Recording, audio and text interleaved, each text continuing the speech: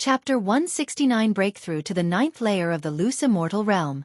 As the prompt indicating successful fusion fell, a massive memory wildly surged into Guan's mind, plunging his consciousness deep into it. Earth spirit energy rose, the ground turned into a sea of chi, and five-colored spiritual energy swirled around his body like a whirlwind. The spiritual energy of the entire island started to rush toward him, causing the mountains and forests to sway, and all the living creatures on the island to be startled and flee. Guan immersed himself in the cultivation memories, forgetting about the outside world. An ancient hour later, he slowly opened his eyes. Through the lifespan barrier, he saw the wood shaking violently and thunderclouds rolling in the sky, as if he had suddenly moved from morning to evening. He savored the profoundness of the five elements Taoist skill, his heart filled with joy. The sorcery of the five elements was indeed formidable. The five elements created heaven and earth. Although the attributes of heaven and earth were more than the five elements were the most fundamental. The five elements evolved into heaven and earth evolved into more attributes and rules. By relying on the evolution of lifespan, Guan had already mastered the five elements Taoist skill. The myriad subtleties within the cultivation technique were hard to explain clearly in a short time. He reopened the attribute panel and devoted 500,000 years of lifespan into the five elements treasure body for evolution. One prompt after another popped up crazily before his eyes. Until he saw one prompt, and a smile appeared on his face. You have comprehended the true meaning of heaven and earth for 350,000 years, and received the tempering of heaven and earth true meaning in your physical body. Your root bone has transformed, and your five elements treasure body has advanced to the innate Taoist body. The following 150,000 years were all for enhancing the innate Taoist body, but the innate Taoist body did not advance further. As the earth spirit energy surged into Guan's body again, he decided to continue devoting his lifespan, at least to undergo another transformation in his physique. He devoted 10,000 years after another.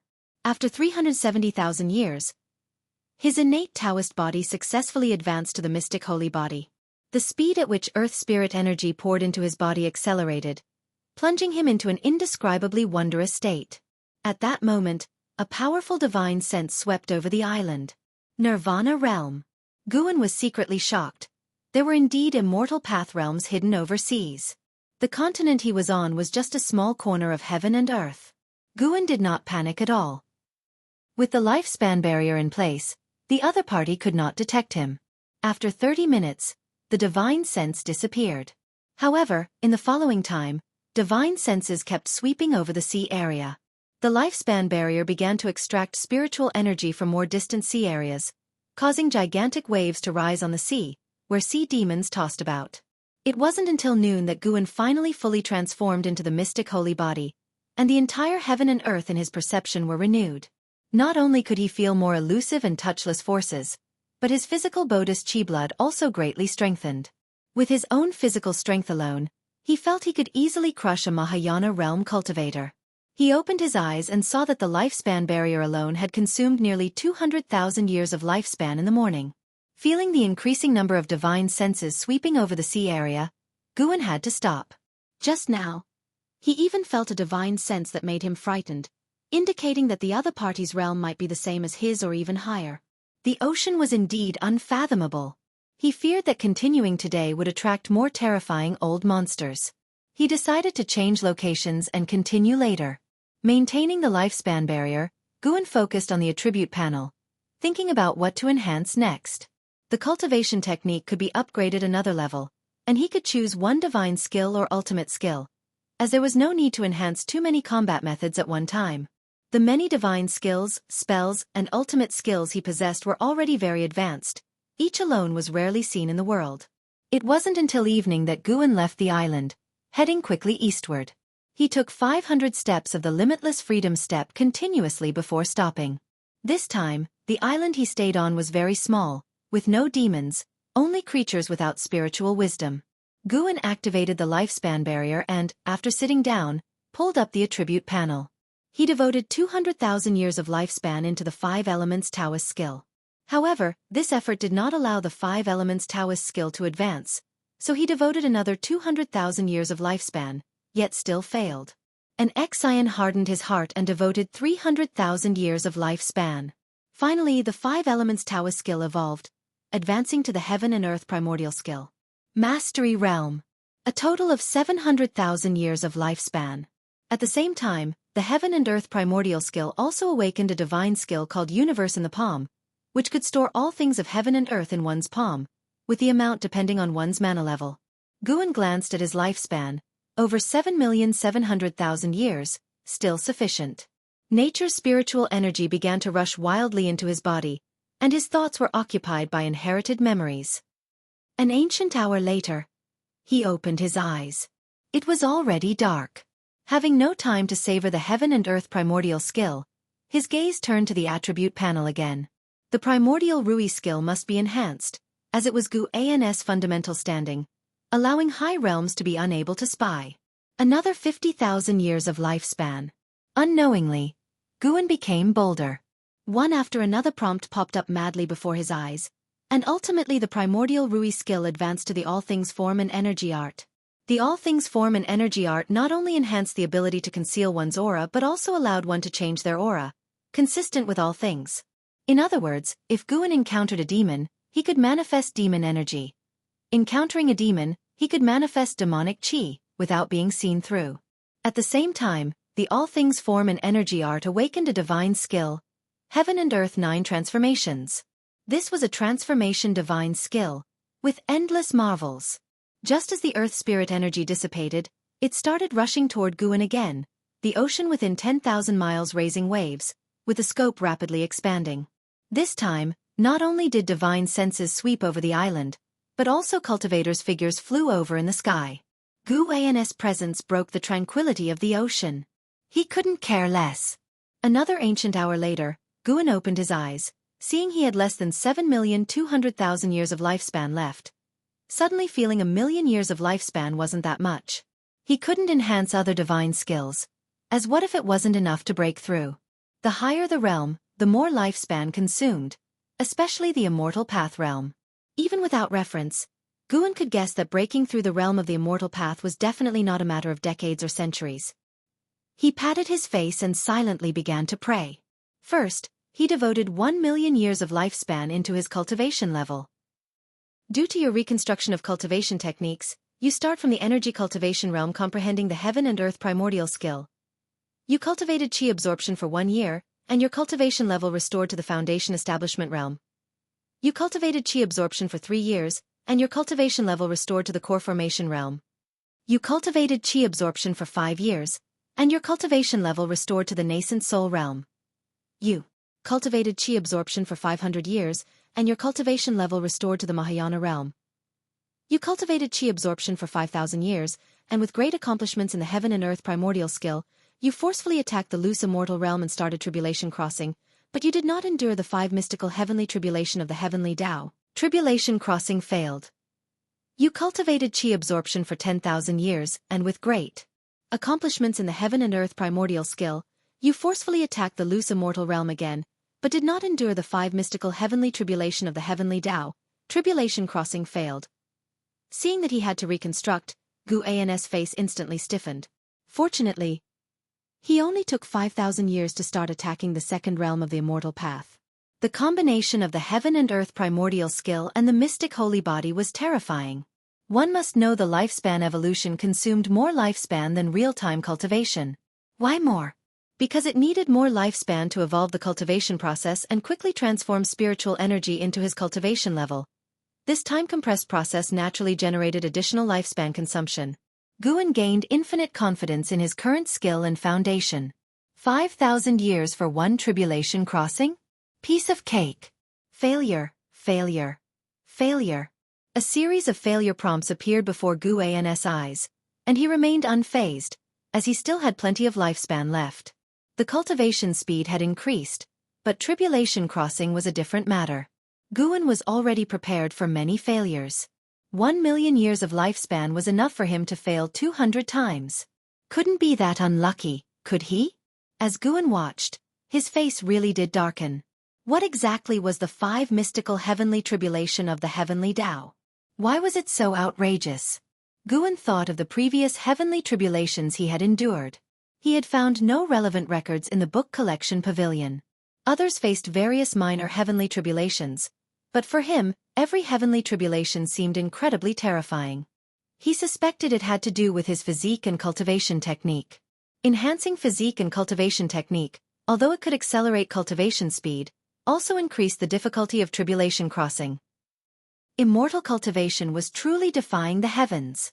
However, during the evolution cultivation, he purely relied on himself to cross the tribulation without any assistance from external items, so it didn't matter if he failed. As long as he could break through, no matter how much lifespan it cost, it was worth it. 1,000,000 years of lifespan successfully went down the drain. It couldn't be said that way. At least his mana transformed from the wood attribute Dharma power of the primordial earth immortal skill to the 5 elements Dharma power of the heaven and earth primordial skill.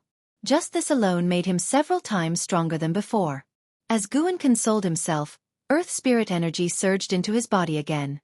This time, his thoughts were not influenced, so he continued to devote lifespan for evolution cultivation.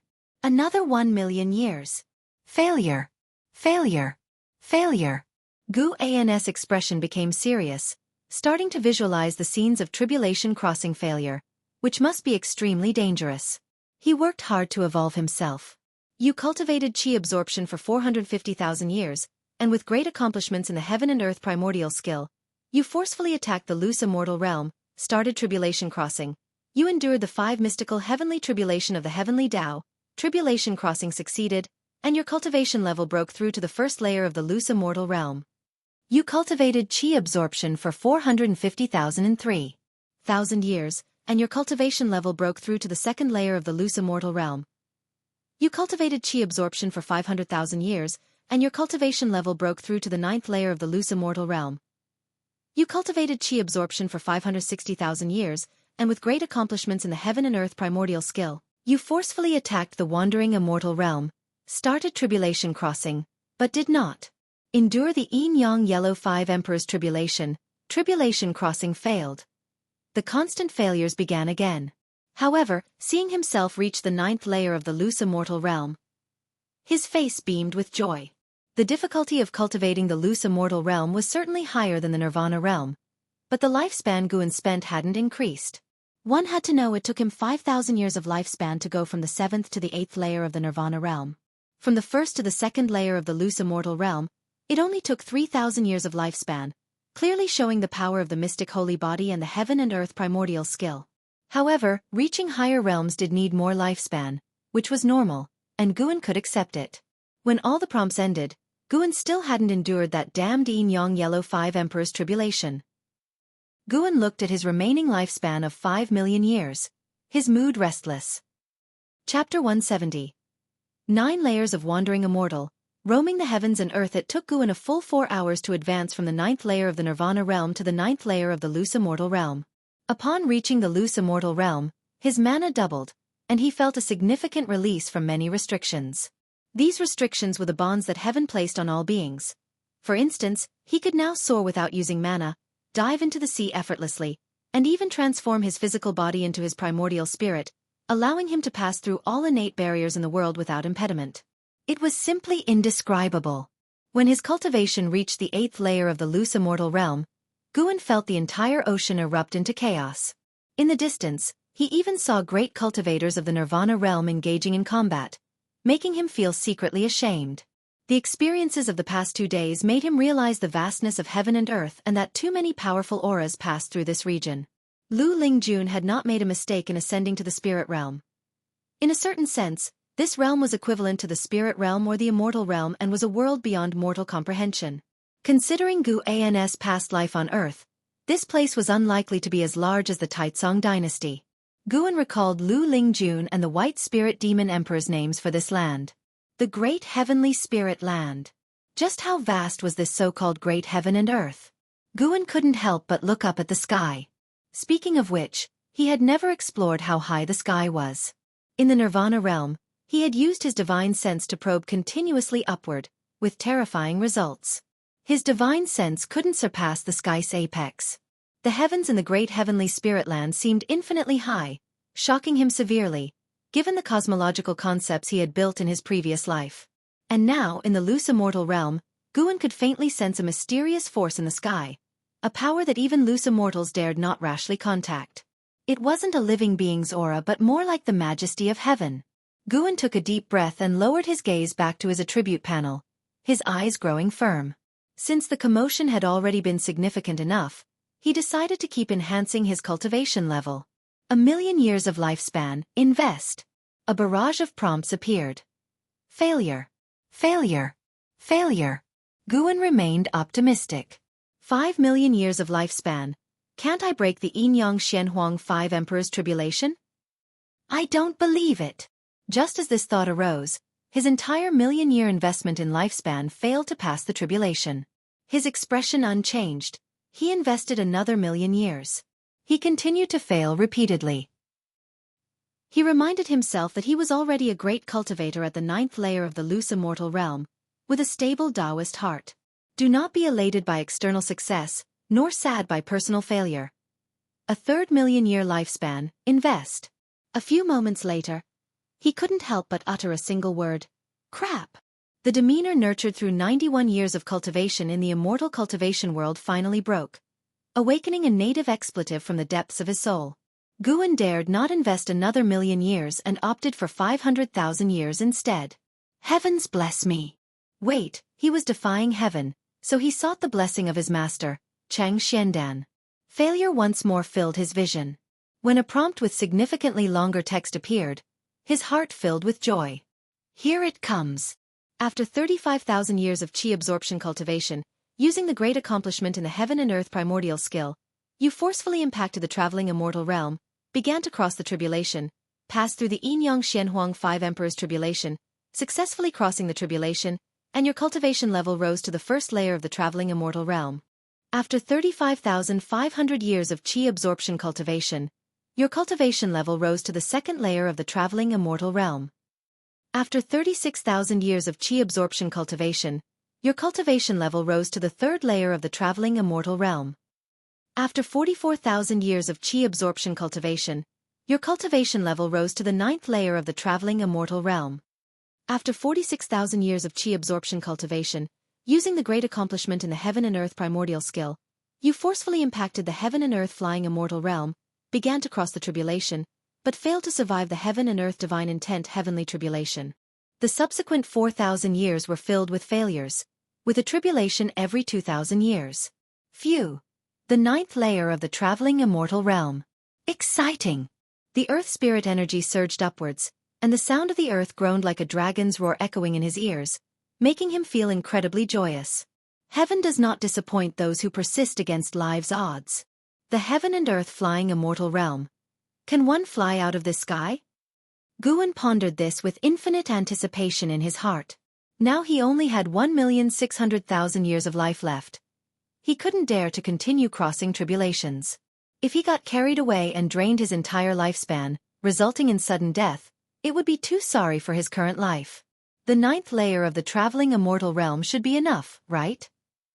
Currently, on the mainland surface, there were no Nirvana realm experts. They might exist in the Demon Land or the 7-star spirit realm, but they were hidden. The 7-star spirit realm might have loose immortals, but could they defeat a traveling immortal like him? If such an old monster existed, Guan could wait for decades until the 1,000,000-year function activated, then he could boost up again. He didn't believe the 7-star spirit realm could defeat him with his cheats. No, I didn't really cheat. My cultivation level was achieved through my own efforts. Guan comforted himself. The earth spirit energy poured into him far faster than before, and the lifespan barrier drew spiritual energy from a wide range, making Guan feel powerful auras from all directions. Loose immortal realm auras had already appeared. Would traveling immortal realm auras appear next? Guan felt secretly nervous. Having just reached this realm, he didn't want to confront anyone of the same level. As time went on, Guan continually impacted the traveling immortal realm, and the mysteries of this realm gradually surfaced in his mind. Traveling immortal. An immortal roaming heaven and earth. From the 9th heaven to the depths of the earth, the primordial spirit and physical body merged, freely coming and going through heaven and earth. The primordial spirit was no longer fragile, possessing even greater power than the physical body. Reaching this realm, the power of the soul surpassed mana for the first time, and naturally, his mana also transformed. The 9 heavens of the immortal path, the higher one ascended, the greater the gap of each layer. While Guan was immersed in his breakthrough, a colossal wave rolled up from the west, 1,000 feet high, shocking him to turn and look. With a thunderous crash, the island where Guan resided was submerged by the wave, and before the island could re-emerge, the surrounding waters started churning violently. Guan distinctly felt something hit the island, causing the mountain at the island's base to break, and he fell with it. The lifespan barrier's advantages were fully revealed. Though the barrier fell, he remained seated as if on the ground, without any jolts, and the earth spirit energy continued to flow into him. He looked up, through the surging seawater, and saw a colossal creature seemingly as vast as a mountain range moving through the sea, its presence awe-inspiring. Deep Sea Ancient Whale, Nirvana Realm 8th Layer 87808/15000/1800000, an 80,000-year-old sea demon. No wonder they said the ocean was more treacherous than the demon land. Guan noticed other sea demons of various realms, finding them quite novel. Soon, his breakthrough approached a critical juncture, forcing him to close his eyes and focus entirely on understanding the traveling immortal realm's true essence. Time passed quickly. When Guan opened his eyes, he had already reached the first layer of the traveling immortal realm, discovering himself at the sea floor. It was pitch black, surrounded by numerous mountains and countless sea demons, nary a living being without demon energy. Being in such an environment was inevitably frightening. Fortunately, Guan sensed no aura of the traveling immortal realm. If a traveling immortal showed up, he would have to go all out next. From the first to the 9th layer of the traveling immortal realm required even more vast spiritual energy. The lifespan barrier continually drew earth spirit energy, causing even the seafloor to tremble slightly. An hour later, Guan sensed intense activity in the distance, as if an underwater volcano erupted. Amidst the scorching seawater, an aura from the loose immortal realm emerged, chaotic and agitated. He vaguely heard a shout. "Ha ha ha, the Taoist has finally broken free! 7 stars spirit realm, just you wait." Upon hearing this, Guan was secretly delighted. Could it be that he rescued an enemy of the 7 stars spirit realm? He now regarded the 7 stars spirit realm as his imaginary foe. If more enemies of the 7 stars spirit realm appeared, he would naturally be pleased. Even with the cultivation of the 9th layer of the traveling immortal realm, Guan had no plans of single-handedly challenging the 7 stars spirit realm. At least there needed to be someone openly sharing the burden of attention. He could venture into the 7 stars spirit realm and deal with the strongest enemies but couldn't let everyone think he alone took it down. The 7 stars spirit realm had existed for so many years. Who knew what connections it had across the ocean? The ocean was not short of immortal path life forms. Resolving this calamity surely meant another was on the horizon. Life was always filled with difficulties. If Guan could slow down each phase, it would be beneficial for him. Guan contemplated no further. As long as no one disturbed him, he could find peace even at the sea floor. He pulled up his attribute panel. The lifespan barrier rapidly consumed his lifespan. He had about 1,500,000 years left. After some thought, he decided to enhance his swordsmanship. He had hesitated to do so before, fearing an insufficient lifespan, but now with a remaining lifespan, he could proceed. He previously hesitated to upgrade the wood spirit sword technique. Now possessing the 5-element skill, there was no need to upgrade the wood spirit sword technique. He continued to enhance the Taitsong Divine Shocking Sword. This was the signature sword technique of Sword Venerable Fudao. More and more people recognized the Taitsong Divine Shocking Sword, which wasn't a good thing. He had to create a sword technique unheard of by the world. Let's start with a test of 200,000 years. Guan invested his lifespan into evolving and practicing the Taitsong Divine Shocking Sword, and a series of prompts appeared.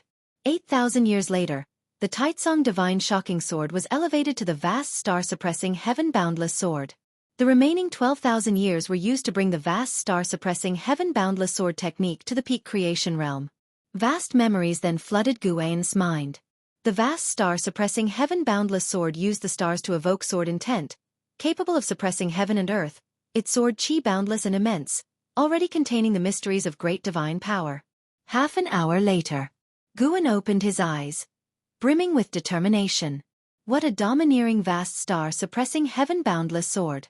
With this sword unleashed, all sword cultivators under heaven would likely bow in submission, not daring to imagine surpassing his sword Dao. Guan was already fantasizing about the influence this sword technique's display would have. However, it couldn't be used recklessly. It had to be unveiled at a crucial moment. He smiled. The ninth layer of the traveling immortal realm, mastering the heaven and earth primordial skill and the vast star-suppressing heaven-boundless sword, possessing the mystic holy body, how could a demon emperor withstand a few of his moves? Could the demon ancestor about to be resurrected threaten him? Sorry, junior sister, but your senior brother is unwilling to see you cast away on a deserted island. Guan slowly stood up and closed the lifespan barrier. With one step, he emerged from the sea and arrived tens of thousands of miles high in the sky. In an instant, his divine sense captured the aura of Xiaofan in the Supreme Sect's third Medicine Valley. This overwhelming feeling of power gave Guan tremendous joy. With one stride, he arrived above the Supreme Sect. The distance traveled in that single step was immeasurable. Chapter 171. Named Holy Land. Actually, Demon Cave. The Supreme Sect under the night sky was serene and peaceful. Guan's divine sense encompassed the entire Supreme Sect. He saw the hidden spaces seemingly exposed before his eyes. Each cave residence laid bare. There were even small realms similar to the Manifest Holy Cave, though those small realms were far less extensive than the Starmaster Cave. The Supreme Sect had 4 Mystic Heart Realm cultivators. Ancestor Shen Quan, Lu Lingjun, and 2 Supreme Elders whom Guan had never seen before. One was a woman whose presence he had sensed in the Inner Sect's book collection hall. One had to admit, the foundation of the Supreme Sect was strong. Guan noticed LV Batian practicing energy in his cave, seemingly still striving to break through to the Mystic Heart Realm. LV Batian treated Guan well. Guan started to consider secretly assisting him during his next tribulation crossing. Then, Guan returned to the Mystic Valley. He stepped into the pavilion, sat on a chair, and stretched lazily. Home was always the most comfortable. Guan closed his eyes and began to savor the experiences of the past 2 days. The mysteries of the wandering immortal realm, the vastness of the heaven and earth primordial skill, and the wonders of the mystic holy body. Too many things were worthy of reflection and appreciation. Until morning came, Guan went downstairs to lead his disciples in exercises, then returned to his room. The disciples did not notice Guan's changes because the gap in cultivation levels was too vast. The disturbances in the ocean did not reach the continent, and over the next 3 days, Guan did not sense the divine senses of Nirvana or loose immortals sweeping across the continent, which put him at ease. After 3 days, he continued harvesting medicinal herbs. His lifespan was just over 1.4 million years, with the lifespan barrier alone consuming hundreds of thousands of years.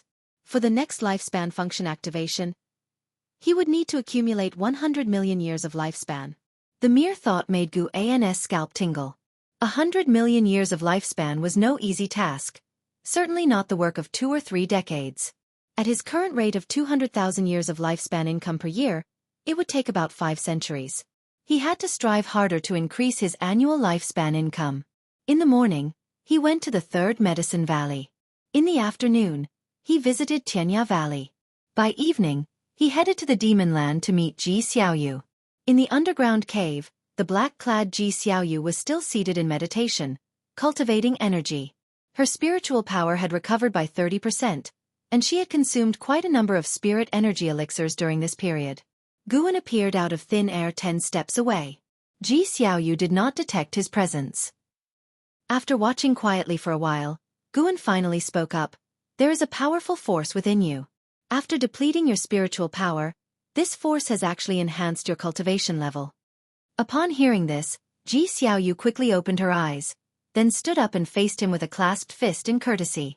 I have ties with the Ji family and wish to teach you a divine skill. Would you like to learn? Guan asked calmly. He intended to impart the Taoist Gang primal energy to Ji Xiaoyu. The Taoist Gang primal energy, transformed from Heaven and Earth Path Gang, was stolen from Ji Xiaoyu by Zhang Qiong. By returning it to Ji Xiaoyu, Guan repaid the debt of her past rescue. Upon hearing this, Ji Xiaoyu asked, May I ask, Senior, what divine skill is it? The Taoist Gang primal energy. Have you heard of it? The Taoist Gang primal energy? Ji Xiaoyu was moved, her eyes showing a mix of surprise and doubt. Guan said softly, It seems you have heard of it. Through her mask, Ji Xiaoyu could not discern his true appearance. She suppressed her inner shock and asked with furrowed brows. May I ask, Senior, who exactly are you? The Taoist Gang Primal Energy is an ultimate skill of the Ji family that has been lost. There is no related transmission within the family, and to master the Taoist Gang Primal Energy, one must first cultivate the Heaven and Earth Dominator body. To achieve the Heaven and Earth Dominator body is enough to be included in the main family's lineage. Guan replied, There is no need for you to know my identity. You only need to answer whether you want to learn. Then please, Senior, teach me. Ji Xiaoyu replied without hesitation. Guan waved his sleeve, and a gust of wind blew towards Ji Xiaoyu. She had no time to dodge and was immobilized. In her pupils, a figure continuously changed stances. While Ji Xiaoyu was entranced, Guan observed her, equally curious. Besides the primordial Taoist talisman, Guan sensed she had other secrets. She possessed an indescribable composure. Even facing Guan, she did not lose her poise. Guan recalled the first time he saw Ji Xiaoyu in his youth. She was different from her peers even at a few years of age. At that time, he even guessed she might have been possessed by someone, with an old soul inside her body. An hour later, Ji Xiaoyu's eyes became clear. She took a deep breath and turned to look at Guan, who was standing not far away by the mountain wall. She said, Thank you, Senior, for your guidance. How can I repay you? She was sure the Taoist Gang Primal Energy she just acquired was genuine. The Taoist Gang Primal Energy shared many similarities with her Heaven and Earth Path Gang. She could even see the signs of the Heaven and Earth Path Gang evolving into Taoist Gang Primal Energy.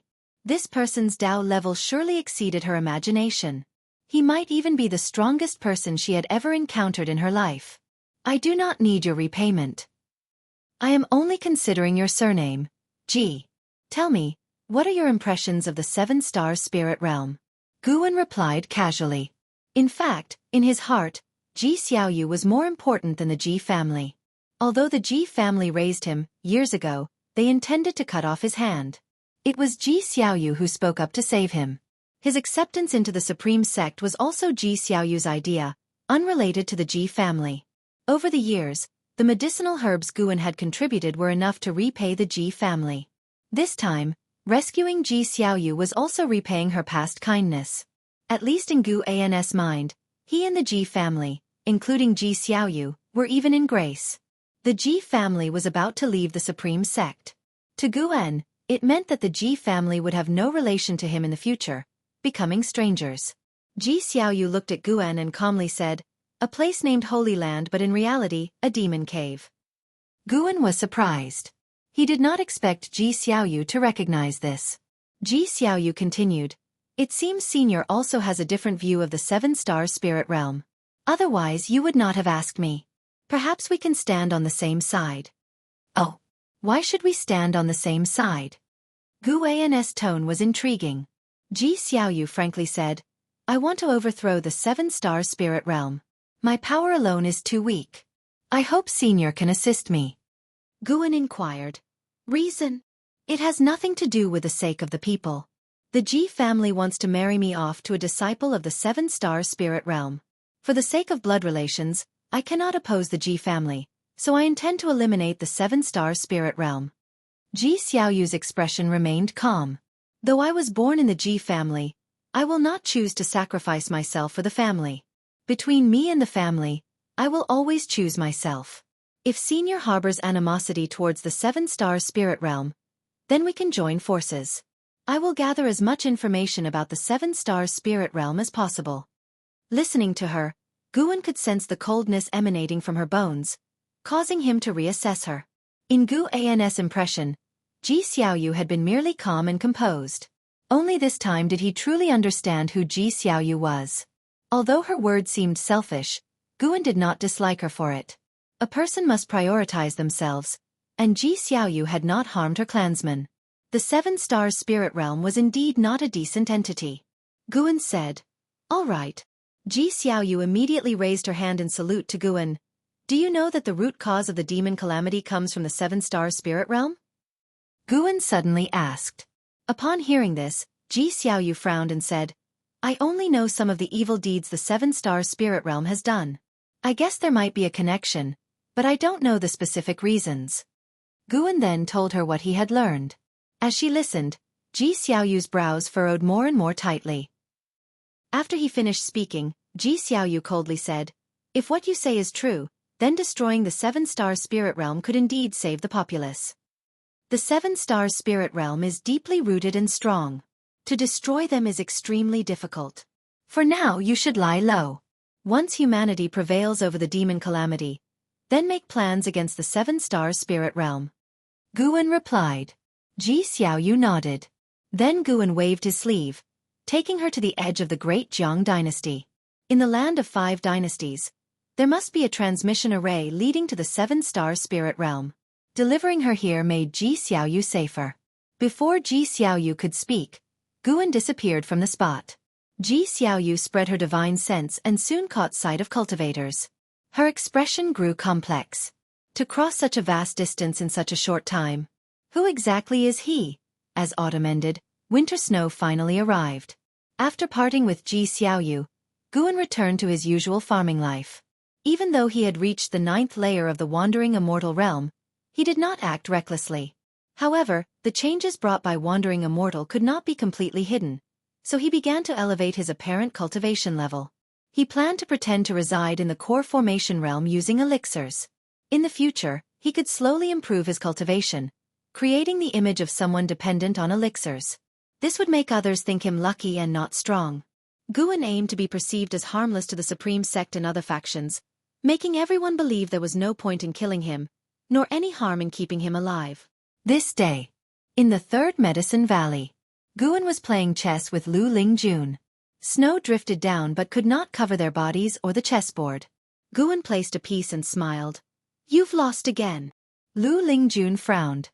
Puzzled. She had calculated countless scenarios. How did she still lose? It didn't make sense, she thought. She was in the mystic heart realm. Unable to restrain herself, she asked, "Why can't I beat you?" "You're too hasty.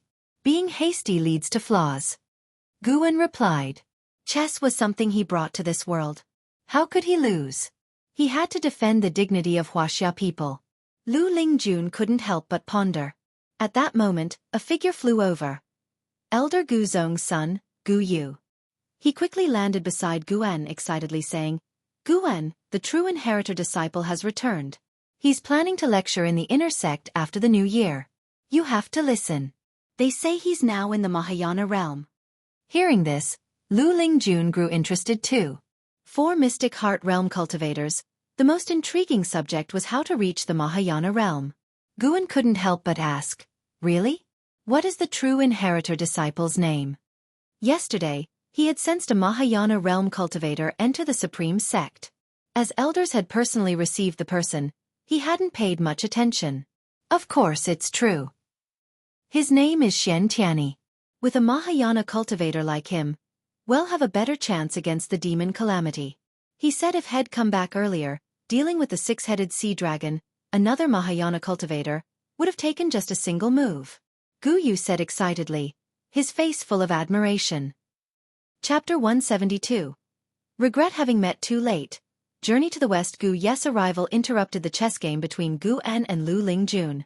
Lu Lingjun was also interested in Xian Tianyi, so she asked Gu Yu a few questions. After chatting for a while, Gu Yu finally left. Guan noticed Lu Lingjun's drifting thoughts and knew she was thinking about Xian Tianyi. He stood up and turned to leave. Lu Lingjun suddenly said, "After the new year, you should go listen to the teachings too. It's a rare opportunity, as great cultivators are not often seen." Guan turned back to look at her, seeing her face full of longing. He chuckled lightly without saying more. The influence of a Mahayana realm cultivator's teachings was immense. As winter approached, more and more disciples returned, and cultivators from other sects also came. Xian Tianyi's name spread throughout the immortal cultivation world, and his cultivation achievements were revealed and widely circulated. Supreme Sect's strongest genius since ancient times. Core formation at 20, nascent soul formation at 42, divinity transformation at 70, void crossing at 100, and unification at 200. Due to his extraordinary talent, Supreme Sect hid his true age before he reached the unification realm. When he attained the 9th layer of the unification realm, he went south to seek immortal fate directly. This made Supreme Sect even more cautious about mentioning his talent, fearing great calamity. He searched overseas for immortals for 300 years, and upon his return, he had already reached the Mahayana realm. With Supreme Sect's grand promotion of Xian Tiany's legendary life, his name shook the world in a short time, overshadowing the 9 cultivators. The vast majority of cultivators found his achievements unbelievable, even thinking Supreme Sect was exaggerating. Guan heard about Xian Tiany's deeds in the Outer Gate City and also thought it exaggerated. But on second thought it made sense. No wonder someone in the sect said as long as the true inheritor wanted the sect leader position, LV Batian would have to step down within a day. In the face of such talent, no matter how great LV Batian's contributions were, he had to concede. Although Xian Tiany's growth trajectory defied the understanding of ordinary cultivators, his return indeed boosted Supreme Sect's morale. Even before the new year, the Outer Gate City already had a festive atmosphere. Amidst the vast winter snow, Guan arrived at the 3rd Medicine Valley from Mystic Valley. As soon as he arrived, he sensed 2 auras, one of which was unmistakably at the Mahayana realm. Xian Tiany was here. Guan's expression remained calm as he walked towards his loft. Upon pushing open the door and entering the room, he saw 2 people inside, the vice-sect leader Ji Hantian and a man in green robes. Xian Tiany, dressed in green robes, looked youthful, making it hard to imagine he was a Mahayana cultivator, more like a young disciple. Guan, you finally arrived. Close the door and sit down for a chat, Ji Hantian said with a smile, as if he were the master of the loft. Guan didn't mind. After closing the door, he came forward and cupped his hands in respect. Before Ji Hantian could introduce him, Xian Tiany spoke first. You are Panin? Xian Tiany, Mahayana Realm, 6th layer 598/4800/5000. Seeing Xian Tiany's lifespan, Guan was secretly astonished. 5,000 years, the extreme lifespan cultivation reached so quickly? Looking at it this way, Xian Tiany would surely undergo nirvana within 4,500 years.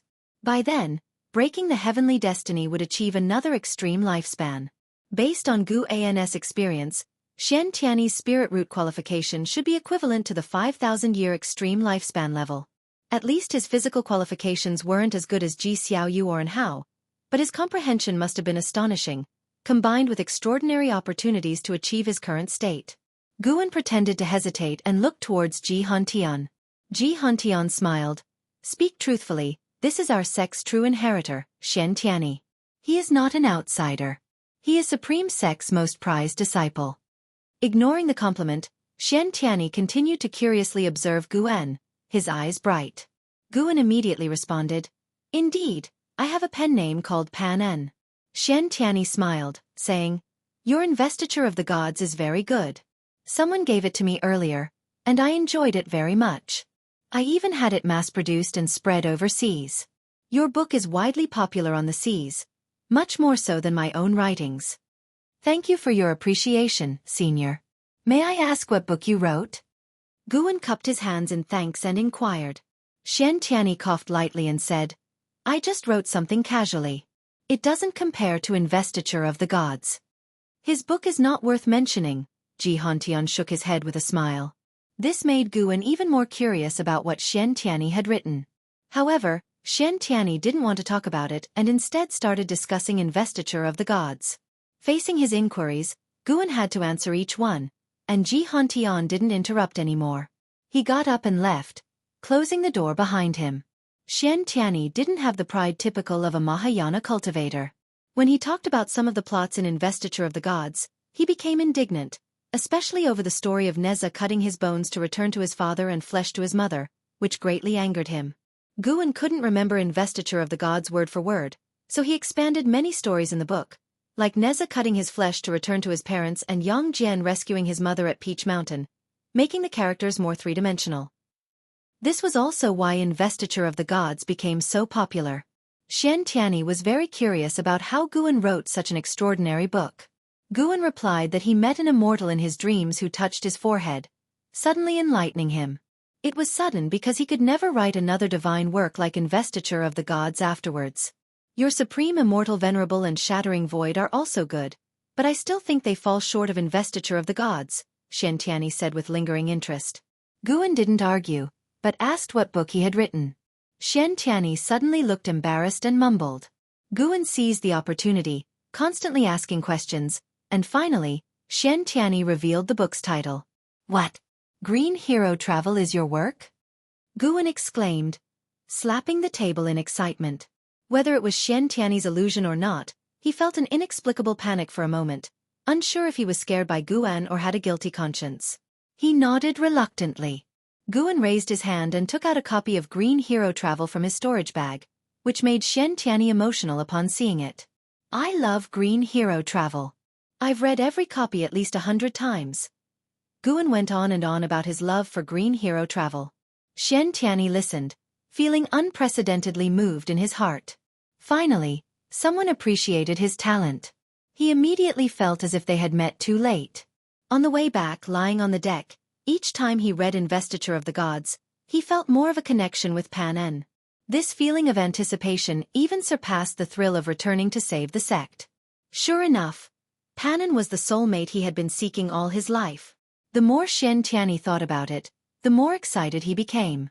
He suddenly stood up, grabbed Guan's shoulders with both hands, and said, Pan En no Guan, let's become sworn brothers. From now on, I'll be your elder brother. Guan was stunned. What kind of logic was this? Wasn't the pace too fast? Seeing his hesitation, Xian Tianyi said boldly, Brother, I tell you, with my cultivation level on this continent, I am undoubtedly invincible. Swear brotherhood with me, and no one will dare to bully you anymore. I heard that LV Batian wants to take you as a disciple? Don't listen to him. His defying fate divine skill is dubious and sinister. I can teach you my divine skill. With our brotherhood, I won't say I'll help you defy heaven and change fate, but leading you to the unification realm won't be difficult. Initially, Guan wanted to refuse, thinking it absurd to become a younger brother to him, a wandering immortal. But Xian Tianyi's latter words tempted him. He was worried about how to live for 1,000 years in the future. Normally, once he reached the divinity transformation realm, people wouldn't consider him ordinary anymore. Now, if he reached the unification realm with Xian Tianyi's help, people would at most admire him and not see him as a threat. However, Guan decided to put on an act. So, he pretended to decline. Xian Tianyi didn't give up, and after several attempts, Xian Tianyi got angry, forcing him to agree. Since brother appreciates me, I'll call you Brother Xian from now on, Guan said helplessly. Xian Tianyi smiled broadly, taking out a jade scroll. Hey, race my cultivation technique. Take it and practice. After the new year, I'll send a batch of cultivation resources to you. This isn't good, right? Guan said, holding the jade scroll with embarrassment. Xian Tianyi glared. If you feel bad, then write a second Investiture of the Gods. Stop writing Shattering Void. It's too absurd and tasteless. Guan, holding on to the advantage, could only laugh. All right, I'll definitely write it. Oh, do you already have a plan? It's called Journey to the West. I'll tell you in advance. Journey to the West? It doesn't sound as good as Investiture of the Gods. You should think it over again. Haha, you don't understand. You'll know when the time comes. Xian Tianyi didn't continue to criticize Journey to the West. Instead, he started talking about another book and took out a book. The inspiration for Green Hero Travel came from this. Xian Tianyi said mysteriously, raising the book in his hand. Guan looked down, his eyelids twitching. He then took out a book from his storage bag. Xian Tianyi was dumbfounded upon seeing it. How do you also have Taoist Xuanchuan? Xian Tianyi asked, his eyes wide with excitement. Elder Su Lu from the book collection hall gave it to me. So you're the descendant who keeps asking for Taoist Xuanchuan. Ha ha ha, we truly have a fated connection. I had someone bring this book back for him. Xian Tianyi was overjoyed, pulling Guan to start discussing Taoist Xuanchuan. Their conversation lasted until dusk without ending. During this time, Ji Hantian knocked on the door but was driven away by Xian Tianyi. Only at dawn did Guan escort him down the stairs. Watching Xian Tianyi's departing figure, Guan's face was full of smiles. After chatting all night, he didn't feel tired. Both felt as if they hadn't had enough. Had Xian Tianyi not had other important matters today, they could have continued talking. Lu Lingjun suddenly walked over and asked, Is he the true inheritor? Guan nodded. Lu Lingjun examined him with a peculiar look in her eyes, asking, You spent a day and night together, you didn't? Didn't what? It's rumored that some great cultivators, after experiencing mortal pleasures, seek new interests to fill the void in their hearts, like homosexuality. Lu Lingjun trailed off, but Guan already understood. Guan rolled his eyes and snorted. Oh? You guessed it? Then don't ever think of me as your Taoist friend. Lu Lingjun, seeing his expression, pursed her lips and smiled. Looks like I overthought. Chapter 173. Heavenly Tao Trap. Difference between immortal and mortal. The new year had arrived, and the atmosphere this spring festival was even more lively than in previous years. With the addition of Gu Zong and Xian Tianyi, the third Medicine Valley was buzzing with excitement. It was rumored that the true inheritor had sworn brotherhood with the Valley Master, which thrilled the 400 servant disciples, all worshipping Guan with adulation. Xian Tianyi always wanted to chat with him about Taoist Xuanchuan, which made him quite distressed.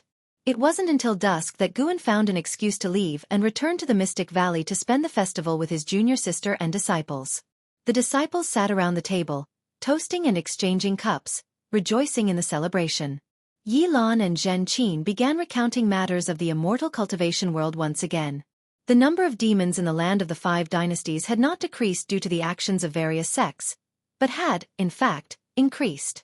Moreover, demon cultivators and evil people were also on the rise. Many believed that the human race was doomed and thought it better to indulge before dying, or to seize treasures through murder and then sail south. In short, both the immortal cultivation world and the common folk were in chaos. As long as the demon calamity was unresolved, the world would remain in turmoil. Zhen Qin had once complained why the mountain god did not take action, but Guan, pretending he wasn't the mountain god, remained silent. Didn't the mountain god say, why should he protect the human race? If demons worship him, why can't he support them? The strength of a race ultimately depends on itself, not the favor of immortals, Yi Lan remarked nonchalantly. Having been in the law enforcement hall for so long, she had seen too many sins, giving her deep life experiences.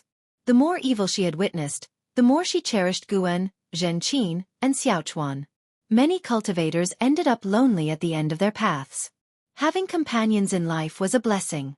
Guan listened quietly, occasionally chiming in.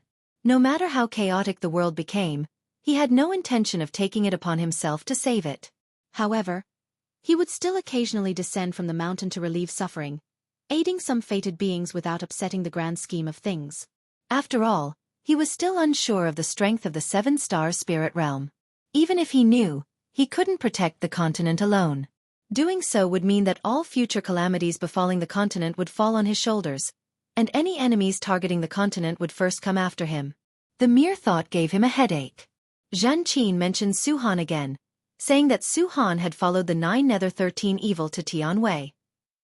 Recently, Su Han had just absorbed the spiritual power of a divinity transformation realm cultivator, causing a stir in the immortal cultivation world.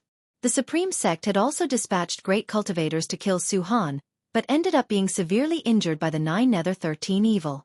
Guan thought that the person being merely injured might have been due to the 9 Nether 13 evil, considering the face of Sword Venerable Fudao.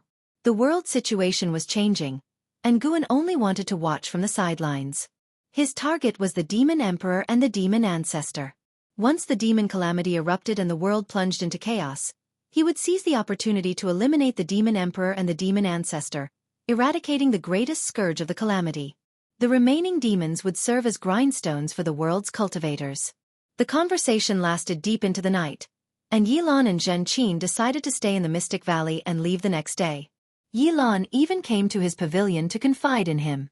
As they chatted, Yi Lan suddenly blew out the candle in the room. Junior sister, what are you doing? Senior brother, I fear the calamity may strike at any time and do not wish to have regrets before I die. You again. Senior brother, though I may not be your Taoist friend, let us cherish the feelings we have now. What say you? Junior sister, we should not be like this. Senior brother, I really like you. Stop it. Senior brother, don't make me use force. Bang, bang, bang. Sounds of physical confrontation echoed inside the room. Come morning, Guan and Yi Lan came downstairs, Guan walking ahead with a smug expression. Yi Lan, rubbing her wrist, looked at him with a resentful gaze. They had fought last night. Yi Lan had tried to use force, but surprisingly could not overpower Guan. In the end, she was unsuccessful and inevitably felt disappointed. Yet, thinking of how Guan had restrained her, a smile tugged at her lips. So, senior brother likes this sort of thing. Yilan began to understand Guan a little more. She quietly rubbed her backside, counting how many times senior brother had struck her last night. After finishing her morning exercises, Yilan and Zhan Qin left. Guan then sneaked into the 8 scenic caves. As he approached the green vine tree, Jiang Qiong, with her eyes closed, said, "Last night was the spring festival, wasn't it? It was really lively." "Yes, I brought you some pastries made by the disciples." Guan responded, squatting down and taking out the pastries and wine. Jiang Qiong opened her eyes and looked at him. "Do you like your junior sister Yi?" she asked. Guan replied, "To say I don't like her at all would be a lie, but I feel I cannot accept her now. It would delay our cultivation." "Oh, and why do you think it would cause a delay?" Jiang Qiong asked, intrigued. "Once someone is in your heart, you can't help but think of them. If the relationship is confirmed, feelings turn into responsibility, and you'll consider that person in everything you do. This inevitably affects your cultivation. I'm not afraid of being affected myself, but I hope she can cultivate peacefully without my influence," Guan said earnestly. He spoke from the bottom of his heart. Yilan had poor aptitude and now needed to find a way to cultivate the primordial reincarnation skill to change her extreme lifespan. Guan could choose to accompany her for the last 100 years of her life, but he didn't want her to have only 100 years now. If love lasts forever, why not cherish every moment together? Guan raised his wine cup, offering it to Jiang Qiong. Jiang Qiong looked into his clear eyes, feeling as if she was seeing him for the first time. This boy still had a romantic heart. Jiang Qiong asked, "How do you know you'll definitely live longer than her? What if you die first, and her years of painstaking cultivation lead to a regretful second half of her life? What then?" Guan smiled proudly. "To be honest, I now possess 2 slices of the Medicine Valley, with an endless supply of medicinal herbs. Even if I don't cultivate much, living a few hundred years just by relying on elixirs isn't hard." "A few hundred years?" Jiang Qiong found it amusing. This boy's perspective was really narrow. But for some reason, the thought of Guan passing away in a few hundred years while she continued to pursue the elusive immortal path made her inexplicably uneasy. "Come on, drink. Not drunk, no return," Jiang Qiong suddenly said with a stern face. Guan immediately raised his cup. An hour later, when Jiang Qiong still wanted to drink more, Guan saw things were going awry and found an excuse to leave. But Jiang Qiong pulled him back. Jiang Qiong began forcefully making him drink. To hide his cultivation level, he had to pretend to be weak against alcohol. This was spiritual wine. If a Foundation Establishment realm cultivator drank too much, they would definitely get drunk. Eventually, he had to pretend to be drunk, lying on the ground. Jiang Qiong sat on the ground, looking at Guan, letting out a breath of relief. This boy is clearly a Foundation Establishment realm cultivator. How can he drink so much? Jiang Qiong thought to herself with a flushed face. She almost couldn't outdrink Guan. If word got out that a nascent soul realm cultivator couldn't outdrink a Foundation Establishment realm one, it would be a huge joke. She just sat there watching Guan, her thoughts wandering. Feeling the time pass, Guan began calculating in his mind. 3 hours later, he got up to leave, having already been drunk once. If Jiang Qiong tried to stop him again, he wouldn't hesitate to flip out. After a long while, Jiang Qiong suddenly squatted in front of Guan, raising her hand to brush the hair from his face. Guan's heart pounded with tension. Wait a minute. This old demon cultivator wouldn't be greedy for my flesh, would she? Guan felt absurd. Why did so many women like him? Was it simply because he looked handsome? Hadn't these female cultivators seen handsome men before? Jiang Qiong's low voice came to his ears. Why does this boy look better and better? It's really strange. After achieving wandering immortal status, even though Guan hid his cultivation, his appearance and demeanor had a transcendent quality to them. Jiang Qiong thought it was her affection changing his image in her eyes. Sigh, what am I thinking? He's my grand disciple. Even if I'm a demon cultivator, I can't act immorally. Jiang Qiong withdrew her hand and sat down. She became silent. After a while, she suddenly kicked Guan, hitting his waist. Guan cussed inwardly. Why was this woman hitting him? She kicked him again, and Guan rolled away, putting distance between them and shouted, "More drink!" "What, master? I don't recognize you. You definitely can't outdrink me." Seeing his drunken state, Jiang Qiong couldn't help but laugh. After that, Jiang Qiong didn't act out again. When the 3-hour period ended, Guan groggily got up, seeing Jiang Qiong meditating. He immediately snuck away. Though Jiang Qiong didn't open her eyes, a smile crept onto her lips. After leaving the 8 scenic caves, Guan went to the Nianchu Cave of Heavenly Phoenix Mountain. After picking some medicinal herbs, he sternly guided Tian Yaoer in her cultivation. He vented his frustration from Jiang Qiong on Tian Yaoer. Tian Yaoer didn't mind though. When Guan was about to leave, she clung to his arm, trying to pester him further, causing him to quickly vanish on the spot out of fright.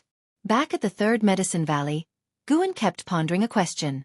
Was it that spring had come and everyone was more prone to emotions, or was he just unlucky? Why did Yilan, Jiang Qiong, and Tian Yaoer all come onto him?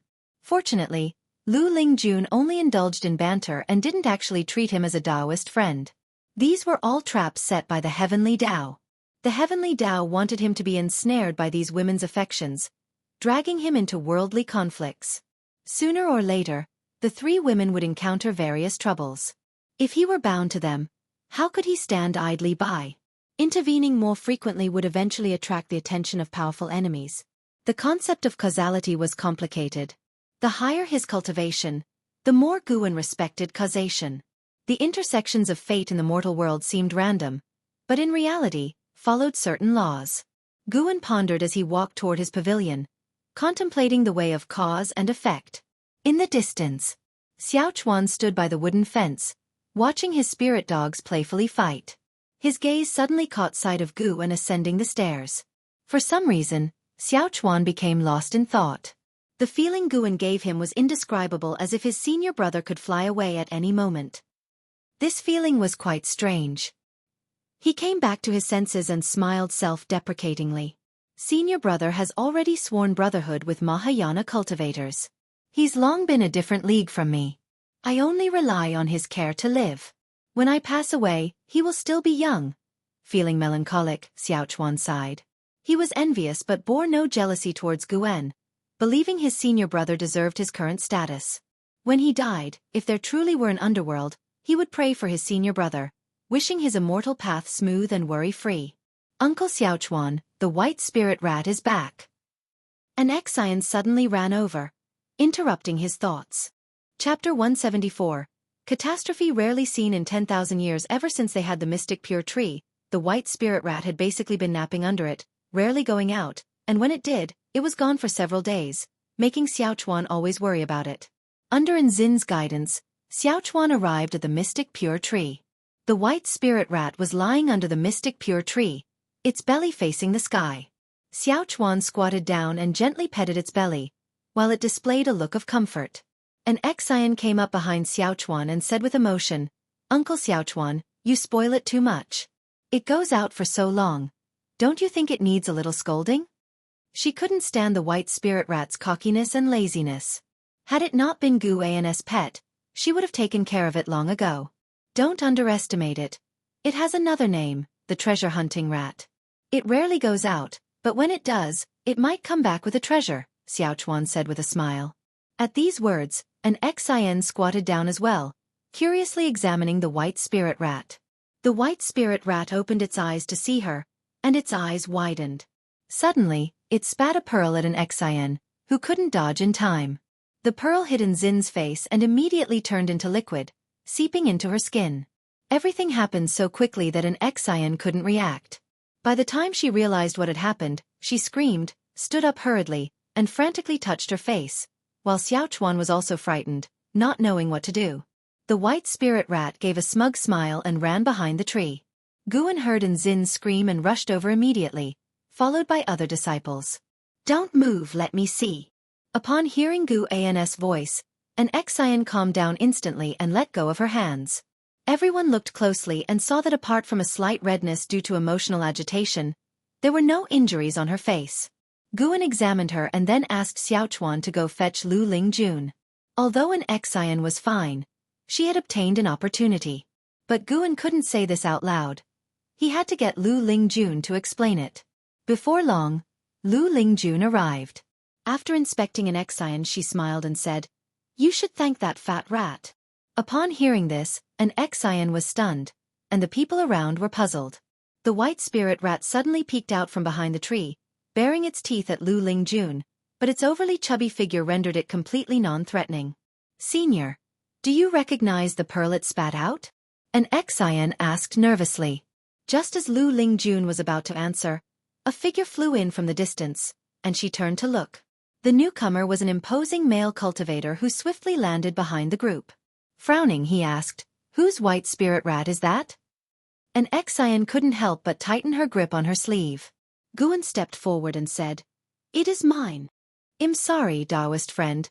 That pearl has already been absorbed by my disciple.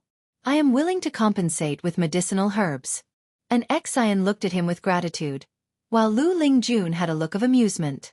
The male cultivator's cultivation level was at the nascent soul realm, and his cave was not far from the Third Medicine Valley. Having only joined Supreme Sect 2 years ago, he was unaware of the importance of the Third Medicine Valley. Seeing that Gu An's cultivation was low, he said sternly, "Compensate with medicinal herbs? You are merely the acting valley master. How many medicinal herbs can you offer? My water spirit pearl is an extremely rare treasure. Your white spirit rat sneaked into my cave while I was away and stole it. This is unforgivable." Lu Lingjun chimed in, "The water spirit pearl is indeed rare.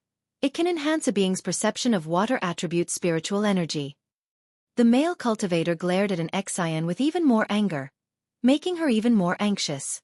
Guan said helplessly, "How about 26th grade medicinal herbs?" Hearing this, the male cultivator was moved, surprised at Gu An's generosity. The disciples were also shocked, knowing the high value of 6th grade medicinal herbs. They usually handled even the seeds with extreme care, for a single seed of a 6th grade herb was worth their lives. Seeing the male cultivator hesitate, Guan continued, "This disciple of mine is Hao's sister. Her aptitude is mediocre, so she can only temporarily reside here. If you can let this matter go, Hao will also appreciate it." "Hao? Which Hao?" the male cultivator asked with a frown. Guan smiled, "Of course, the top of the golden list." The disciples were not surprised, as this had long ceased to be a secret, while an Exian opened her mouth but said nothing. When the male cultivator heard this, his expression shifted between dark and bright. He coughed once and said, "In that case, on Hao's account, I'll accept your 26th grade medicinal herbs. But keep a better eye on your white spirit rat in the future." "Thank you for your generosity, brother. I will take you to get the medicinal herbs." Guan took the male cultivator away, leaving the other disciples to discuss the event. Xiaofan began to comfort an Exian. She did not feel wronged, but rather ashamed, as she had received such a stroke of luck out of nowhere and caused trouble for Gu An and Hao. She felt guilty. Lu Lingjun snorted, "That kid has guts, not even letting me help." She was a member of the Hall of Elders and could have easily made the male cultivator leave with a word. This made her see Guan in a new light.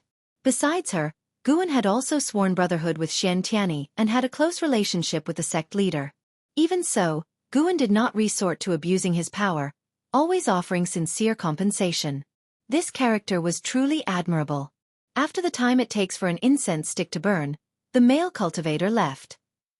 Guan looked back, feeling quite emotional. Was this a fortunate mistake? If Xiaofan hadn't been so kind to the white spirit rat, would it have spat the pearl on his face? Xian Tianyi's Tao Enlightenment Conference was held as scheduled. Guan took an Exian and Xiaofan to the inner sect city to listen to the teachings. He didn't gain much, but for an Exian and Xiaofan, as well as all the inner sect disciples, it was immensely beneficial. With the successful conclusion of the Tao Enlightenment Conference, Xian Tianyi's prestige soared, surpassing that of the sect leader and becoming revered by everyone in the sect. In early summer, Xian Tianyi went to the border and killed a Mahayana realm great demon king and 3 mystic heart realm demon kings, becoming famous across 5 regions. Now, the title of the strongest under heaven was attributed to him, though many still believed Sword Venerable Fu Dao was stronger. As for the Taoist lord of Tsongtian's sect, he had been silent since his return. Xian Tianyi's action greatly intimidated the demon land, giving people hope. Thus, 2 years passed. Guan's lifespan reached over 2.5 million years. In those 2 years, he still occasionally went down the mountain. Upon learning that people called him the Green Hero, he was stunned. What was this? That night, Jiang Qiong left, going somewhere to retrieve her belongings. Guan could only wish her safety, unable to stop her. After leaving the 1,000-mile range of Supreme Sect, Jiang Qiong walked through the mountains and forests. Clad in a long black robe, she looked like a ghost. Suddenly, she stopped, frowning. Following her gaze, a black shadow appeared ahead, and she was startled. Demon Shadow Divine Skill. Could there still be a master of Thousand Autumn Pavilion? Wait. Near Supreme Sect, a great cultivator who knew Demon Shadow Divine Skill. Jiang Qiong immediately readied her magic artifact, poised for action. If I wanted to kill you, do you think you could resist? A cold and hoarse voice came from the mysterious shadow ahead. Jiang Qiong took a deep breath and asked, "May I ask if you are Sword Venerable Fudao?" Guan raised his hand and tossed the Ephemera Sect Hierarch token to her. She did not catch it, but took a step back and looked down at the token on the ground. The 3 words Ephemera Sect made her complexion change drastically. You are from Ephemera Sect? How is that possible? Jiang Qiong looked at Guan in disbelief. Sword Venerable Fudao, who had opposed Ephemera Sect, was actually from Ephemera Sect? Guan said calmly, "This is the Hierarch token of Ephemera Sect. From now on, you are my envoy, managing Ephemera Sect on my behalf. You can do what you want, but don't let Ephemera Sect commit any more evil deeds." Upon hearing this, Jiang Qiong immediately understood. Sword Venerable Fudao must have taken over the position of Hierarch after Ephemera Sect's downfall, intending to change Ephemera Sect. She breathed a sigh of relief. As long as Sword Venerable Fudao is truly a good person, there is no need to be so fearful. Why choose me? Jiang Qiong asked. You have been in Supreme Sect for over 100 years, coming and going. I saw you on Nine Nether Road before. Later, you returned to Supreme Sect and did not harm the disciples, which at least shows that your nature is not bad. You seem to be in a swamp, perhaps because there are people you care about in Supreme Sect or because you are avoiding enemies, Guan said nonchalantly. Jiang Qiong's expression changed, and her eyes turned cold. She thought Sword Venerable Fudao was using Guan to threaten her. None of that matters. What matters is whether you are willing to take over Ephemera Sect. The Ghost Mother of Ephemera and the 9 Nether 13 Evil will see the token as seeing me. With this token, you can make great impacts, Guan said coldly. Jiang Qiong took a deep breath and said, To be honest, I have offended 7 Stars Spirit Realm. That is also one of the reasons. What? Jiang Qiong's face changed drastically, and she looked at Guan in shock. Moonlight shone through the gaps in the leaves, illuminating her, while Guan remained in the darkness. Jiang Qiong returned after 3 months. It was autumn, and the night was slightly cool. Guan and Jiang Qiong came to the 8 scenic caves. Disciple grandson, I have returned to say goodbye, Jiang Qiong said softly, looking up at the green vine tree. Guan feigned confusion and asked, Where are you going? Jiang Qiong smiled. During this time, I've thought a lot. Hiding all the time is not the solution. It might even drag you down. 7 Stars Spirit Realm is indeed powerful, but they are not necessarily the rulers of the world. I want to build my own force and keep climbing. Guan appeared hesitant, various emotions flickering across his face. Noticing his expression, Jiang Qiong felt even happier. She laughed. The great demon calamity is imminent. The more chaotic it gets, the greater the opportunities.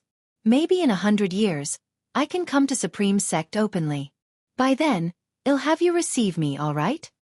Guan asked, Do you really have to fight? In the world of immortal cultivation, if you don't fight, you'll be trampled on sooner or later. Even if you are safe in Supreme Sect for now, what about later? What if someone wants to kick you out and take over your achievements in Medicine Valley? What will you do? Faced with Jiang Qiong's questioning, Guan remained silent. Afraid that he would be timid in the future, Jiang Qiong smiled and said, If you don't fight, then I'll fight. Don't worry, as long as I'm alive, there will always be a place for you. Unless I die. Guan was moved and looked at her. Satisfied with his expression, Jiang Qiong said, According to the information I've received, the great demon calamity is about to fully erupt. Be prepared for this once-in-million-years catastrophe. Chapter 175 Su-han's Envy. Demon Ancestor's Resurrection. Jiang Qiong returned home but stayed only for one night before leaving. Guan could sense her renewed fighting spirit, much like when she first restored her physical body, full of vigor. Guan also had high hopes for her future. If she could lead the remaining followers of the Ephemera sect onto a righteous path, it would be a meritorious deed. Although the ghost mother of Ephemera was using Su-han, they merely desired to return to their homeland. Meanwhile, Su-han needed someone to protect him. Both sides were using each other, and who would have the last laugh depended on their own abilities. Everyone had their own life journey. Even those closest to Guan, Yilan, Zhan Qin, and Li Ya, were living their own lives of immortal cultivation, only occasionally visiting Guan for a chat. After Jiang Qiong left, Guan's life continued as usual. Even though he had reached the 9th layer of the wandering immortal realm, he did not find planting flowers and herbs tedious, as he had higher goals to pursue. Since the medicinal herbs had to be picked personally to gain lifespan, Guan rarely used his clone technique. As for receiving guests and handling matters, he was too lazy to use his clones. Throughout the year, the instances requiring another persona to handle were few and far between. Such occasions added variety to his tranquil life, which he naturally enjoyed experiencing firsthand. Every day held fascination for Guan Tianwei. Heavenly Palace Mountain. Heavenly Palace Mountain was nestled among vast mountains, with a massive palace sitting at the peak. A stone staircase extended from the foot of the mountain to the summit, unobstructed by trees. Thus the palace was referred to as the Heavenly Palace, and ascending the mountain was lauded as reaching the heavens. On the ascending heaven steps of Heavenly Palace Mountain, Su-han approached with a bone sword in his hand. His black robe fluttered, and his long hair danced in the wind. He looked up at the figure on the mountaintop, a look of unwillingness on his face. The person standing at the summit was An Hao. An Hao wore a gold-trimmed white robe, with a dragon crown on his head. His wrist guards, belt, and boots were all exquisitely ornate and gleamed with brilliance. He looked down on Su-han from the mountaintop, a smirk of arrogance and pride playing on his lips. Hateful heaven divine sword? That's all? I heard you can devour others' spiritual power, but even though you take shortcuts, your cultivation growth is slower than mine? An Hao's voice resounded under the vast sky, full of heroism. Su-han looked up at An Hao, not angry, but with a complex expression in his eyes. At that moment, several figures appeared in the woods at the base of the mountain. They moved like specters, quickly positioning themselves behind Su-han. 9 Nether 13 Evil. Su-han raised his sword to block them. The third of the 9 Nether evil spirits, Li Sanyu, said in a deep voice, "If you don't deal with this boy, you won't be able to devour the cultivation of those cultivators in the palace." Su-han responded calmly, "He's from the Supreme Sect. I don't want to deal with a disciple of the Supreme Sect." The 7th of the 9 Nether evil spirits, Li Chio, mocked, "You can injure him without taking his life." Seeing the 9 Nether 13 evil appear, An Hao squinted. He raised his right hand, and a long sword materialized in his palm. Bathed in sunlight, the blade glimmered with a radiant arc. Su-han frowned, hesitating. The 9 Nether 13 evil did not wait for him to decide and started to ascend the steps. Rumble. Clouds in the sky churned, quickly transforming into thunderclouds. A powerful sword intent enveloped the 9 Nether 13 evil and Su-han. Su-han's eyes widened, looking up at An Hao in horror, unable to maintain his composure from before. Such sword intent, how could it be? Su-han knew that An Hao was younger than him. He couldn't comprehend how An Hao had cultivated such a powerful sword intent. To have honed the Taitsong divine shocking sword to such a degree? What is your relationship with sword Venerable Fudao? A voice rang out, belonging to the ghost mother of Ephemera. As soon as she spoke, the 9 Nether 13 evil stopped in their tracks. The name sword Venerable Fudao made them cringe in fear. Luckily, they had not attacked An Hao earlier. An Hao snorted coldly. "Why ask so many questions? If you want to fight, then fight." The Taitsong sword intent caused the thunderclouds to gather into a human face. If Guan saw this, he would feel gratified, as An Hao had taken the mastery of the Taitsong divine shocking sword to a new level. "Retreat!" The ghost mother's voice rang out, and the 9 Nether 13 evil turned and descended the mountain without hesitation. As they walked past Su-han, they nudged his shoulder. Su-han followed them down, but he couldn't help but glance back at An Hao. It was the first time he had seen someone scare off the ghost mother of ephemera, which made his feelings more conflicted. If I had a background like his, I wouldn't be in this situation. Suhan quickly disappeared into the forest with the 9 Nether 13 evil. At the mountain top, and how quietly exhaled, despite his arrogance. The 9 Nether 13 evil had put him under tremendous pressure. His master was truly formidable. Wherever he went, he thrived. And Hao felt proud, then turned and walked towards the heavenly palace. Before he reached the door, Si Yener poked her head out from within, looking at Hao excitedly. As Hao approached, she softly asked, "So your master is Sword Venerable Fu Dao?" Hao pressed her head, not uttering a word, and walked straight into the heavenly palace. Late autumn. 3rd Medicine Valley. Guan sat on the staircase of a pavilion, watching the disciples clear the autumn leaves. The 3rd Medicine Valley was vast and its scenery magnificent, making him feel content. The weather was pleasant, the wind was gentle, everything seemed wonderful. The only blemish was a strong surge of demon energy gathering in the north. Guan used his divine sense, at the wandering immortal realm, to see endless demons surrounding a mountain. The mountain appeared as if it had been sliced by the heavenly sword, its top flat, with an altar standing on it. The area around the altar was filled with great demons, the lowest of which were at the mystic heart realm, and one had even reached the nirvana realm. Guan speculated that the one of the nirvana realm must be the demon emperor. A stronger demon energy than the nirvana realm was amassing within the altar. Demon energy pervaded the lands and skies, and the clouds above churned. Occasionally a meteor would fall, resembling an apocalyptic scene. Moreover, Guan sensed the presence of great cultivators around the demons. Some of these cultivators also had the aura of the nirvana realm. Evidently, these cultivators were from the 7-star spirit realm, and they were waiting for the resurrection of the demon ancestor. Neither human nor demon. What an interesting world. Guan laughed softly, his tone mocking. He retracted his divine sense and then took out the Taoist Xunshan's writings to peruse. He had no intention of prematurely stopping the demonic calamity. He planned to act unexpectedly against the 7-star spirit realm, and now was not the right time. The sun set and the moon rose. An Xian arrived at the staircase asking, "Master, why are you sitting here?" Guan looked at her smiling, enjoying the moonlight. "How about you? How has your cultivation been lately?" After merging with the water spirit pearl, Zin's maximum lifespan hadn't changed. Treasures of extraordinary rarity in this world couldn't easily alter one's lifespan limits, but he could feel that Zin's energy absorption speed had greatly improved. An Xian smiled sweetly and said, "Pretty good, thanks to you, master. I promised to cultivate herbs well to make up for your loss. A 6th-grade herb is priceless. It might take you a lifetime to make up for it." "No problem. As long as you don't mind, master, I'm happy to stay in the Medicine Valley for a lifetime." Unlike Hao, who sought justice in the world of immortal cultivation, an Xian, aware of her mediocre talents, only cared about this Medicine Valley. There were hundreds of disciples in the valley, so life was not dull. Occasionally, she would visit the outer gate city. She had no worries and enjoyed these days greatly. Seeing Zin's bright smile, Guan couldn't help but smile too. "Then I will provide for her for a lifetime." Guan treated his disciples well, not for any return.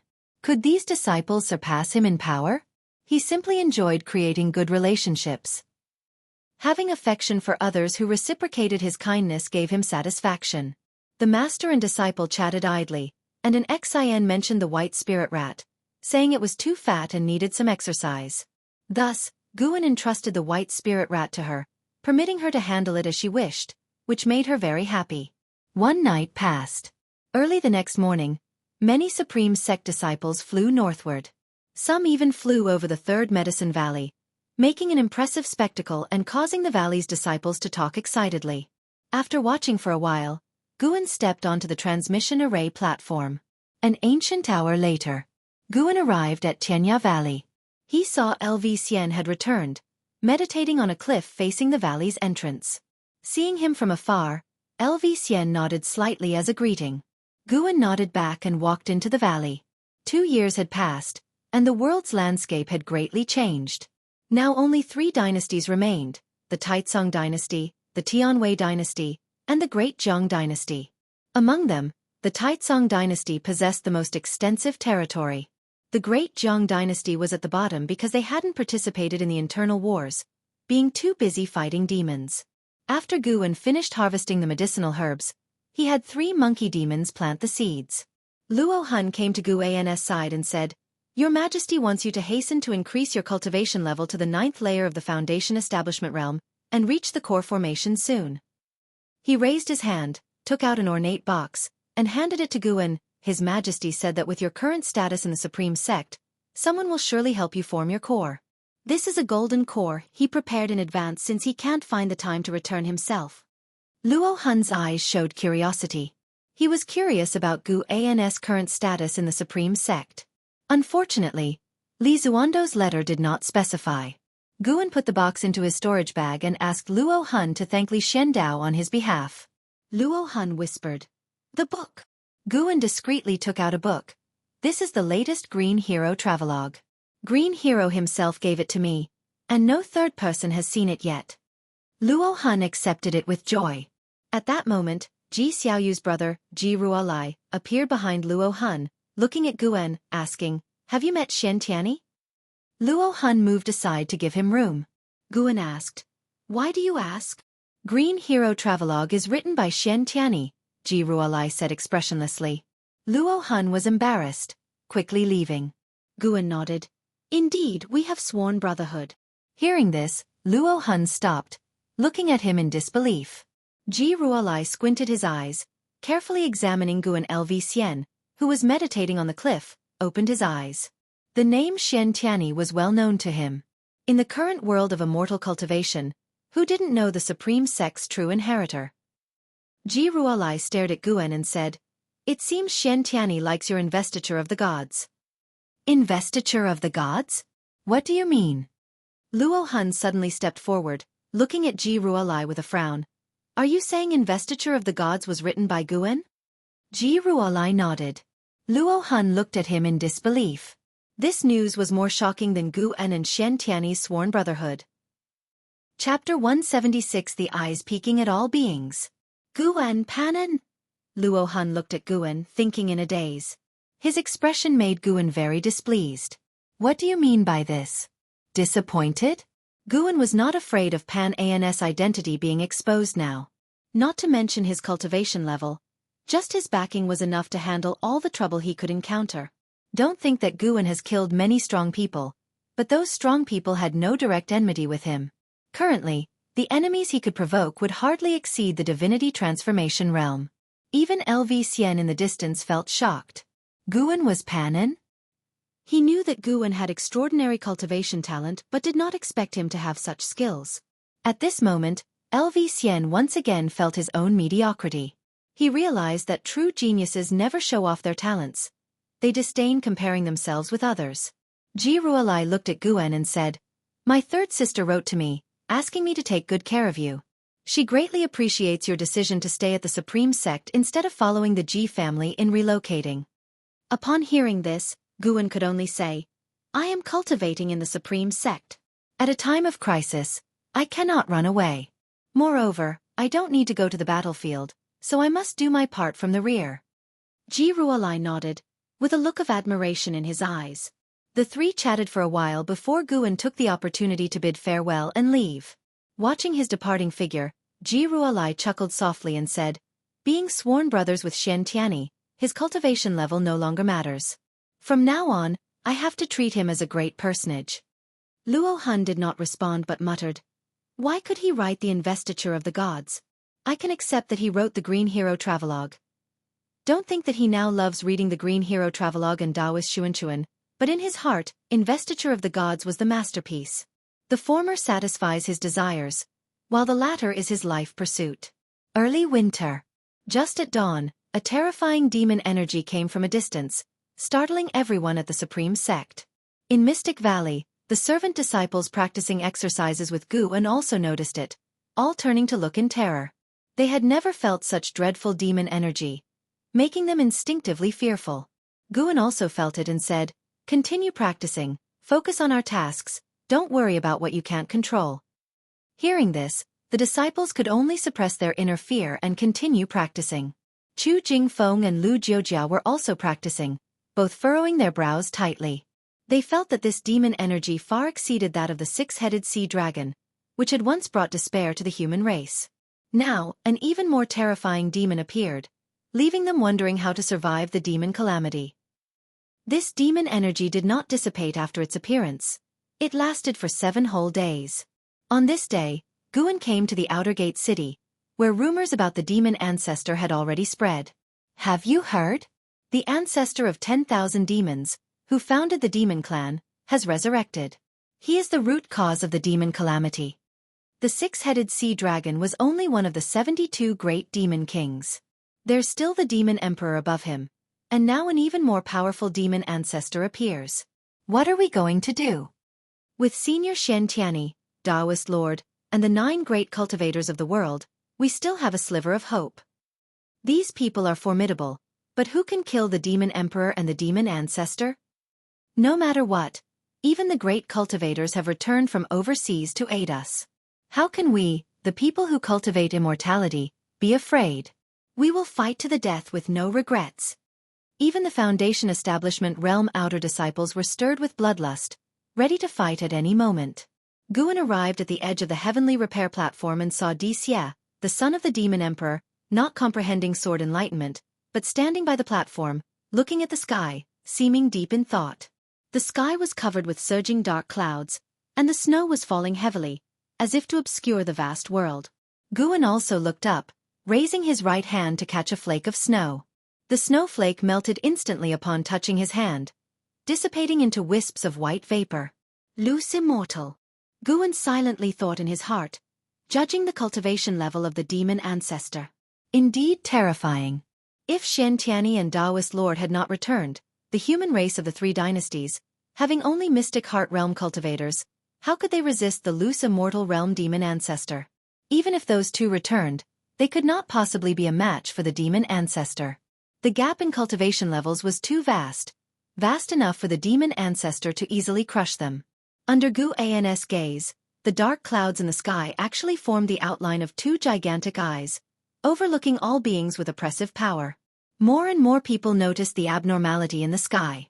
As they looked up, all were terrified. Before these eyes, all beings felt their insignificance. They inexplicably thought of a name. Demon Ancestor. The outer gate city quickly fell into extreme silence and oppression. Humph.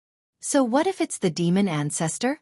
I, Shen Tianyi, will surely vanquish it. Watch closely, everyone, this world is ruled by humans. Shen Tianyi's domineering voice resounded through the supreme sect, like thunder, echoing for a long time, making everyone who heard it enthusiastic with boiling blood. Guan smiled upon hearing this. One had to admit, Shen Tianyi indeed possessed the bearing of a savior. In this regard, LV Batian was inferior to him. LV Batian was domineering in management, but Shen Tianyi had an unmatched sharpness, a sharpness that could bring people endless power in times of calamity. Guan could feel Shen Tianyi flying out of the supreme sect, heading towards the northern territory. He turned and left. Countless demons were coming south, and it wouldn't be long before the great calamity of demons would fully erupt. Let them fight first. Only after experiencing despair can one truly cherish peace. Heavenly Phoenix Mountain. Nianchu Cave. At a stone table, Guan was drinking, while Tian Yaoer squatted on a stone stool, barefoot, looking up at the sky nervously.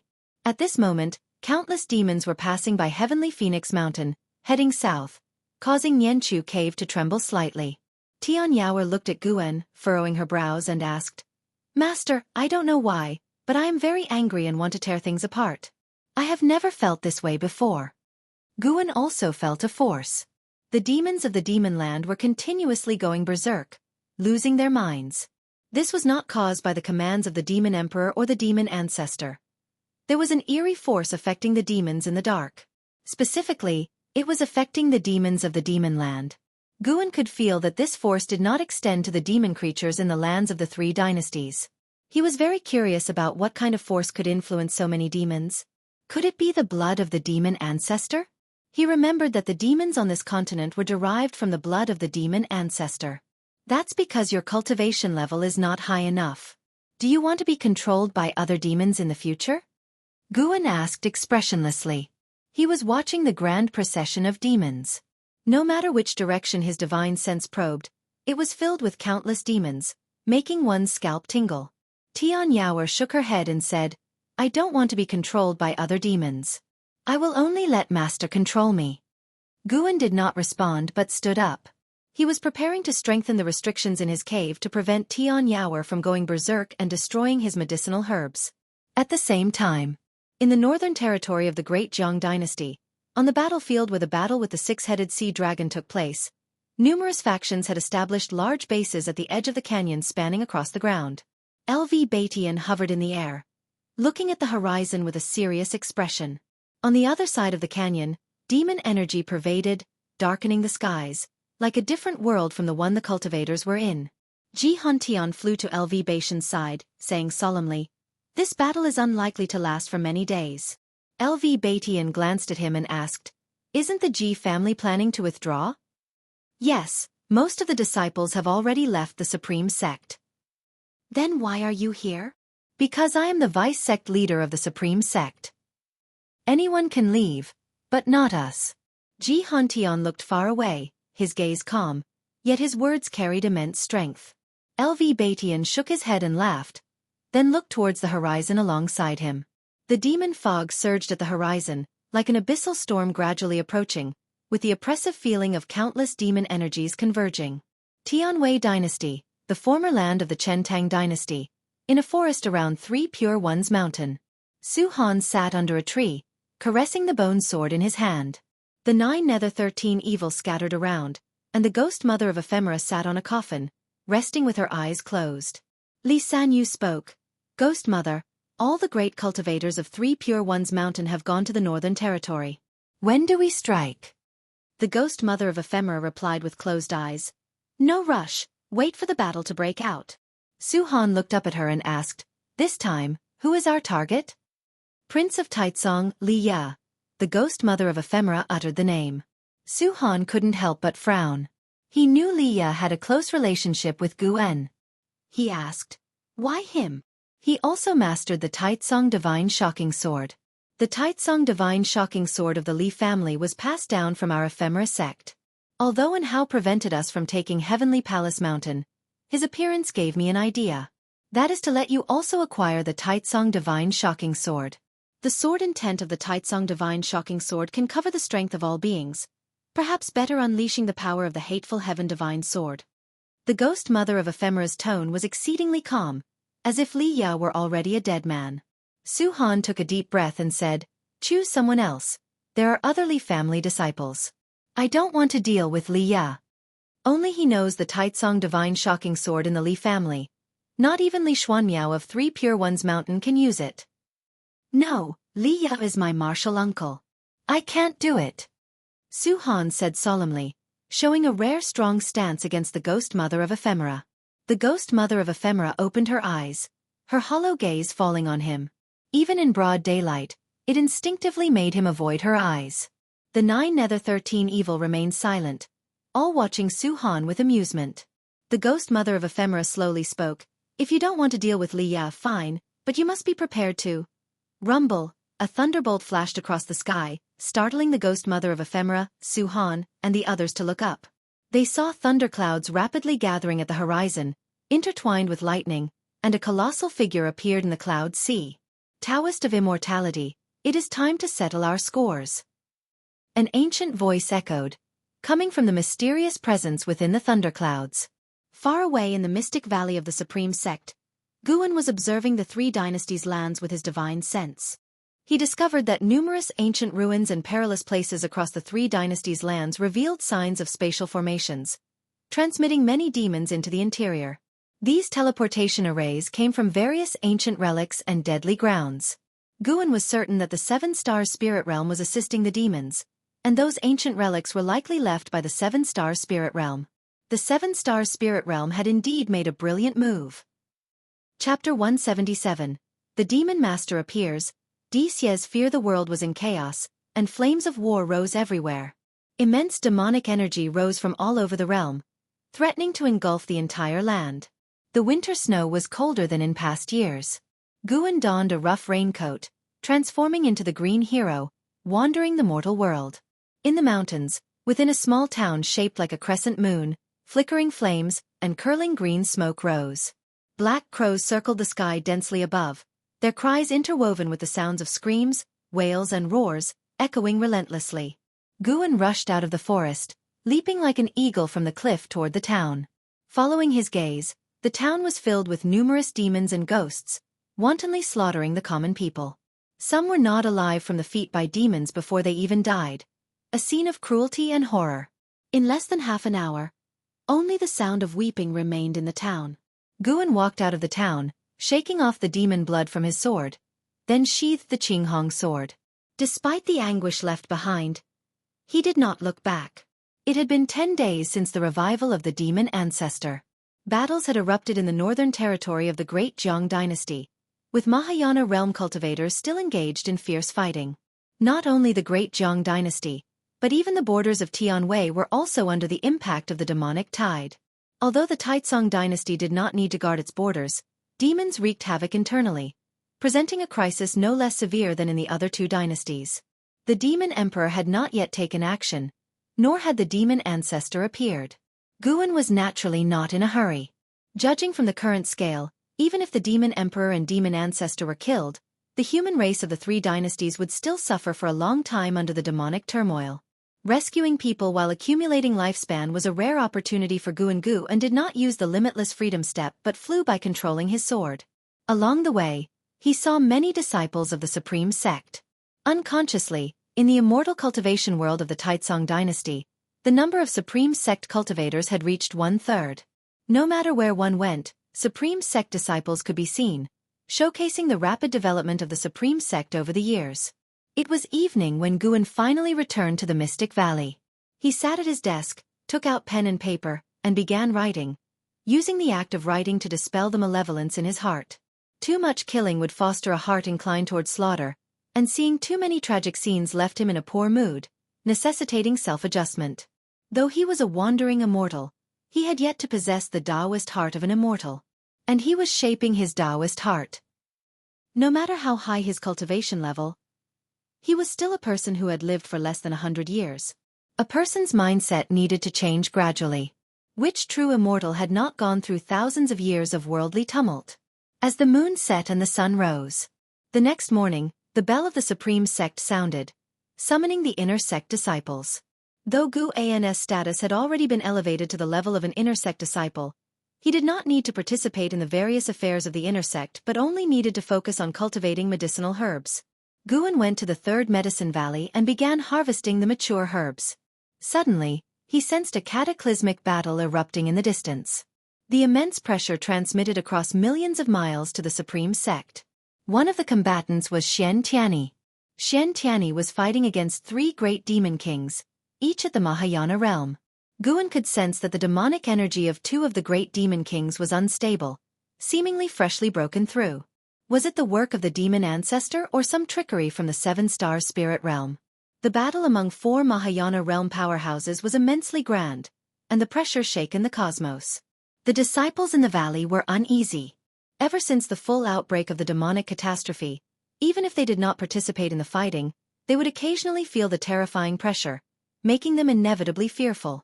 Guan, however, remained calm and continued picking herbs. Currently relying solely on the herbs from the Mystic Valley, 8 Scenic Caves, 3rd Medicine Valley, Tianya Valley, Mystic Heaven Cave Mansion, Nianchu Cave, and Mountain God Temple, Guan reaped at least 25,000 years of lifespan annually, with occasional bursts.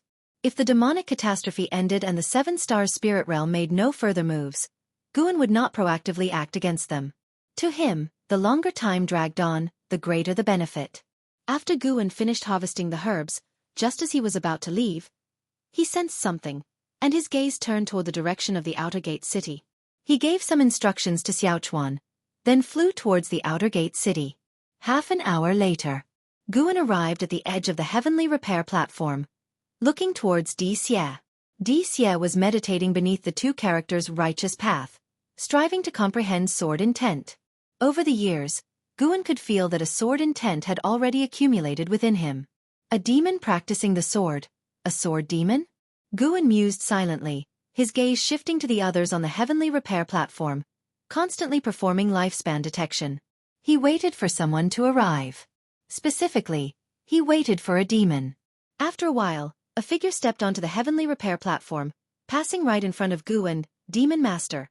Nirvana Realm Second Layer 30290/90,000/170000. Nirvana Realm Second Layer. Demon Master. Guan recognized the existence of the Demon Master, a peerless great demon second only to the Demon Emperor in the Demon Land. To the Black Crow Demon Envoy, the Demon Master was unfathomable, his cultivation level unknown.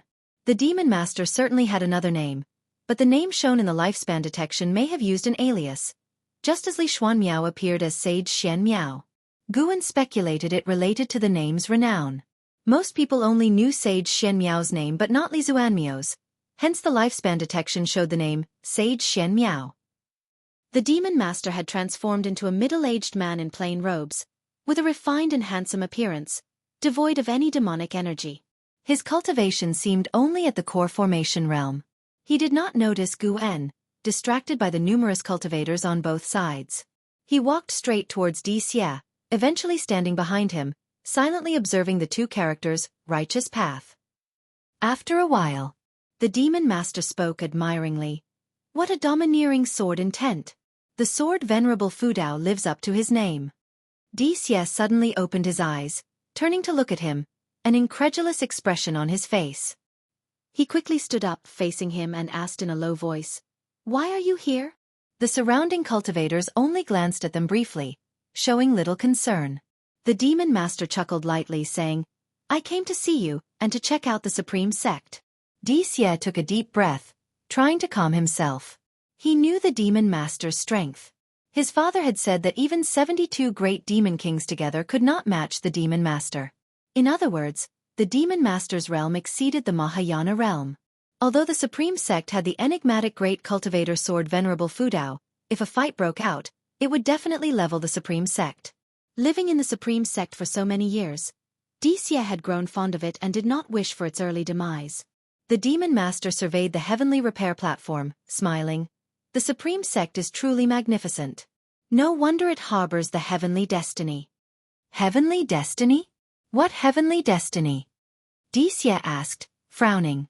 He was cautious, fearing someone would discover the Demon Master's true identity.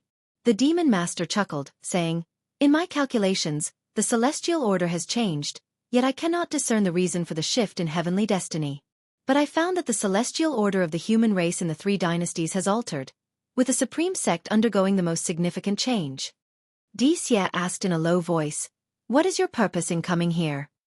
The Demon Master grinned, his smile growing increasingly sinister and cold. They did not notice someone leaving the heavenly repair platform. Guan arrived in an alley, then instantly appeared in the Mystic Heaven Cave Mansion in the North Sea mountain range. He stood under the heart-clearing tree, pulled the heaven-cutting axe from the ground, then flashed to a mountaintop miles away. He raised the heaven-cutting axe, aiming it at the heavenly repair platform of the Supreme Sect. This axe left in the Mystic Heaven Cave Mansion was a waste. Better to leave a legacy for the Supreme Sect. After aiming, he lightly tossed the heaven-cutting axe. Though it seemed casual, the moment the axe left his hand, it erupted with terrifying power. The space visibly distorted, creating a strong visual impact. The violent wind crushed all the surrounding forests, even dispersing the clouds in the sky. The wind stirred Gu An's black hair. He smiled, his divine sense trailing the heaven-cutting axe. On the heavenly repair platform, facing Di Xia's inquiry, the Demon Master spread his hands, smiling. "What purpose could I have? It's just..." Suddenly, his face changed dramatically. Instinctively, he tried to dodge, but his reaction was a moment too slow. Boom! Accompanied by a thunderous sound, an axe fell from the sky, striking the Demon Master. Blood and flesh splattered, instantly drenching Di Xia in blood. Di Xia stood there, dumbfounded, his eyes widening in shock. The surrounding cultivators were also splattered with blood. The terrifying blast wave sent everyone except Di Xia flying. The heavenly repair platform shook violently, startling everyone, who all turned their heads to look. Everyone was terrified at the sight, seeing a black axe embedded in the heavenly repair platform with a pool of mangled flesh beneath the blade. The axe blade was surrounded by wisps of strength energy, burning like flames. Blood bubbles formed at the base of the axe blade, with demon energy continuously emerging. Gradually, a skeleton appeared, its specific race indistinguishable, but it was definitely not human.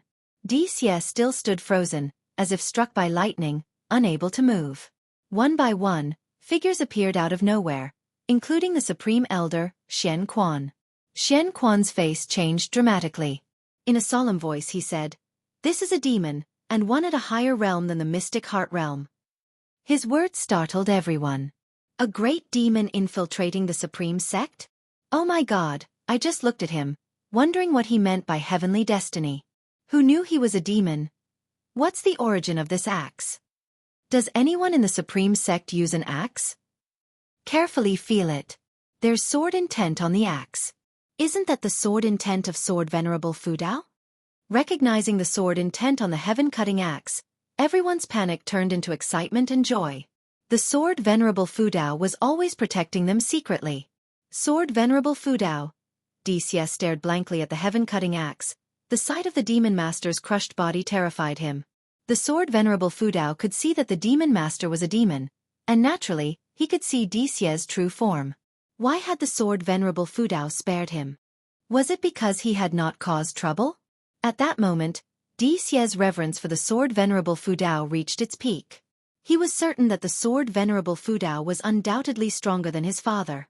Without showing himself, being able to kill the demon master instantly was beyond his father's ability. Xiaofan stepped forward, grabbing the handle of the heaven-cutting axe, trying to lift it. His face changed dramatically. He began cultivating energy, causing the entire heavenly repair platform to tremble. Under everyone's watchful eyes, the heaven-cutting axe stood motionless, undisturbed. Everyone's eyes fixated on Xiaofan, the Supreme Elder's face extremely grave. Chapter 178. Xiantiani's shock. Ancestor Xiaofan tried to lift the heaven-cutting axe for a long time but couldn't manage to lift it. He had to let go and step back, which made everyone watching understand one thing. That was, Ancestor Xiaofan was far less powerful than Sword Venerable Fudao. Although they had already thought so, witnessing this scene still left them shocked by the vast difference between the two. How high was Sword Venerable Fudao's cultivation level? Just at that moment, the blade of the heaven-cutting axe emitted bursts of sword chi, hitting the ground, sending stones flying, and scaring everyone back. Wuxia had also woken up by this time, but his expression was very complex, and he was visibly shaken. The others thought he had been scared silly. Everyone stared to see two lines of words appear on the platform in front of the heaven-cutting axe. Whoever lifts this axe shall inherit its legacy. These 8 words made many people start breathing heavily. Immediately, an elder stepped forward to try lifting the heaven-cutting axe. On the other side, Guan had already returned to the outer gate city. He walked to the edge of the heavenly repair platform, watching the cultivators continually try to lift the heaven-cutting axe. A slight smile appeared on his lips. The heaven-cutting axe was forged from North Sea nether iron, which had been buried for millions of years. Even Mahayana cultivators would feel its immense weight without using spiritual power, and Guan had infused the axe with mana and sword intent. Only a loose immortal could draw this axe. No one in Supreme Sect could lift it, and Guan was not deliberately making things difficult. He would find a suitable inheritor in the years to come. In the meantime, he could eliminate the 7-star spirit realm. The heaven-cutting divine axe was one of the 9 great legacies of the 7-star spirit realm. Passing it on to disciples of Supreme Sect prematurely would only bring trouble. Slaying the demon master had extended Guan's lifespan by over 6,300 years, a massive gain. The demon master's bones still lay under the heaven-cutting axe without disintegrating, implying the bones were rare treasures. Guan was not in a hurry to collect them. With the axe pressing on them, no one could take those bones. After watching for a while, Guan turned and left. Along the way, the disciples were still excitedly discussing Sword Venerable Fudao, not realizing he had just passed by them. Ancestor Xiaofan approached Wuxia with a serious expression and said, "Come with me." Wuxia, with his face covered in blood, came to his senses. He did not resist and nodded in agreement. 3 Pure Ones Mountain. On a cliff, Li Ya was practicing his swordsmanship. Wielding the North Sea heavy sword, he swung it through the air, creating gusts of wind. Compared to years ago, his sword strikes no longer felt heavy.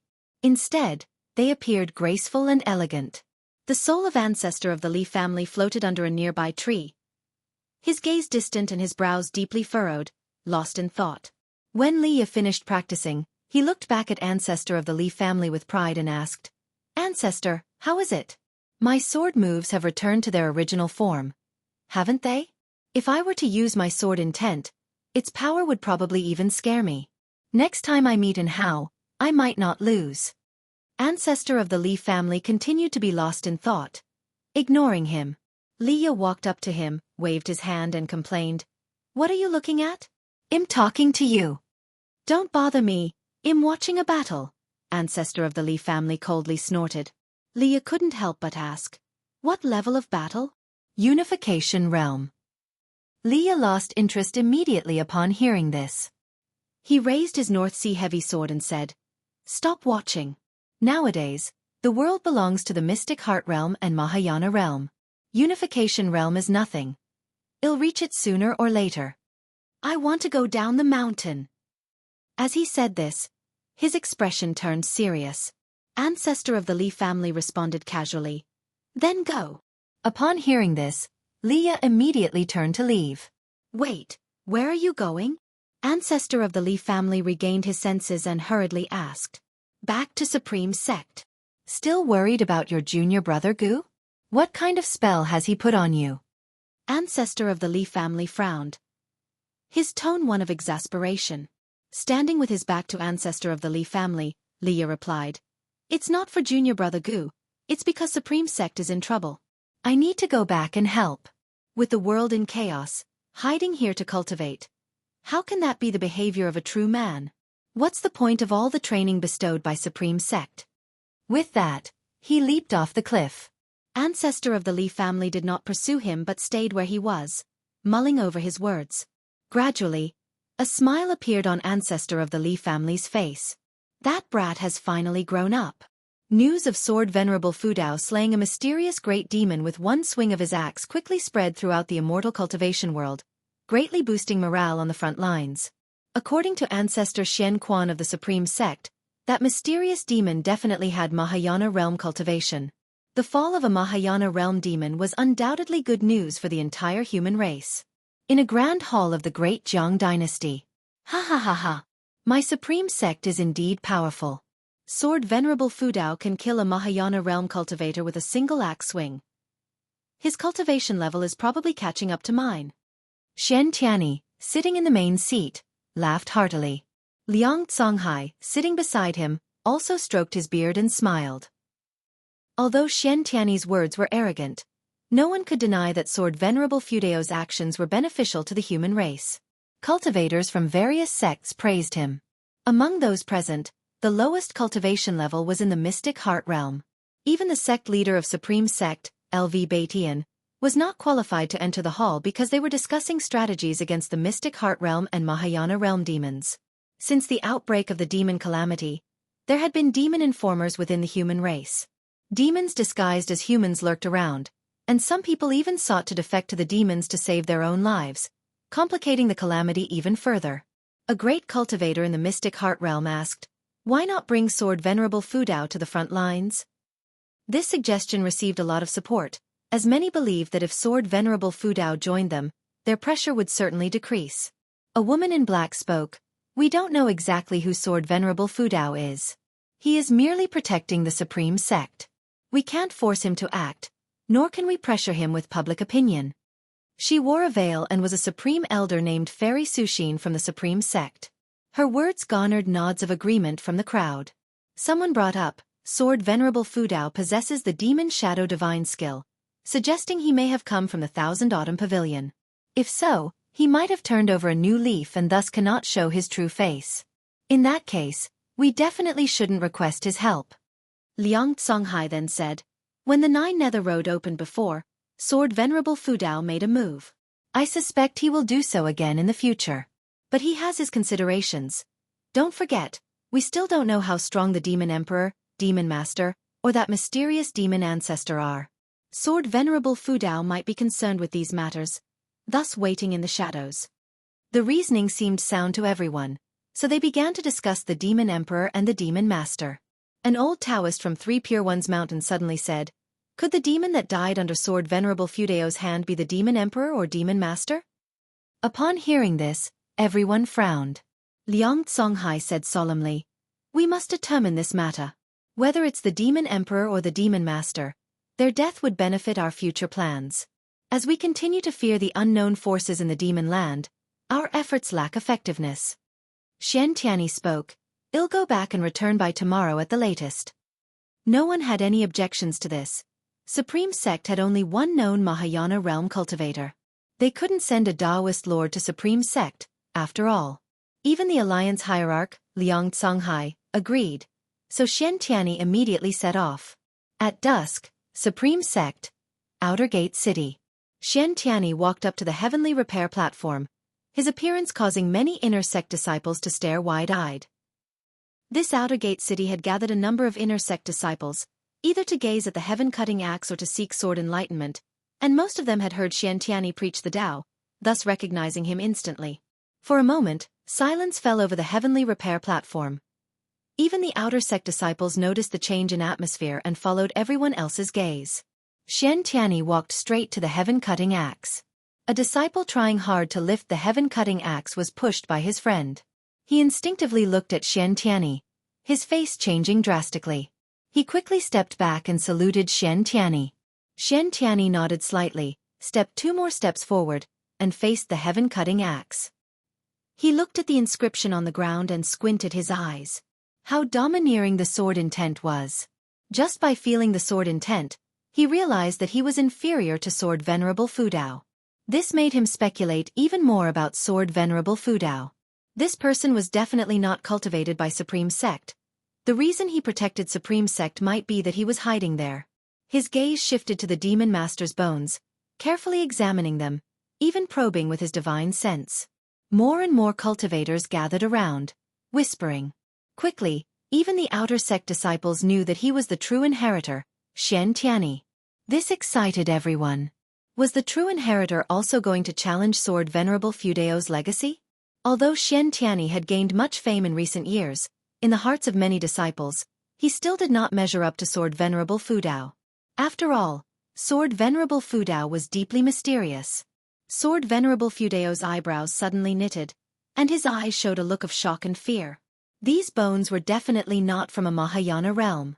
Their realm was even higher. Xian Tianyi had traveled overseas for years and had encountered great cultivators and demons in Nirvana realm, even Immortals. Could Sword Venerable Fudao crush a Nirvana realm demon with one axe? Was Sword Venerable Fudao an immortal? Xian Tianyi immediately raised his hand, gripping the handle of the heaven-cutting axe. Heavy. That was Xian Tianyi's first impression.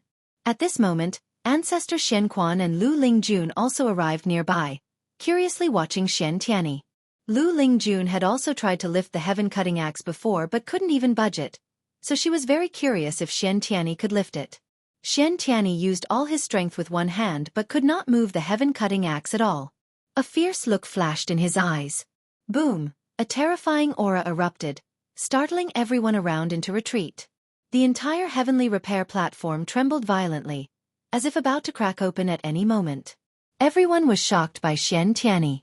What kind of cultivation could produce such an aura? Spiritual power burst forth, creating a gust of wind around Xian Tianyi, even making his robes flutter and rustle. He even bent down, using all his might to lift the heaven-cutting axe. However, the heaven-cutting axe remained unmoved. How could this be? Xian Tianyi's eyes were bloodshot, completely lost in the moment. He admitted he was weaker than Sword Venerable Fudao, but to be unable to lift Sword Venerable Fudeo's magic artifact. How could he accept that? His eyes widened, his aura suddenly increasing, his hair lifting, and strange cyan runes appearing on his neck. Chapter 179. Promotion to Big Brother. Immortal Legend: The Third Medicine Valley. Guen, who was sowing seeds, looked up, a hint of surprise flashing in his eyes. This Xian Tianyi was no simple person. This momentum was already close to the Nirvana stage. It was known that Xian Tianyi was only at the 6th-layer Mahayana realm. In the Mahayana realm, even a small gap of 1 layer was difficult to overcome. For Xian Tianyi to exude momentum comparable to the Nirvana stage. How incredible was that?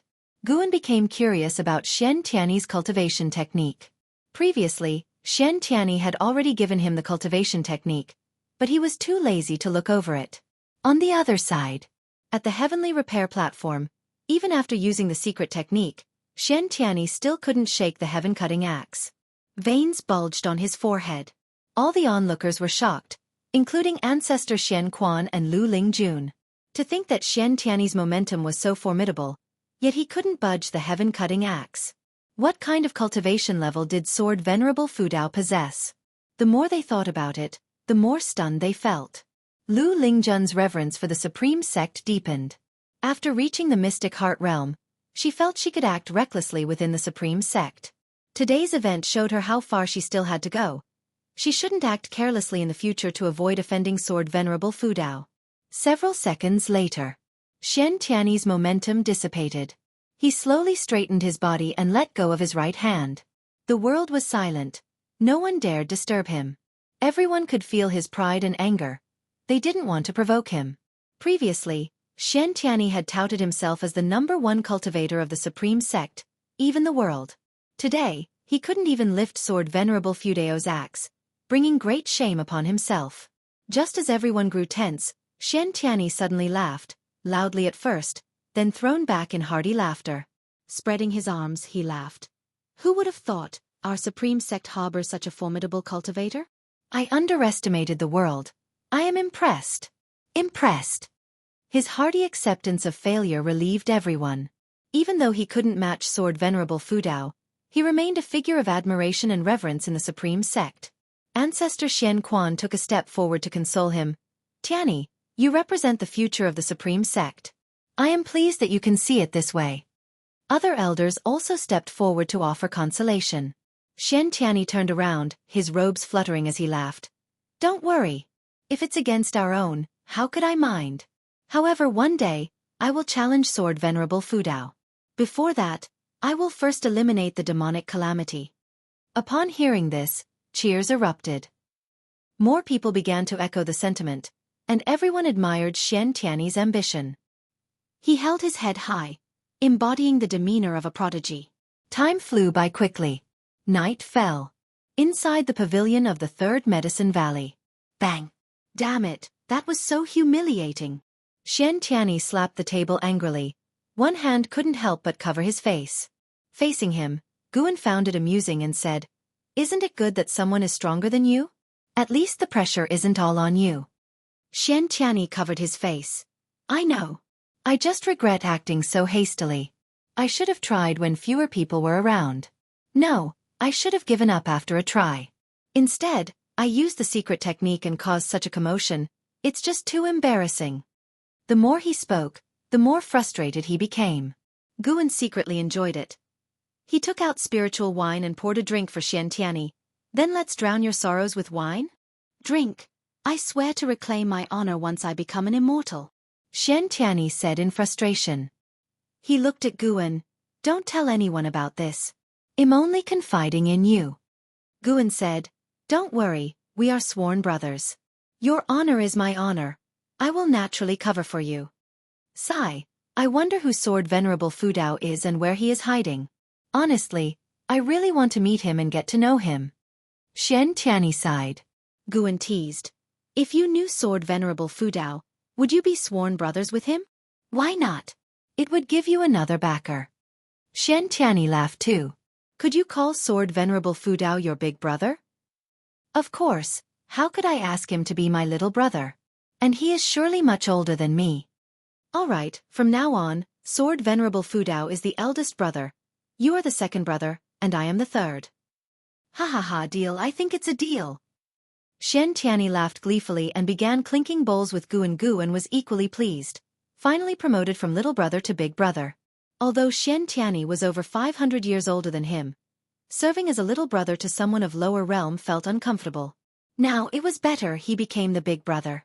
After venting his frustration, Xian Tianyi started to narrate how heavy the heaven-cutting axe was. You have no idea, your brother really gave it his all, but that axe was as heavy as if the heavenly Tao possessed it.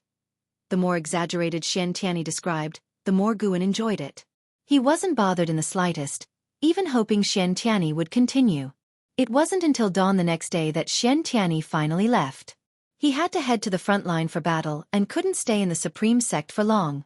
Guan walked downstairs, stretching lazily. Sunlight bathed him, making him feel refreshed. The sense of accomplishment from slaying the Demon Master was far less satisfying than listening to Xian Tianyi praise himself. Guan felt he could keep listening if Xian Tianyi kept boasting for 3 days and 3 nights. Feeling joyful, Guan began strolling within the Medicine Valley, occasionally instructing the disciples on their tasks. They could all sense his good mood. An Xian approached him. "Master, I've been practicing swordsmanship recently. Can I spar with you for some pointers?" She wasn't looking for a fight. She sincerely sought guidance, knowing Guan was a golden list genius, though the lowest among them. Guan agreed without hesitation, leading her to an open area to spar. The sun continued rising, symbolizing hope ascending. Days passed one after another. After the death of the Demon Master, no demon dared infiltrate the Supreme Sect, while Xie returned to the Heavenly Repair Platform, indicating he had received the Supreme Sect's approval. Towards the end of the year, a piece of news shook the world. Sword Venerable Fudao was an immortal. This was revealed by Xian Tianyi himself. According to their investigation, the monster slain by Sword Venerable Fudao with one axe strike was the Demon Master of the Demonland, an existence far surpassing the Mahayana realm. When this news spread, the world was stunned, then overjoyed. The morale of the cultivators of the 3 dynasties soared, and the cultivators from all over who were slaying demons and monsters also grew more determined. With an immortal backing them, the human race could surely endure this calamity. Staying in the Supreme Sect, Guan wasn't delighted by this news. Instead, he felt trouble looming. Now surely, the Demon Emperor, Demon Ancestor, and 7-star Spirit Realm's eyes would be on Sword Venerable Fudao. Fortunately, no one knew that Sword Venerable Fudao was him. As the winter snow began to melt, Guan headed to the 3rd Medicine Valley. He turned to look at his pavilion. There stood a figure below the pavilion. Ji Xiaoyu. Ji Xiaoyu looked silently at the garden area. Her appearance was extraordinary, with a heavenly charm. Even in a black robe, she exhibited an ethereal fairy-like aura, attracting much attention from the disciples. Guan stepped forward, arriving beside Ji Xiaoyu, and said, "Third Miss, long time no see, why have you come?" Ji Xiaoyu withdrew her gaze and turned to scrutinize Guan. "Foundation Establishment Realm, 7th layer, your progress isn't bad. Core formation is hopeful." Guan smiled. With such a large Medicine Valley, even a pig could reach core formation. "My progress is already quite slow." Ji Xiaoyu neither affirmed nor denied. The Ji family has completely withdrawn from the Supreme Sect. Do you not regret it? Regret what? Haven't you heard that Sword Venerable Fudao is an immortal? With him, the Supreme Sect will surely endure this calamity. Guan shook his head, showing an expression of admiration. He wasn't boasting but aligning with the current mindset of Supreme Sect disciples. Now, all Supreme Sect disciples took pride in Sword Venerable Fudao, mentioning him in every 3 sentences. Ji Xiaoyu smiled. Sword Venerable Fudao is indeed formidable. I also highly respect him. By the way, 3rd Miss, why have you returned this time? Guan asked. Wasn't she supposed to gather intelligence on the 7-star Spirit Realm? Why had she returned so quickly? Ji Xiaoyu said, I have returned to see Sword Venerable Fudao. Guan widened his eyes. Have you met him before? Ji Xiaoyu nodded. He saved my life, he is my savior. Before Guan could ask more, she continued, I want to go to the Heavenly Repair Platform, will you accompany me? Guan had no objections and agreed. Ji Xiaoyu waved her sleeve, lifting Guan with spiritual power, and flew into the sky. Lu Lingjun, under the mystic pure tree, looked up, frowning. Primordial Taoist talisman. Lu Lingjun seemed to recall something, her thoughts drifting into memories. Soon, Guan and Ji Xiaoyu arrived at the outer gate city, flying directly to the Heavenly Repair Platform. Many people surrounded the heaven-cutting axe. Zhua Yijian was also there, guarding the heaven-cutting axe, and said in a deep voice, Each person can try only once, do not offend the Sword Venerable, or you will be dealt with according to the strictest sect rules. He raised his sword, causing the surrounding people to disperse.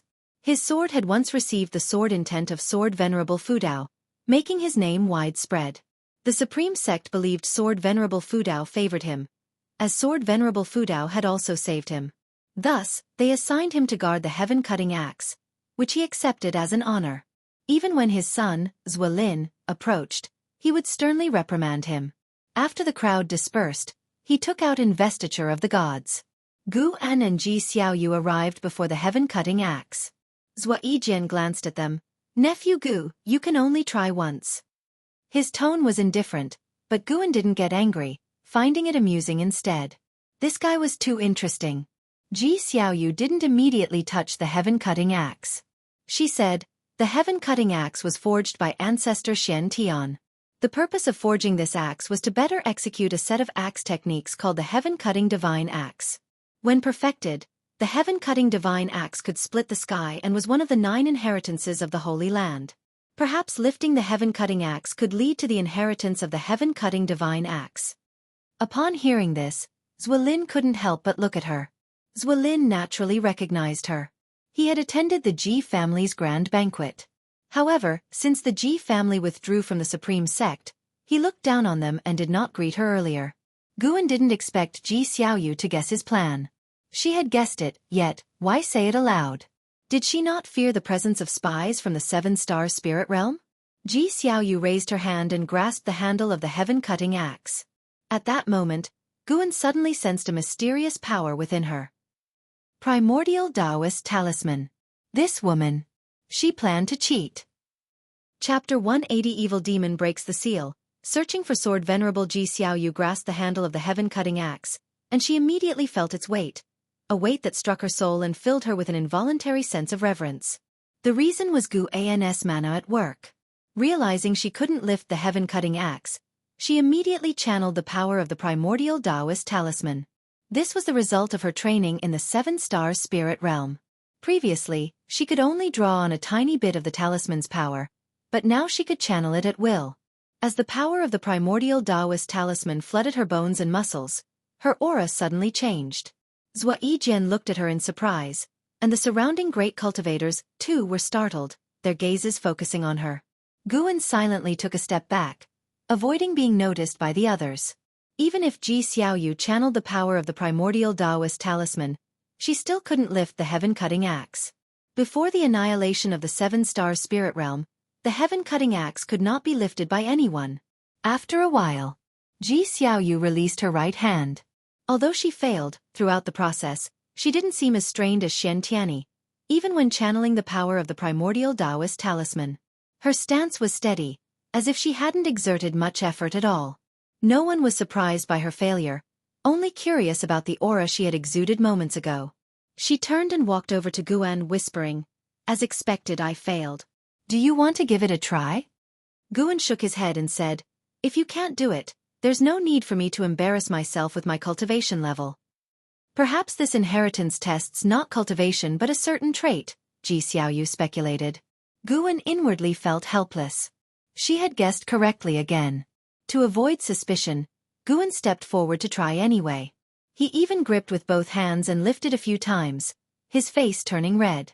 Zhua Yijian laughed and said, "Nephew Gu, don't be discouraged. As long as the heaven-cutting axe is here, you'll have another chance. Just keep cultivating diligently." Guan quickly raised his hand in salute to him before leaving. Zhua Yijian then picked up the investiture of the gods again and continued to savor it. After leaving the heavenly repair platform, Ji Xiaoyu and Guan parted ways. Guan didn't return to the valley but wandered around the city to relax. The world was still in chaos, yet the outer gate city seemed unaffected, remaining bustling due to the protection of Sword Venerable Fudao. An ancient hour later, Guan finally left the outer gate city, once again disguising himself as the green hero and acting chivalrously. Winter passed, spring passed, and another summer arrived. The death of the demon master didn't change the world's grand trend. The demonic calamity continued, with great demon kings ceaselessly emerging. Yet the demon emperor and the demon ancestor remained unseen. Gu An's days became very busy. Besides picking flowers and herbs, he also had to descend the mountain to slay demons. Although busy, his lifespan increased rapidly. On this day, Guan had just cleared demons from a town and came to a small river in the mountains, preparing to wash the demon blood off his blade. At that moment, he suddenly sensed something and looked into the distance. At the edge of the North Sea Mountains, a group of cultivators were in fierce battle. Xiaofan, holding a bone sword, was fighting Wuxia. The two exchanged blows in the sky above the forest, while in the distance, other 9 Nether 13 evil were battling the great cultivators of the Zhou family. Xiaofan swung his sword rapidly. His murderous aura soared to the sky, and his brows knitted tightly. The opponent was just at the first layer of the nascent soul realm. Why was he so difficult to deal with? Now that Xiaofan already possessed cultivation in the divinity transformation realm, armed with the hateful heaven divine sword and the defying fate divine skill, he confidently faced any divinity transformation realm cultivator without feeling pressured. But this time was different. He couldn't take down this low realm cultivator in a short time. Wuju's punches and kicks were like the wind. With each punch, it was like the midday sun, unstoppable. His strength energy was domineering, even Xiaofan could not withstand it head-on. Unlike Xiaofan's surprise, Wuju was very excited, even letting out loud shouts. In the distance, Zhou Yu, watching the battle, looked satisfied. With a unification realm 9th layer cultivation, he alone held off 6 of the 9 Nether 13 evil. The Zhou family specialized in physical cultivation, using their bodies as weapons. Zhou Yu wielded a knife single-handedly, his black robe billowing, each move grand and powerful, full of the spirit of splitting mountains and cutting rivers. Focus on the elixir, use qi to control the god, the body is the weapon, and the weapon is the momentum. Zhou Ye's voice suddenly echoed through the heavens and earth, like a rumbling thunder. Hearing this, Wu Ju immediately closed his eyes. His fists became slow but brought an even stronger sense of oppression to Xiaofan. Xiaofan dodged the fist wind, landing before a tree. He swung his sword quickly, sending tens of thousands of black sword qi rushing madly, lifting countless fallen leaves, attempting to drown Wu Ju. Wu Ju, suspended in mid-air, raised his right leg. The gusty, rain-like leg wind suddenly arose, countless leg shadows clashing with his sword qi. Boom, the airwaves expanded violently. Wu Ju was forced back. He flipped in the air and landed steadily on a cliff. Xiaofan raised his sword to defend without retreating, but his eyes widened involuntarily, and he couldn't help but ask, "Residual wind leg, who taught you?" Wu Ju opened his eyes, looked at him and said, "Not residual wind leg, this is Gale Shadowless leg, taught by my brother." "Who is your brother?" Thinking that Xiaofan was from the Supreme Sect, Wu Ju said, "My brother, Guan, do you know him?" Xiaofan's face changed slightly upon hearing this, and he involuntarily lowered his sword. Seeing this, Wu Ju realized that the other might have a connection with Guan, and he said in a deep voice, "No matter what your relationship with Guan is, never target him again. Otherwise I won't spare you." Hearing Wu Ju's words, Xiaofan didn't get angry. The days in Mystic Valley and the Third Medicine Valley were the times he cherished the most. Even though Guan had once advised him to give up his cultivation, he didn't resent him, knowing the master meant well. But he couldn't let go of his hatred and didn't trust the Supreme Sect. "Ghost Mother, let's go, find other Golden List geniuses." Xiaofan shouted loudly, taking a deep look at Wu Ju, thinking this person possessed talent not inferior to An Hao. Such a genius being friends with Guan truly made Guan fortunate. "Let's go." The voice of the Ghost Mother of Ephemera sounded, and Zhou Yu suddenly descended, disrupting their plans, making further fighting pointless. Hearing this, the 9 Nether 13 evil immediately retreated. Zhou Yu raised his hand, signaling the other Zhou family cultivators not to pursue. Wu Ju watched Xiaofan's departing figure and couldn't help but shout, "What's your relationship with Guan?" Xiaofan did not answer and did not look back. Elsewhere, Guan retrieved his divine sense. He could sense that the Ghost Mother of Ephemera was about to act against Xiaofan. Over the past 2 years, Xiaofan's cultivation level rose swiftly, but his aura grew increasingly unstable, potentially deviating at any moment. Now, Xiaofan no longer only attacked those hunting him but also hunted innocent Golden List geniuses, completely stepping into the demon path. Guan didn't dwell on it. After washing his sword, he continued his journey. The world was chaotic, some saving, some killing. He only wanted to extend his lifespan without violating his principles. In a dimly lit underground palace, firelight flickered, casting shadows on the stone walls. Huge stone pillars stood on either side of the great hall. A red-scaled little snake quickly slithered, arriving at the steps before it stopped. It raised its body, looking at the burly figure reclining atop the stone chair at the top of the steps. Your Majesty, King Mingjiang has already breached the Tianwei dynasty. It won't be long before the great Jiang dynasty falls too. The red-scaled little snake spoke human words, its voice soft and charming like a woman's. The burly figure reclining on the stone chair was the Demon Emperor, dressed in a loose purple robe, draped in some demon beast's fur, with a necklace of skulls around his neck. His face resembled a human's, with red fur on his cheeks, eyes like an eagle's, thick black hair, and two sharp horns. He reclined on the chair like a small mountain, his form exuding a sense of terrifying power. The Demon Emperor gazed down at the red-scaled little snake and slowly asked, "Has the demon ancestor emerged from seclusion?" The red-scaled little snake replied, "Not yet. His demands have been increasing lately, even devouring the demons waiting on him." The Demon Emperor squinted his eyes, deep in thought. The red-scaled little snake continued, "Your Majesty, I think we don't need the demon ancestor's power to flatten the three human dynasties. If you can kill Sword Venerable Fudao, Shen Tianyi, Taoist Lord, and Taoist of Immortality are no threats at all. The demon ancestor is too strange, I have a feeling." "What feeling?" "A feeling that the demon ancestor is also a calamity to us." With that, it flicked its tongue, closely watching the Demon Emperor. The Demon Emperor remained expressionless and said, "Whether it is a calamity, we'll know when the demon ancestor emerges." The red-scaled little snake thought of something and hurriedly asked, "Are you planning to let him fight the humans first?" The Demon Emperor did not answer but instead asked, "Have you found out who is helping those demon kings break through?" "No, those demon kings won't talk. Your Majesty, you know these guys each have their own agendas, but I discovered something else." "What is it?" "The evil demon that has been sealed for 50,000 years is about to break free." Upon hearing this, the Demon Emperor immediately sat up, leaning forward, squinting his eyes and asked, "Is that true?" The red-scaled little snake replied, "More and more demonic chi is surging from the ground. It's highly likely true. But we can't trace the evil demon's exact location." The Demon Emperor seemed to think of something and sneered, saying, "The demon ancestor revives, the evil demon breaks free, and many coincidences converge. This is no coincidence.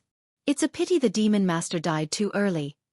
Otherwise, we could have tested him further. Speaking of which, he's also pathetic. Even after death, no one sought vengeance for him. It seems his so-called master only used him as a pawn." The red-scaled little snake remained silent, seemingly unwilling to comment on this topic. "You go to the Supreme Sect and find a way to send a message to Sword Venerable Fudao," the Demon Emperor commanded. The red-scaled little snake trembled upon hearing this, hastily saying, "Your Majesty, The Demon Emperor interrupted it and stood up, his terrifying demonic presence enveloping it. The red-scaled little snake had no choice but to lower itself, crawling on the ground in submission. At dusk, Guan arrived at the third Medicine Valley through the teleportation array, his face slightly grim. Today's encounters and revelations once again refreshed his understanding of human nature, putting him in a foul mood. Since the outbreak of the demonic calamity, his disdain for certain people had gradually surpassed his disdain for demons. The war between humans and demons was a struggle for survival of a race, where morals and ethics didn't apply. But in times of crisis, inner strife among one's own kind was even more odious. Guan walked towards his loft, where someone was already waiting for him inside. Chapter 181 The Foundation of the Seven Stars Spirit Realm. Black Disgust Demon King Guan pushed the door open and saw Shen Zhen sitting in his chair reading a book. He noticed that Shen Zhen's cultivation level had improved significantly, so he threw a lifespan detection at her. Shen Zhen, Core Formation Realm, 9th Layer 130/760/2560. Huh? How did her maximum lifespan increase?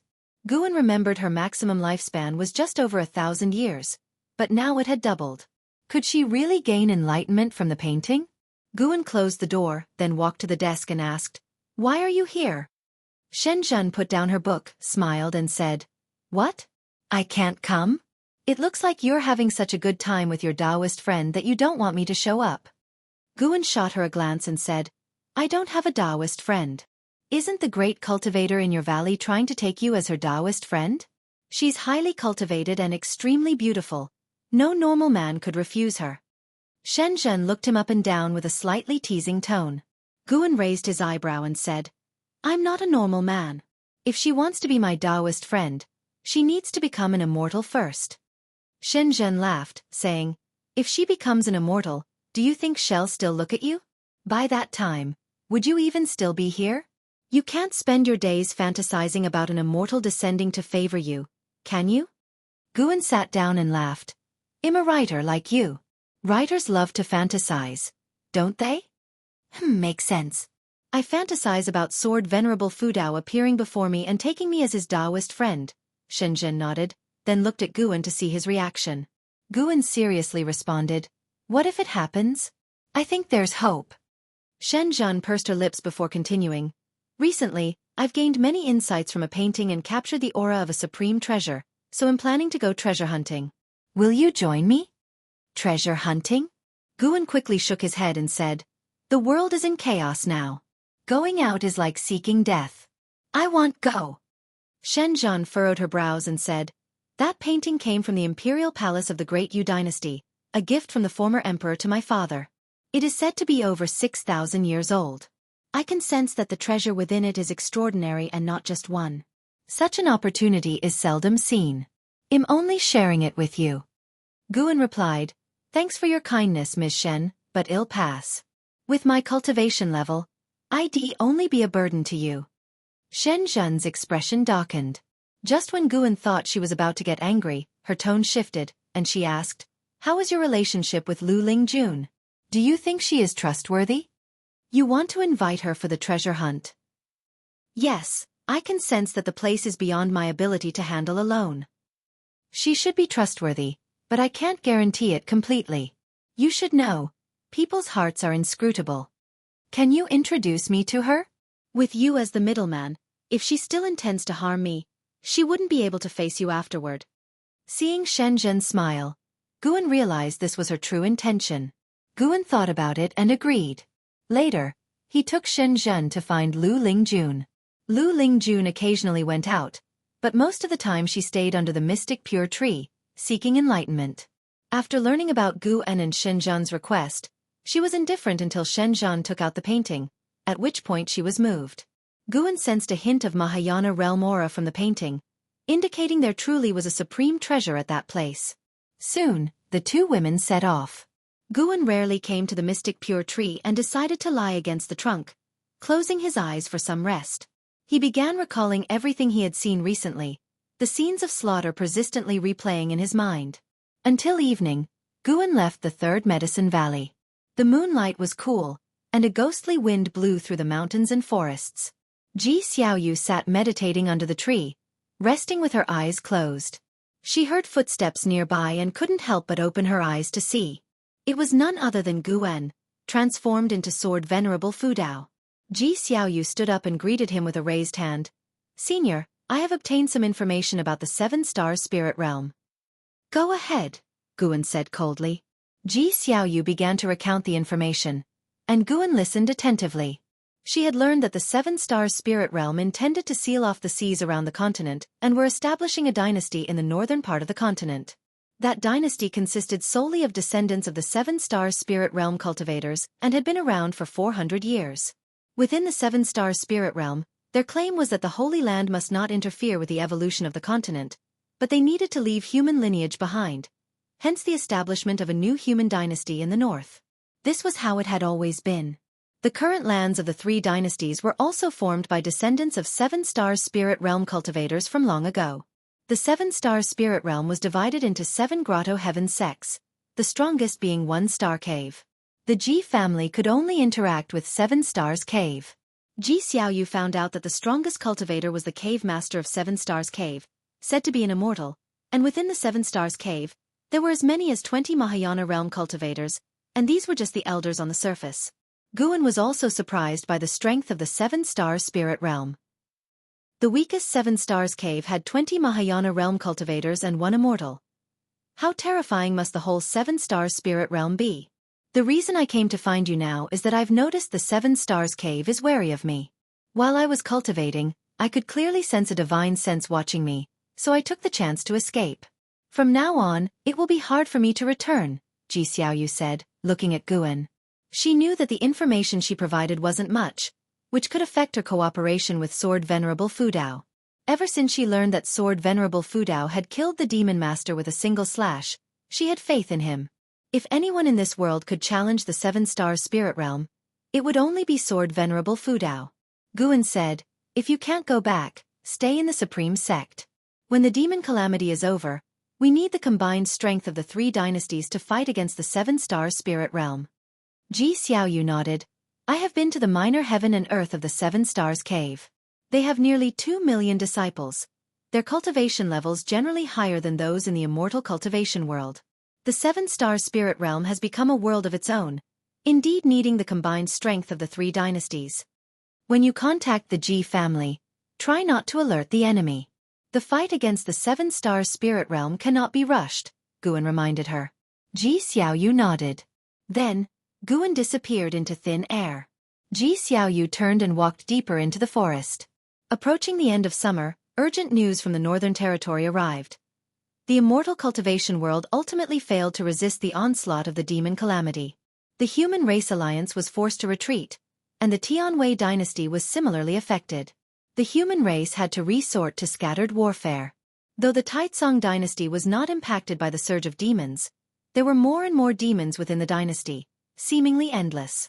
The number of demons Guan killed each month kept increasing, and his lifespan had already surpassed 4 million years.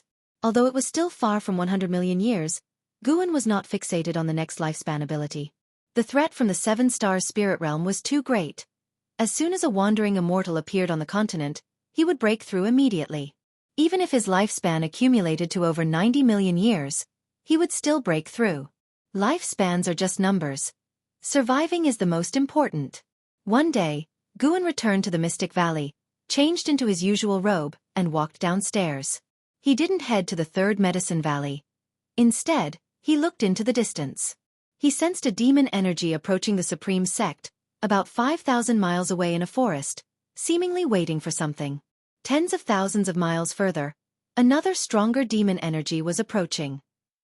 It seemed there would be some excitement tonight. As dusk approached, Xie left the city and headed towards the demon energy. An ancient hour later, under the cover of night, Xie arrived in the forest and looked at the red-scaled little snake on the branch, frowning as he asked, "Why are you here? Where is the Black Crow demon envoy?" The red-scaled little snake replied, "After he came to find you, he disappeared. He was likely killed by Sword Venerable Fudao." Upon hearing this, Xie's expression changed slightly. He finally understood why he was still alive. Sword Venerable Fudao must have heard what he said and thus spared him. How terrifying was Sword Venerable Fudao? They had concealed their demon energy and stayed outside the Supreme Sect, yet Sword Venerable Fudao still noticed? Since that's the case, why do you dare show up? Xie sneered. The red-scaled little snake said, "His Majesty sent me. He wants me to deliver a message to Sword Venerable Fudao about the demon calamity, but I don't know where Sword Venerable Fudao is." "So you called me out? Don't tell me you think I've met Sword Venerable Fudao?" Xie scoffed. The red-scaled little snake flicked its tongue and said, "Xie, there's no need to hold such animosity towards your father. Most of the time he is helpless. Do you think it was your father's idea to resurrect the demon ancestor? Wasn't it? Could the demon master have forced my father?" "Exactly, he could." The red-scaled little snake's answer made Xie frown. It continued, "The demon master's cultivation level is indeed lower than his majesty's, but there are more powerful beings behind him that his majesty does not dare provoke. Moreover, his majesty has lost control over the demon calamity. If you leave the Supreme Sect and see for yourself, you will understand that the demons invading the human race have all turned into demons, with violent temperaments, including the great demon kings." Xie fell into silence. The red-scaled little snake went on. "The demon master said that the demon ancestor is only a soul shell without self-awareness, but this is not true. His majesty cannot control the demon ancestor, nor can he control the world's demons. His majesty worries that the demon calamity targets not just the human race but also the demon clan." Xie took a deep breath and asked, So he wants to talk with Sword Venerable Fudao to deal with the demon calamity together? Correct, the red-scaled little snake answered. It was about to speak when it suddenly turned its head towards the depths of the forest on the western side, asking, "Who's there?" Xie also turned to look, seeing a figure slowly walking out of the darkness. When the two demons saw the true form of the newcomer, their faces changed drastically. The red-scaled little snake even trembled all over. "Black Disgust Demon King, you," the red-scaled little snake said tremulously, filled with fear. Xie was equally tense. A man in red emerged from the darkness, his hair disheveled and his feet bare. He looked like a human with no demon traits, except for his pale complexion and the sinister air between his brows. The Black Disgust Demon King revealed a sinister smile and mockingly said, "The demon calamity has been ongoing for so long, and the demon emperor has yet to make a move. I was curious about the reason, so I followed you to the supreme sect. I didn't expect that His Majesty intends to yield to humans. I will not allow it, tonight His words were abruptly cut off by a hand suddenly resting on his shoulder. Chapter 182. Too frightening. The Black Disgust Demon King felt his right shoulder being pressed. Instinctively, he wanted to leap away, but his demonic power instantly solidified, making it impossible to move. His expression changed drastically, and a sense of panic instinctively arose in his heart. The red-scaled little snake and Xie widened their eyes. They saw a shadowy figure appear behind the Black Disgust Demon King. A mysterious figure shrouded in dark purple demonic aura. Sword Venerable Fudao. Xie immediately guessed the true identity of the shadowy figure, his entire body stiffening with fear. He dared not move, but the Black Disgust Demon King could not move. Guan stood behind the Black Disgust Demon King. He initially wanted to hear some information from the demon, but then thought better of it. There was no need to listen. A soul search would suffice. Confirming that the Black Disgust Demon King had animosity towards humans was enough. The Black Disgust Demon King tried his hardest but could not mobilize his demonic power or perform primordial spirit emergence. With his peripheral vision, he vaguely saw a figure, and his fear reached its peak. Having lived for over 10,000 years, he had never been so terrified. Even when he lost to the Demon Emperor in the past, he had not been this scared. This was a fear of the unknown. The opponent suppressed him with one hand, shattering his understanding. He struggled to open his mouth to speak, but suddenly a terrifying divine sense invaded his mind, causing his eyes to instantly lose their luster. The red-scaled little snake quickly jumped down from the branch, crawling on the ground and trembling, saying, "I mean no harm. Senior, please do not kill me." Xie remained silent, knowing that Sword Venerable Fudao would not kill him, but the sudden appearance still scared him. This reminded him of the scene when the Demon Master was killed. What kind of cultivation level did Sword Venerable Fudao have? Even though the Black Disgust Demon King was not one of the 72 great demon kings, his cultivation was not much weaker than the Demon Master's. His domain was an area that Xie's father, the Emperor's father, could not conquer. Seeing that Sword Venerable Fudao did not respond, Xie and the red-scaled little snake could only wait. They dared not run. With the Black Disgust Demon King subdued, where could they run? As for attacking Sword Venerable Fudao, that would be seeking death. So this is Sword Venerable Fudao. The rumors are true. The red-scaled little snake thought in fear. It had heard that the Demon Master was killed by Sword Venerable Fudao with one axe. Although it seemed absurd and exaggerated, the fact that Sword Venerable Fudao could kill the Demon Master was enough to instill fear. When the Demon Emperor assigned it this task, it was nearly in despair. Along the way, it had managed to adjust its mindset. That night, it almost collapsed again. Too frightening. No, too terrifying for demons. This was scarier than meeting the demon ancestor. After all, the demon ancestor would not appear suddenly. The two demons waited for 2 ancient hours, with each second feeling like an eternity. At this moment, Guan's right hand ignited with cyan flames, quickly enveloping the Black Disgust Demon King. Under the watchful eyes of both demons, the Black Disgust Demon King was reduced to ashes in an instant, without even leaving behind his soul. You have successfully taken 7,090 years of lifespan from the Black Disgust Demon King, Nirvana Realm 3rd Layer. Not bad. It was worth coming out.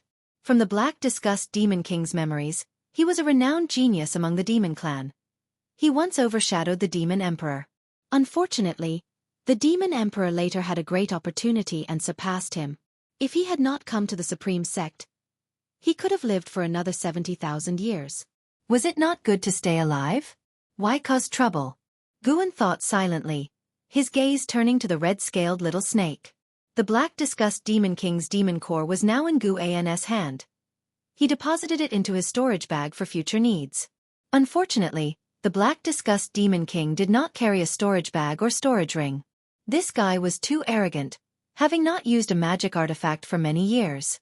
The red-scaled little snake hurriedly said, "Senior, are you Sword Venerable Fudao?" Although it had already guessed, it still had to ask because it concerned the task assigned by the Demon Emperor. Guan responded with a sound. The red-scaled little snake breathed a sigh of relief and continued. "His Majesty the Demon Emperor asked me to come, hoping to join forces with you to resist the entity behind the Demon Master and the Demon Ancestor. After the Great Demon Calamity ends, the Demon Clan wishes to coexist peacefully with the human race. After all, this continent is vast, and there is no need for one race to be exterminated." "Who is behind the Demon Master?" Guan asked. From the Black Disgust Demon King's memories, there was no mention of the Demon Master's benefactor or interaction with cultivators from the Seven-Star Spirit Realm. However, he was a confidant of the Demon Master, a chess piece cultivated by the Demon Master, deliberately kept out of the 72 Great Demon Kings to counter the expanding power of the Demon Emperor. The red-scaled little snake replied. "His Majesty said that entity calls itself the Heavenly Destiny Ancestor, whether human or demon is unclear. Its cultivation level is tremendously powerful, capable of easily sealing His Majesty's demonic power. The Heavenly Destiny Ancestor is likely a legendary loose immortal, 2 grand realms higher than the Mahayana realm." Loose immortal. It was the first time Wuxia had heard of this realm. He stood on the side, very restrained. Guan asked, "Specifics on how to cooperate?" He needed to see sincerity. The red-scaled little snake said, "His Majesty is in the Demon Land, inconvenient for initiating war, but he will send demons to support the human race. These demons are secretly cultivated by him, and at the time, they can fight as demon companions of the Supreme Sect, led by Wuxia himself. His Majesty can externally declare Wuxia a traitor." "How many demons, what realms?" 3 Mahayana, 10 Mystic Heart, and 1,000 demon troops, with the lowest cultivation level at Void Crossing. This statement left Wuxia astonished, looking at the red-scaled little snake. He did not realize how many great demons his father secretly cultivated. It seemed his father had long planned. Wuxia's face showed a smile.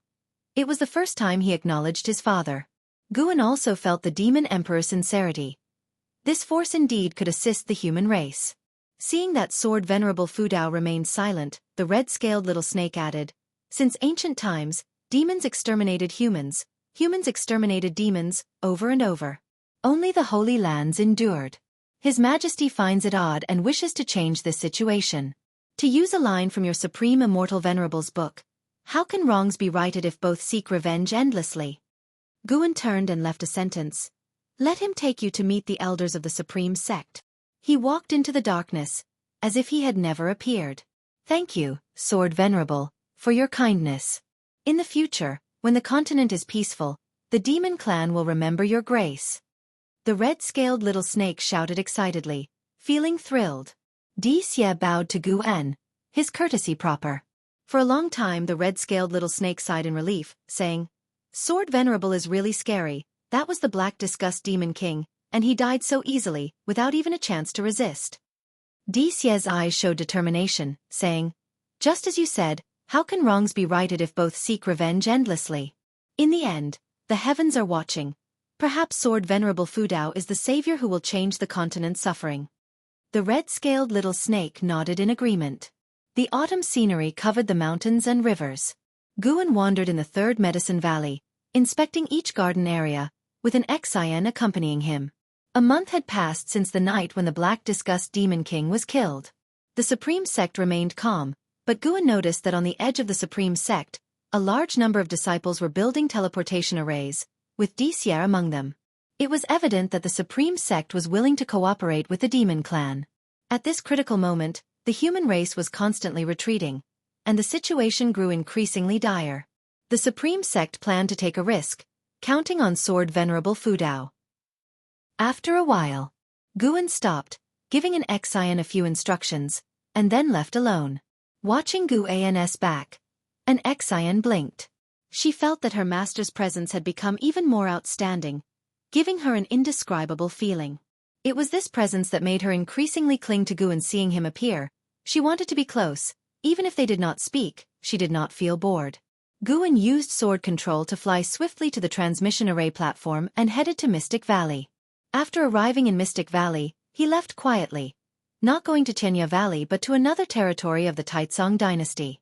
In a forest, trees were toppled, blood and flesh everywhere, all demon corpses, a ghastly sight. Zhang Buku, covered in blood, leaned against a mountain wall, panting heavily, his long hair matted with blood-forming strands. His chest was covered with gruesome wounds, his eyes full of exhaustion. He had fought another fierce battle. Since the great demon calamity erupted, he often encountered demons wanting to eat him. Even those evil spirits would attack him. Practically every 3 or 4 days, he had to fight. Constantly wounded, constantly healing, narrowly escaping death, he was too tired. Many times he wanted to give up, but whenever he thought of martial Uncle Gus' encouragement, he found strength, gritting his teeth to persevere. I wonder if martial Uncle Gu is doing well. Now that there are more powerful demons rampant in the world, I hope he does not encounter danger. Zhang Buku looked at his bloody hands, thinking silently. He had no family left in the world, not even friends. He could only think of martial Uncle Gu to divert his attention and lessen his pain. He did not notice that above him, a figure was watching him. It was Gu and had hidden his presence, making it impossible for Zhang Buku to detect him with his level of Dao. Seeing Zhang Buku's injuries, Guan could not help but feel compassionate. Since their last parting, Guan occasionally used his divine sense to observe Zhang Buku. According to Guan's observation, Zhang Buku was kinder than most people in the world. He never bullied anyone or any demon. When encountering the weak, he would step forward, but few people or demons would accept him. Even if saved by him, they would part ways after a few days. Zhang Buku had always been seeking companions to alleviate his loneliness. No matter how many times he was injured, he never harbored resentment. The most despondent time for him was when he met Guan previously and wanted to commit suicide. With such a temperament and such experiences, Guan ultimately could not bear it and decided to help him.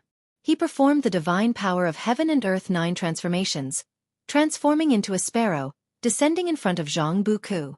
He chirped a few times, catching Zhang Buku's attention. Zhang Buku looked at it, a strained smile appearing on his face, saying, "Little sparrow, are you concerned about me?"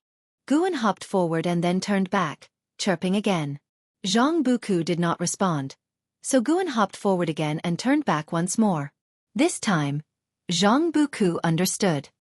He endured his pain and asked, "Do you want me to follow you?" The sparrow chirped again. Zhang Buku, seeing this, forced himself to stand up and limped after the sparrow. He left a long trail of blood, and as the sun shone on him, the blood began to glisten. Chapter 183 Master Zhang Buku followed the sparrow, passing through the forest. Although his injuries were severe, his physique was strong. He had suffered such injuries before and only needed a month to recover. However, he hadn't rested for long before he began his journey again. The exhaustion rushed over him like a tide, testing his willpower. After walking several miles, he could hardly hold on and wanted to lay down for a sleep. The sparrow's chirping kept urging him forward, and he had no choice but to continue. Gradually, Zhang Buku's eyelids grew heavier and his steps became more sluggish. Guan did not help him, only kept urging him on. It was unclear how much time had passed. Finally, unable to endure any longer, Zhang Buku collapsed on the hillside and lost consciousness completely. Sunset and moonrise. A night passed. Zhang Buku's eyelids fluttered. His consciousness gradually returned, and he slowly opened his eyes. The sunlight falling on him made him feel warm. At this moment, a few small birds were perched on his body. Sensing his movement, they all flew away. Zhang Buku opened his mouth, feeling his throat dry. He struggled to get up and looked around, but the sparrow that had led the way was nowhere in sight. His brow furrowed, and he prepared to go downhill to find a place to clean his wounds. He suddenly sensed a faint demonic energy he had never encountered before, inexplicably compelling him to approach. After hesitating for a moment, he took a step forward. He walked around the hillside to the other side and pushed aside the weeds in front of a rock wall to reveal a rather small cave entrance. He began to dig through the soil. After resting for a night, his strength had recovered considerably. An hour later, he crawled into a tunnel. After crawling for a long time, he finally reached a spacious cave chamber. Upon landing, his gaze fell on a smoothed round stone in front of him, upon which a bright red demon core, the size of a human head, was placed. Seeing the demon core, a greedy expression involuntarily appeared on Zhang Buku's face. Step by step, he walked forward with trembling hands. Meanwhile, hundreds of miles away, Guan observed the scene with his divine sense. That demon core was the demon core of the six-headed sea dragon. A demon core from the Mahayana realm, sufficient for Zhang Buku to defy fate and change his destiny. However, given Zhang Buku's current realm, whether he could withstand the power contained in the demon core was uncertain. If he couldn't hold on, Guan would intervene. Under his divine sense's watch, Zhang Buku grasped the demon core tightly and began to cultivate, absorbing the demonic power. His body trembled incessantly, the scabs on his skin transforming into blood energy and dissipating. His face contorted, and his skin turned red at a visible speed. What is this pain? Zhang Buku gritted his teeth. Thinking of the hardships he had endured over the years, he was determined to seize this opportunity. He could feel the high realm of this demon core, possibly the strongest demon he had encountered so far. If he could obtain its demonic power, he would undoubtedly be reborn. His expression became more twisted, and his eyes filled with blood. Wisps of blood energy overflowed from his body, coalescing behind him into the terrifying form of a demon, the shape of the six-headed sea dragon, exuding immense pressure. By evening, Guan returned to Mystic Valley. Along the way, many servant disciples greeted him. Senior brother Li Ya has returned. Lu Jiujia said to Guan. Guan nodded at him and then walked towards the pavilion. From the moment Li Ya started his journey back to the Supreme Sect, Guan had sensed his presence. Along the way, Li Ya encountered many events, including slaying demons and resolving grudges. It seemed they would have a long conversation. Upon going upstairs and entering the room, Guan saw Li Ya writing at the table. Li Ya was already at the 9th layer of the core formation realm, but his lifespan had not increased, still at 1,550 years. Compared to Li Xiandao, he was not only less talented but also less fortunate. Fortunately, Li Ya was unaware of how powerful his father was and still carried himself with confidence. Guan closed the door and smiled, asking, "Senior brother Li, long time no see, what are you writing?" Li Ya looked up at him and said, "I'm writing a body cultivation method that can extend your lifespan for you." Guan was intrigued and walked over to see the cultivation technique Li Ya was writing. "How have you been these years?" Li Ya asked while writing. "Quite well, peaceful and at ease," Guan replied and then asked in return.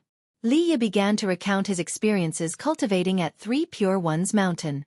After arriving at Three Pure Ones Mountain, he discovered many members of the Li family living there. With the help of his family elders, he lived well and learned many spells. Especially his Taoist heart, which had become more solid than before. Now when he performed swordsmanship, it carried Taoist intent, which according to the accomplished cultivators at Three Pure Ones Mountain, was very rare. Even a genius like Sage Xian Miao hadn't mastered it. Guan could sense the Taoist intent within him, a power similar to sword intent but more advanced. With Taoist intent, Li Ya's perception of spiritual energy in nature became keener, and he might even be able to capture the rules of heaven and earth. It seemed he had indeed gained a lot. After talking about Three Pure Ones Mountain, he spoke of the events he encountered on his return journey. Li Ya also encountered many cultivators who took the opportunity of the demon calamity to commit evil acts, including cultivators from reputable sects, which made him very angry. "Now I not only slay demons but also people. Although many tell me that in extraordinary times, these people are needed to resist demons, I don't listen," Li Ya said coldly. He then looked at Guan and asked, "Junior brother, do you think I'm wrong?" Guan replied, "How could you be wrong? If these people were willing to resist demons, they wouldn't commit evil acts. By doing evil, they are a burden to the entire human race. I support you." Li Ya's face immediately broke into a smile, knowing his junior brother understood him. He continued to speak about his journey, and Guan listened attentively. Over the decades, Guan had made many friends, disciples, and even had romantic interests, but Li Ya still held a high position in his heart. They had both entered the Supreme Sect together, and before reaching the Foundation Establishment realm, Li Ya had taken care of him. This kindness he would naturally remember. Once Li Ya finished writing, he had also concluded his story. Li Ya put down his brush and looked at Guan, smiling. "Junior brother, I have come specifically to visit you. Tomorrow, I must ascend the mountain again. The world is in chaos. Senior brother can go and do what you must. I don't have your strength and can only plant herbs in Medicine Valley. I will pray for you, wishing you safety," Guan said with a smile as well. Li Ya laughed. "With you praying for me, I will certainly be safe." He then asked, "By the way, do you still have contact with my emperor father?" This matter had been hidden for decades, and Guan felt it was time to speak out, so he told him about Tianya Valley. "I used to disdain him, but now his deeds have made me look at him with new eyes. Follow him well. If he dares to scheme against you, I will not spare him," Li Ya said with emotion. After the demon calamity, the three dynasties had ceased fighting, united against the demons. Li Xiandao even personally led troops to expedition against the Demon King, his fame growing larger, acknowledged more highly in the immortal cultivation world than even the emperors of Tianwei and Great Jiang.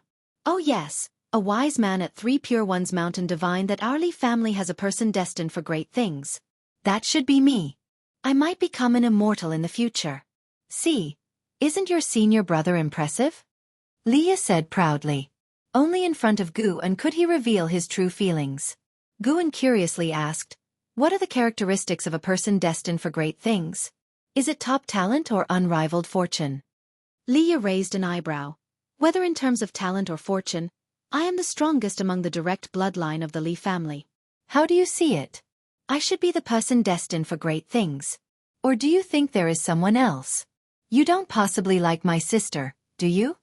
"How could that be? I haven't seen your sister for years. By the way, is senior sister Li well?" "Of course she's well, but wait, you just said you don't like my sister." Li Ya's eyes widened, and he began to bicker with Guan's senior sister. Li was Li Xuanyu. Guan had once helped her manage her cave, and she had introduced him to other businesses. They had a good relationship, but in recent years, Li Xuanyu had been in seclusion in the inner sect, and the two had only met a few times, exchanging brief greetings before parting. Thus, it continued until the next morning when Li Ya finally departed. Guan stood at the window sill, watching him leave. A person destined for great things. "Senior brother, in any way I see it, your father seems more like the person destined for great things." In the cave, Zhang Buku sat on the ground shirtless, in meditation. The blood spots on his body had disappeared, and his skin had become even fairer. There were 3 black scales on each side of his neck, and eerie phantasms emerged around him, like the lingering souls of demons. He slowly opened his eyes and stood up, his joints cracking like thunder. Feeling his newfound strength, a look of excitement appeared on his face. Not only had his cultivation level advanced greatly, but his chi blood had also undergone a complete transformation. The feeling was truly wonderful. He began to stretch his bones. After a while, he seemed to notice something and walked to the rock wall, examining it closely. "Heaven-cutting divine axe," Zhang Buku muttered. Having been on the run for years, he was unaware of major events in the immortal cultivation world and had not heard of the heaven-cutting axe, but he could tell that a mighty technique was inscribed on the rock wall. After finishing reading, he discovered it only contained the general outline of the heaven-cutting divine axe and not the specific mental method, which disappointed him. Just from its description, he could tell the heaven-cutting divine axe was formidable. If he could master it, he would be invincible. He suddenly sensed something and used his divine sense to inspect the rock wall. Bang! A vast amount of memory surged into his mind, causing him to become dazed. After some time, his eyes cleared, and a look of ecstasy appeared on his face. He had unexpectedly inherited the complete heaven-cutting divine axe. Recalling those grandiose moves, his heart burned with eagerness.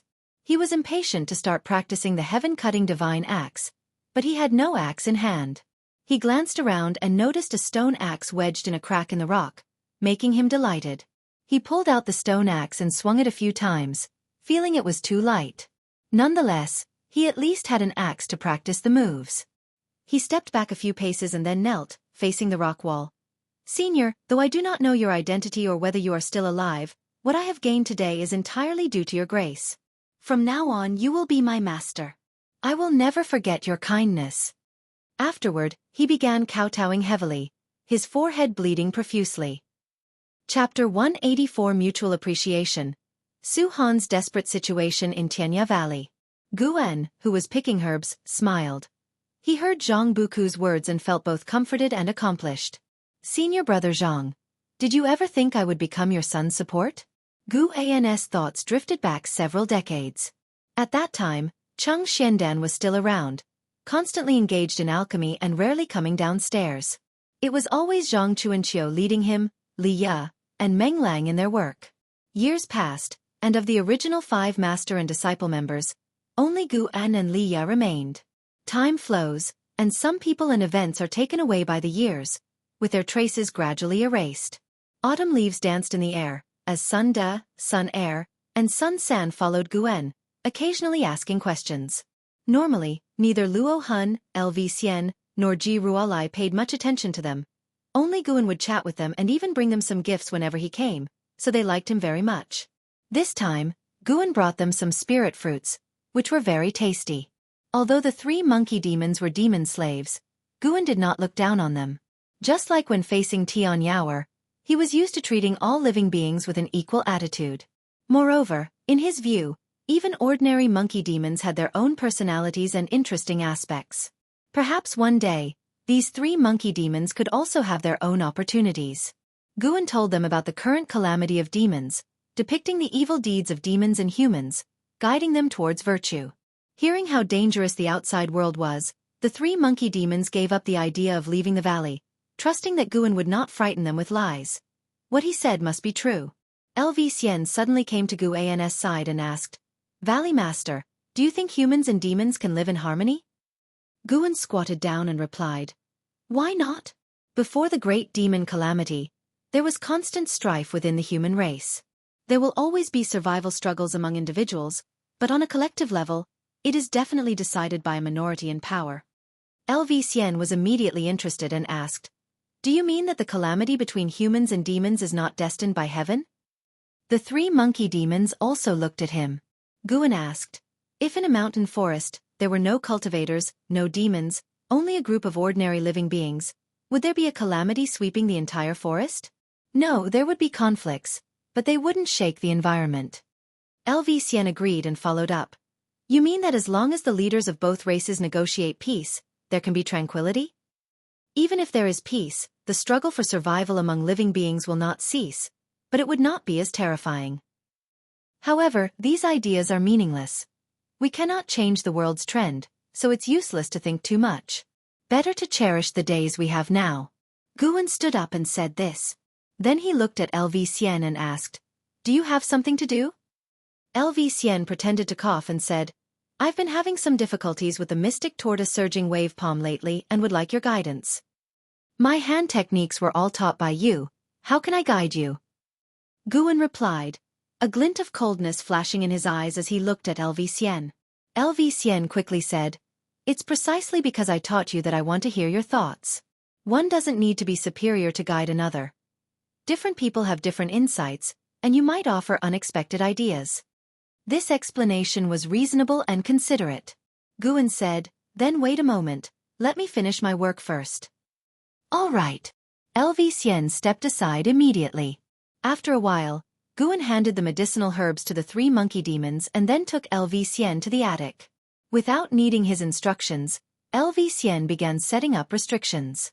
Neither Luo Hun nor Ji Ruolai thought much of it. Even though they all served Li Xiandao, they still kept secrets from each other, especially regarding cultivation matters, which should not be easily pried into. An hour later, LV Xian finally opened the door and left, and Guan was also about to leave. Staring at Guan's retreating figure flying by sword, LV Xian felt filled with admiration. This person was truly incredible. Despite having a cultivation level in the divinity transformation realm and extraordinary comprehension, He concealed his abilities to appear as an ordinary valley master. He had investigated Gu An's background and found no deep-seated enemies. He even had the Ji family as his support. This indicated that Guan had unimaginable patience and goals. LV Xian's admiration for Guan grew, wishing to become someone like him. What's a moment of glory? Becoming immortal is the true goal. LV Xian also thought of Li Xiandao. He was the only one who knew Li Zuando's true cultivation level. No wonder Li Xiandao admired Guan so much. It was mutual appreciation among those with grand ambitions. It amused LV Xian that neither knew the other's true cultivation level. He started to look forward to the day when both would discover each other's true strength. Autumn passed, and winter arrived. A major event shook the world of immortal cultivation. The Supreme Sect actually sent a demon army to support the Northern Territory, including a Mahayana realm demon king, causing an uproar. Countless people questioned the Supreme Sect's collusion with the demon clan, but with this demon army sweeping through a battlefield, the doubts disappeared, replaced by excitement. Successive reports of victory boosted the morale within the Supreme Sect. Yet, even so, the world crisis remained unresolved. The demon land's demons seemed endless, impossible to kill completely. Besides picking herbs, Guan spent most of his time descending the mountain to slay demons. His lifespan had already surpassed 6 million years. This winter, more and more disciples were dispatched down the mountain, and the number of disciples in the outer and inner sects kept decreasing. Guan could sense a terrifying demonic energy brewing in the north. Loose immortal realm. It must be that demon ancestor. Deep within the demon land, there might be a great cultivator of the 7-star spirit realm. Therefore, Guan did not act immediately. Once the demon ancestor ventured south, as long as he dared to step into human territory, Guan would strike at once. The 7-star spirit realm, claiming to be a holy land, would not directly attack the human race. One night, Guan habitually used his divine sense to scan the world and was attracted to a certain forest. In that forest, Su Han was hiding in the grass. He had an artifact that could conceal his aura. The 9 Nether 13 evil were patrolling within 100 miles but could not find him. Su Han's aura was unstable, indicating severe injuries. Had he fallen out with the ghost mother of Ephemera? Guan had no intention of intervening. He quietly observed. After 7 days, Su Han finally left the forest. During his travels in the mortal world, Guan would occasionally keep an eye on him. Su Han was secretly investigating Zhan Qin. What was he planning? Guan wouldn't allow Su Han to harm Zhan Qin. If Su Han dared to harm Zhan Qin, he would not stand by. Heavy snow fell, covering everything. In a mountain ravine, Yilan, Zhan Qin, and several disciples from the law enforcement hall were resting, each cultivating energy to restore spiritual power. Zhan Qin suddenly opened her eyes and scanned her surroundings. She hesitated for a moment, then stood up and walked to Yilan, whispering, "Martial Ant, there is an issue with my cultivation. I need to undress, so I wish to be alone in the forest for a while." Yilan opened her eyes and looked at her, concerned. "Do you need my help?" "No, you know my cultivation technique is special." Zhan Qin smiled. Seeing her smile without any signs of trouble, Yilan nodded in agreement. Zhan Qin then left the camp. She continued walking through the forest, traveling several miles before stopping and looking ahead. Under a tree, a figure stood with its back to her. "Senior brother Su Han, is that you?" Zhan Qin asked cautiously. Su Han turned around, his face devoid of color and hair turned white. His bone sword was gone. He forced a smile and said, "It's me, come here." Zhan Qin hesitated but still approached Su Han. When she was only 7 steps away from him, she sensed being trapped in some kind of restriction, causing her expression to change. "No need to panic, it's my artifact, which can block divine sense detection, keeping the ghost mother of Ephemera and the 9 Nether 13 evil from finding me," Su Han explained. Zhan Qin breathed a sigh of relief, maintaining her distance and asked, "Senior brother, can you really not turn back?" Su Han's face twisted into a grim smile. "Turn back? There's no going back. My hands are already stained with blood. Even if I abandon my cultivation, my enemies won't let me go." Zhan Qin saw his unstable condition and quickly asked, "Do you need healing medicine?" "No, I came to ask you for a favor." Su Han shook his head. Zhan Qin couldn't help but ask, What is it? At that moment, Su-Han suddenly moved closer, pressing his right hand on her forehead. Her eyes widened in horror as she realized she couldn't move. Su-Han's face turned immensely cold in that instant. Senior, brother. Zhen Qin managed to utter 2 words before a powerful spiritual force entered her body, rendering her speechless. In the distance, in a town, Guan was swinging his sword to slay demons, his brows furrowed, eyes complex. He turned and continued to kill demons, while other cultivators were fighting alongside him in the town. In the forest, Su-Han looked at Zhen Qin's panicked expression and whispered, "Junior sister, don't be afraid. I won't harm you. Senior brother is at the end of his rope, destined to die, and wants to pass all my cultivation to you before I die, to help you change your fate." Hearing this, Zhen Qin's pupils dilated. Memories of Outer Gate City flashed in her mind. Back then, the Outer Gate wanted to sacrifice disciples, and Su-Han risked his life to cover her escape from the city. Because of this gratitude, she had always cared about Su-Han's fate. Though Su-Han was infamous, perhaps wronging many people, he had always been good to her. Everyone could condemn him, but not her. The Ghost Mother of Ephemera taught me the defying fate divine skill, wanting me to enter the Nine Nether Road. Though I don't know her final intention, my fate would be grim. In a secret realm, I seized a Mahayana Dharma artifact and escaped them, but I'm heavily injured and won't live long. The hateful Heaven Divine Sword ends with me. I sought revenge, but the true enemy is elusive. Yet, I understand now that practicing the hateful Heaven Divine Sword means endless enemies. Perhaps I've already taken my revenge. Junior sister, with our average talent, we are mere ants in the world of cultivation. Practicing the hateful Heaven Divine Sword was my only chance to escape fate. Though I failed, my life was still worthwhile. Now inherit my cultivation. Chapter 185 Hateful Heaven Ancestor. Listening to Su-Han's last words, Zhen Qin's eyes were red. She wanted to stop Su-Han, but she couldn't speak. Su-Han continued to instruct, "I am only passing my cultivation to you. After I die, burn my body to ashes, and remember to take my storage bag." Anything related to the Ghost Mother of Ephemera has already been discarded. Blood began to flow from the corners of his mouth, followed by his eyes and nose. The blood streaks on his pale face were so brilliant, especially in the icy snow, making it even more horrifying. Seeing Su-Han's eyes turn into a pair of blood-red eyes, Zhen Qin's heart ached immensely, and tears kept flowing uncontrollably. Her robe began to flutter, and her cultivation level started skyrocketing. The power of the defying fate divine skill is very easy to cause deviation, but this cultivation technique itself is meant to be a wedding dress. After passing it on to others, the power becomes pure, even able to cleanse their tendons and marrows, transforming them. Junior sister, thank you for still thinking about me. Su-Han's voice grew weaker. Zhen Qin felt her eyelids becoming unprecedentedly heavy. Her vision started blurring. She couldn't see her senior brother's face clearly anymore. Tell Master. I am sorry. I disappointed him. He helped me establish my foundation. But instead of repaying him, I only caused trouble. Although this life has been extraordinary, there are too many regrets. Zhen Qin's consciousness completely sank into chaos. The snow fell harder and harder, as if the heavens and earth were lamenting. No one knew how much time had passed. Zhen Qin's consciousness began to wake up, and she suddenly opened her eyes, awakening as if from a dream. She found herself lying in the snow, with another person lying beside her, her senior brother Su-Han. She immediately scrambled up to check on Su-Han, but as soon as she turned him over, she was so frightened that she hastily retreated. Su-Han was already dead, his whole body was purple, and he was skin and bones, looking as if his flesh and blood had been sucked dry, extremely terrifying. Senior brother. No. It shouldn't be like this. Zhen Qin sat desolately on the ground, staring at Su-Han.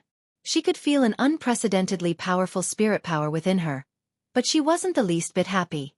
She suddenly threw herself onto Su-Han's corpse, starting to wail loudly. When she flipped Su-Han over to face the sky, she noticed that his purple lips were slightly curled, as if he had died without pain. After a long time, after Zhen Qin vented her emotions, she slowly stood up. There were still tear stains on her face, but her expression had become colder than ever. She raised her right hand, and with a gesture, Su-Han's gold ring flew into her hand. She could feel the immense power contained in this gold ring. Even though she had been transformed, it still shocked her. This must be a Mahayana Dhamma artifact. Zhen Qin's eyes turned back to Su Han. She bit her lip, her eyes full of struggle. Her trembling right hand lifted, a spirit power fire igniting on it. Are you really willing to burn the senior brother who passed on his cultivation to you? A voice came from the side, startling Zhen Qin. She turned to see a small figure in white sitting on the trunk of a tree behind her, wearing a mask. She was stunned for a moment, then couldn't help but cry out in joy. Mountain God! She immediately knelt down, continuously kowtowing to the mountain god. Guan looked down at her with a deliberately frivolous tone, laughing. What are you doing? Zhen Qin looked up and hurriedly said, Please save my senior brother, mountain god. He killed so many people, why should I save him? Upon hearing this, Zhen Qin panicked and said, How many people did he kill? Looking at the world, which great cultivators' hands aren't stained with blood? The immortal cultivation world is inherently competitive. My senior brother didn't want to kill, but many people wouldn't tolerate him and forced him onto this path. He cultivated the hateful heaven divine sword. It's said that the greater the hatred of the sword practitioner, the stronger the sword intent. But my senior brother is not invincible in the world with the hateful heaven divine sword, which shows that his hatred is not that great. He also cultivated the defying fate divine skill of the ephemera sect. This skill can seize others' cultivation. If my senior brother had no bottom line, his cultivation level would be even higher. As she spoke, she became more and more agitated, releasing all her grievances. She felt aggrieved for Su Han. Su Han grew up without a mother. His father passed away early. He carried a blood feud and entered the supreme sect. The hateful heaven divine sword he cultivated was passed down by his father. What wrong did he do? Others hunted him down. Shouldn't he fight back? Su Han never killed ordinary people, even to become stronger. He only killed cultivators. The righteous path of the world. Zhen Qin did not believe those great cultivators never killed innocent cultivators. Guan looked down at her and said, The world has countless paths to cultivation. He must be responsible for his choices. Do you know what the fairest thing the heavens provide to all beings is? It is death. Since people have died because of him, he will naturally die as well. Zhen Qin wanted to refute but feared offending the mountain god. Guan continued, You think he had no other path and he thought so too. But if you think carefully, was that really the case? I don't think so. You both came from the same sect, why are you living well? After hearing this, Zhen Qin gradually calmed down. If you truly believe your senior brother was without fault, then you will walk the same path. This is not what he wished to see. Guan's tone became ethereal. The dead cannot be brought back to life. I am just a mountain god. I don't have such power. But I can take away your senior brother's body and leave you with a sliver of hope. How about it? Upon hearing this, Zhen Qin did not respond immediately. She hesitated for a long time, then said through gritted teeth, Then please, mountain god, take him away. One day, I will find you. I will seek the method of resurrection. Guan did not oppose her. If Zhen Qin had one more goal, her future cultivation would be more diligent.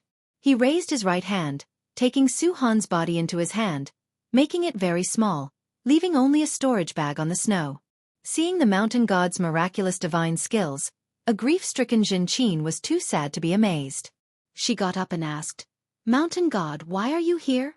Guan disappeared from the tree branch, leaving a sentence. Who says a mountain god can only stay in one place? Moreover, I am not just a mountain god. Upon hearing this, Zhen Qin was awed, thinking that this mountain god might hold a transcendent position among the immortals and gods.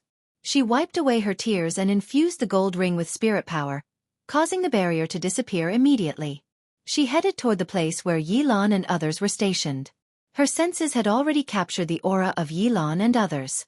They spread out, moving quickly, clearly searching for her. Inside the Mystic Heaven Cave Mansion, Guan placed Su Han's body on a stone table, looking at his apprentice's face, feeling a bit dazed. He thought of when they were in the mountains of Mystic Valley years ago. He guided Su Han in swordsmanship, and Su Han generously gave him the hateful heaven divine sword technique passed down from his family. He recalled how, when demon cultivators attacked Mystic Valley, Su Han stood in front of him without hesitation to protect him. He felt he had not owed Su Han anything, But in reality, Su-han had not wronged him either. Su-han had simply chosen a different path. Guan used his mana to start freezing Su-han's body, preventing it from decaying. The soul remained temporarily within the body. He had no way to resurrect the dead. This was the best he could do. During the freezing process, Guan detected something, raising an eyebrow. Su-han only transferred his power to Zhen Qin, but the hateful heaven sword intent remained in his body. Guan sensed that this sword intent contained many causal connections, one of which was very complex, reaching the loose immortal realm. How could Su-han have come into contact with a loose immortal? Could it be the creator of the hateful heaven divine sword? Guan raised his other hand, taking Su-han's sword intent into his palm, forming a cluster of blood energy swirling in his hand. After Su-han was fully frozen, Guan walked aside and began to study this sword intent. As early as the Nirvana realm, Guan could detect causal connections and observe the past decade of beings of lower realms. Now, his perception of causality was even stronger. In his eyes, causal auras constantly formed lines. The one belonging to the loose immortal extended from the mystic heaven cave mansion to the ends of the heavens and the earth. Guan turned, using his divine sense to trace the line. They spanned countless mountains, his divine sense traversed oceans, finally landing on a vast island. On this island lived millions of people. A third of them were cultivators, and their cultivation levels were very high, with 7 at the Mahayana realm, 1 at the Nirvana realm, and 1 at the loose immortal realm. The loose immortal was hidden underground on the island, within a complex barrier. The hateful heaven ancestor has developed hostility toward you, and his killing intent is increasing. Would you like to perform lifespan detection on him? How does he know about me? Guan was secretly alarmed. He hastily dissipated the hateful heaven sword intent in his hand, choosing lifespan detection. Hateful heaven ancestor, loose immortal realm second layer 14809/25000/28000. Loose immortal realm second layer. After a moment of hesitation, Guan disappeared from his spot. In a mysterious underground chamber, the hateful heaven ancestor, clad in a gray robe, meditated on a prayer mat. He kept his eyes closed, brows furrowed. Mountain God. Who is playing tricks? I didn't expect such a figure to be hidden on that continent. The hateful heaven ancestor muttered to himself, opening his blood-red eyes. He could spy on all sword practitioners through the hateful heaven divine sword intent. Su-han was too far from him, causing a delay in his spying process. The thought of the mountain god taking Su-han caused him unease. Moreover, it seemed the mountain god was deducing his causality. Has he transformed into a mountain god to evade the 7-star spirit realm, or is he from the 7-star spirit realm himself? The hateful heaven ancestor pondered with a frown. Su-han's death made him furious. Fewer and fewer people were cultivating the hateful heaven divine sword. The immortal cultivation world was well aware of its price, severely impacting his plans. For this reason, he had turned his eye to the continent. Unfortunately, in less than 1,000 years, the reputation of the hateful heaven divine sword on that continent also turned foul. Having finally found someone to inherit the hateful heaven divine sword, he naturally cared. He felt resentment toward the ghost mother of ephemera and the 9 nether 13 evil, even considering exterminating those insects, but feared being discovered by the 7-star spirit realm. Now, no one on the continent cultivated the hateful heaven divine sword.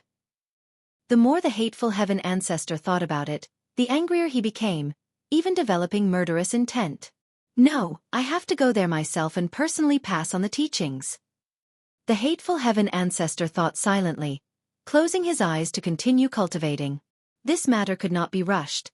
He needed to wait until the so-called calamity of demons and spirits ended before quietly sneaking onto the continent. He had already discovered that the 7-star spirit realm had nurtured another human dynasty. At that moment, a hand suddenly pressed on the hateful heaven ancestor's shoulder, making him open his eyes abruptly. Chapter 186. Hateful Heaven Path. Demon ancestor intends to head south. Hateful heaven ancestor had stayed in his cave for over 1,000 years without taking a single step outside. None of the cultivators on the island knew he was hiding there. Suddenly, someone tapped him on the shoulder. Even though he had loose immortal cultivation, he was still startled. He instinctively wanted to turn his head, but at that moment, an incredibly terrifying mana surged into his body, destroying his bones and tendons before restraining his primordial spirit. Behind him stood Guan, who had performed the 9 extremes yin-yang body. Guan pressed a hand on his shoulder, looking down at him. Although there was only one major realm difference between loose immortal and wandering immortal, the gap was vast. Moreover, Guan had 9th layer wandering immortal cultivation, while Hateful Heaven Ancestor only had 2nd layer loose immortal cultivation. Puff! Hateful Heaven Ancestor spat a mouthful of blood, and his eyes immediately lost their spirit. Guan began to perform soul-capturing skill to search his memories. The memories of Hateful Heaven Ancestor were too vast, so Guan only searched for memories related to the Hateful Heaven Divine Sword. A long time passed. Guan withdrew his divine sense and then began to use the 3 Pure One's true fire to finish off Hateful Heaven Ancestor. You have successfully taken 1,280 years of life from Hateful Heaven Ancestor, 2nd layer loose immortal realm. Watching Hateful Heaven Ancestor's body gradually turn to ashes, the heavy weight on Guan's mind slowly lifted. Being resented by a loose immortal put pressure on Guan. If he didn't eliminate the enemy immediately, he couldn't be at ease. He started examining the cave. It wasn't small. It was well furnished and even had a spirit pond with various kinds of aquatic plants. According to Hateful Heaven Ancestor's memories, he had no connection with this island. He had sneaked onto the island to hide because he had enemies. His enemies were from a sea-based sect called Star Sea Congregations. This sect dominated the ocean and had countless disciples, though Guan wasn't sure of their exact strength. During the memory search, Guan was very careful, fearing he might see other wandering immortals or higher realm beings. Immortal Path realm cultivators' perception of karmic forces increased with their cultivation level, and he worried that other great cultivators might notice his soul search. As for the strongest cultivator on this island, they were only in the Nirvana realm, not a major concern. Soon, Hateful Heaven Ancestor was burned to ashes. Guan began to inventory his belongings. His storage bag was of high quality, containing dozens of restrictions. The internal space was over 10 miles in diameter, storing countless spirit stones, elixirs, magic artifacts, secret books, and rare treasures. Guan felt that with this storage bag alone, he could establish his own sect. He wasn't in a hurry to leave. He sat on a stone bench and took out a secret book to read. This secret book was called Hateful Heaven Path. The Hateful Heaven Divine Sword was merely a branch of the Hateful Heaven Path. Because Hateful Heaven Ancestor had been a sword cultivator, he had created the Hateful Heaven Divine Sword. Hateful Heaven Path was a legacy discovered by Hateful Heaven Ancestor in an ancient palace under the sea when he was 1,000 years old. It was said that this palace belonged to a powerful sect from ancient times. When the ocean submerged the mortal world, everything sank to the seabed. Hateful Heaven Ancestor had reached his current height relying on the Hateful Heaven Divine Sword. He propagated the sword technique, allowing sword cultivators to bolster his Hateful Heaven Path. The power of the Hateful Heaven Divine Sword came from borrowing his strength. In this process, he would continually absorb the other party's chi fortune and lifespan.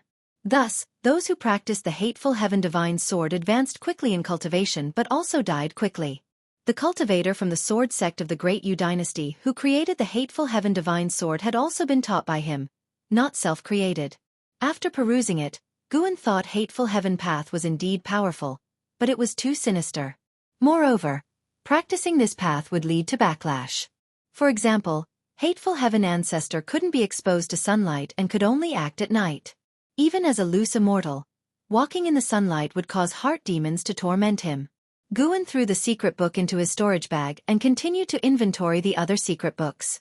At the end of the year, the demonic catastrophe was entering a more severe stage, and the Supreme Sect began mobilizing outer disciples to patrol the surrounding areas. That day, a violent demonic cat rushed into Mystic Valley, attempting to attack servant disciples. Fortunately, Chu Jingfeng arrived in time to slay it. When Guan returned from the Third Medicine Valley and saw the demonic cat's corpse, he found it still harbored a concealed and sinister power of cause and effect. This power of cause and effect was quite similar to the Hateful Heaven Path, possibly explaining the demon clan's transformation into demons. The disciples gathered around him, talking all at once, worried that Mystic Valley would face an attack during the demonic catastrophe. Guan stood up and comforted them. Don't be afraid. With the protection of the Supreme Sect, nothing will happen. The disciples didn't believe him. If there was a demonic cat today, what would appear tomorrow? Chu Jingfeng had no cultivation, relying solely on his swordsmanship to slay demons. If Guan wasn't present, even a second-layer demon beast could devour them all. Hearing the disciples' concerns, Guan thought they were reasonable and decided to go to the Outer Gate City to issue a bounty, inviting Foundation Establishment Realm disciples to protect the Medicine Valley, which made the disciples very happy. Watching them discuss excitedly, Guan thought of the scene when Chang Xiandan invited Chu Jingfeng. He turned to the north. He could feel the demon ancestor's aura had stabilized and was no longer rising, indicating the demon ancestor had fully revived and could head south at any time. Besides the demon ancestor, he also felt another aura. This aura didn't seem to emanate from an individual but from an entire land, vast and eerie. It should be the evil demon from Black Disgust Demon King's memory. The legend of the evil demon had been around for a long time. Black Disgust Demon King had only heard of it but never seen it. According to legend, obtaining the true blood of the evil demon allowed demons to revert to their ancestral forms. The six-headed sea dragon had once obtained a drop of true blood from the evil demon. Guan suspected the evil demon was also raised by the seven-star spirit realm. He stood there for a while, then headed toward the pavilion. At the same time, in the distant north, demon energy filled the heavens and earth, thunderclouds covered the sky, and lightning flickered, resembling the rolling of a sea dragon. The land was uneven, and trees were sparse. Bones, more numerous than trees, stretched as far as the eye could see, resembling a hellish landscape. The further north one went, the more bones there were, with even mountain-sized skeletons appearing, likely the remains of ancient species. As the bones grew denser, an enormous altar emerged. It stood on a desolate plain, over 20 miles in diameter, made of some kind of blue stone and covered with numerous ancient runes. Bone piles surrounded the altar, forming a white ring around it from above. 8 black lines, resembling chains, intertwined at the altar's center, where a figure sat. It was the demon ancestor. The demon ancestor wasn't as colossal as the six-headed sea dragon, appearing more like a human cultivator. He wore tattered robes, with long white hair hanging loosely, and his black fingernails were sharp as blades. On closer inspection, he had 2 additional eyes on his forehead, all 4 eyes pitch black with dark red pupils. He was playing with a stone sword. The blade wasn't long and was as wide as his arm, appearing ordinary. "I'm hungry." The demon ancestor suddenly spoke, his voice booming like thunder, accompanied by the roar of tigers and dragons. A figure flew in from the horizon, a bird demon with black wings. He hovered at the altar's edge, looking nervous as he said, "Demon ancestor, all the demons within 1,000,000 miles have been eaten by you. His Majesty has also gone south to join the battle. There's no food left for you." His gaze towards the demon ancestor was filled with fear, and he tried hard to keep his voice from trembling. The demon ancestor glanced at him, his eyes cold, causing him to immediately bow his head. "Who says it's all been eaten?" The demon ancestor's voice echoed, its tone lazy. Upon hearing this, the bird demon's face changed color drastically, and he turned to flee, disappearing in an instant into the horizon. The demon ancestor's eyes narrowed, and the space in front of him rippled. That bird demon suddenly appeared before him, and he grabbed its head, smashing it violently onto the altar. Blood splattered, and the demon ancestor showed a ferocious, cruel smile. He opened his mouth and bit down directly. "Ah!" The bird demon let out a miserable scream. The demon ancestor didn't choose to kill it but to eat it alive. A long time passed. The demon ancestor sat in a blood-soaked area, surrounded by black feathers. He licked the blood on his fingers, his gaze looking towards the horizon. It's time to prepare to head south.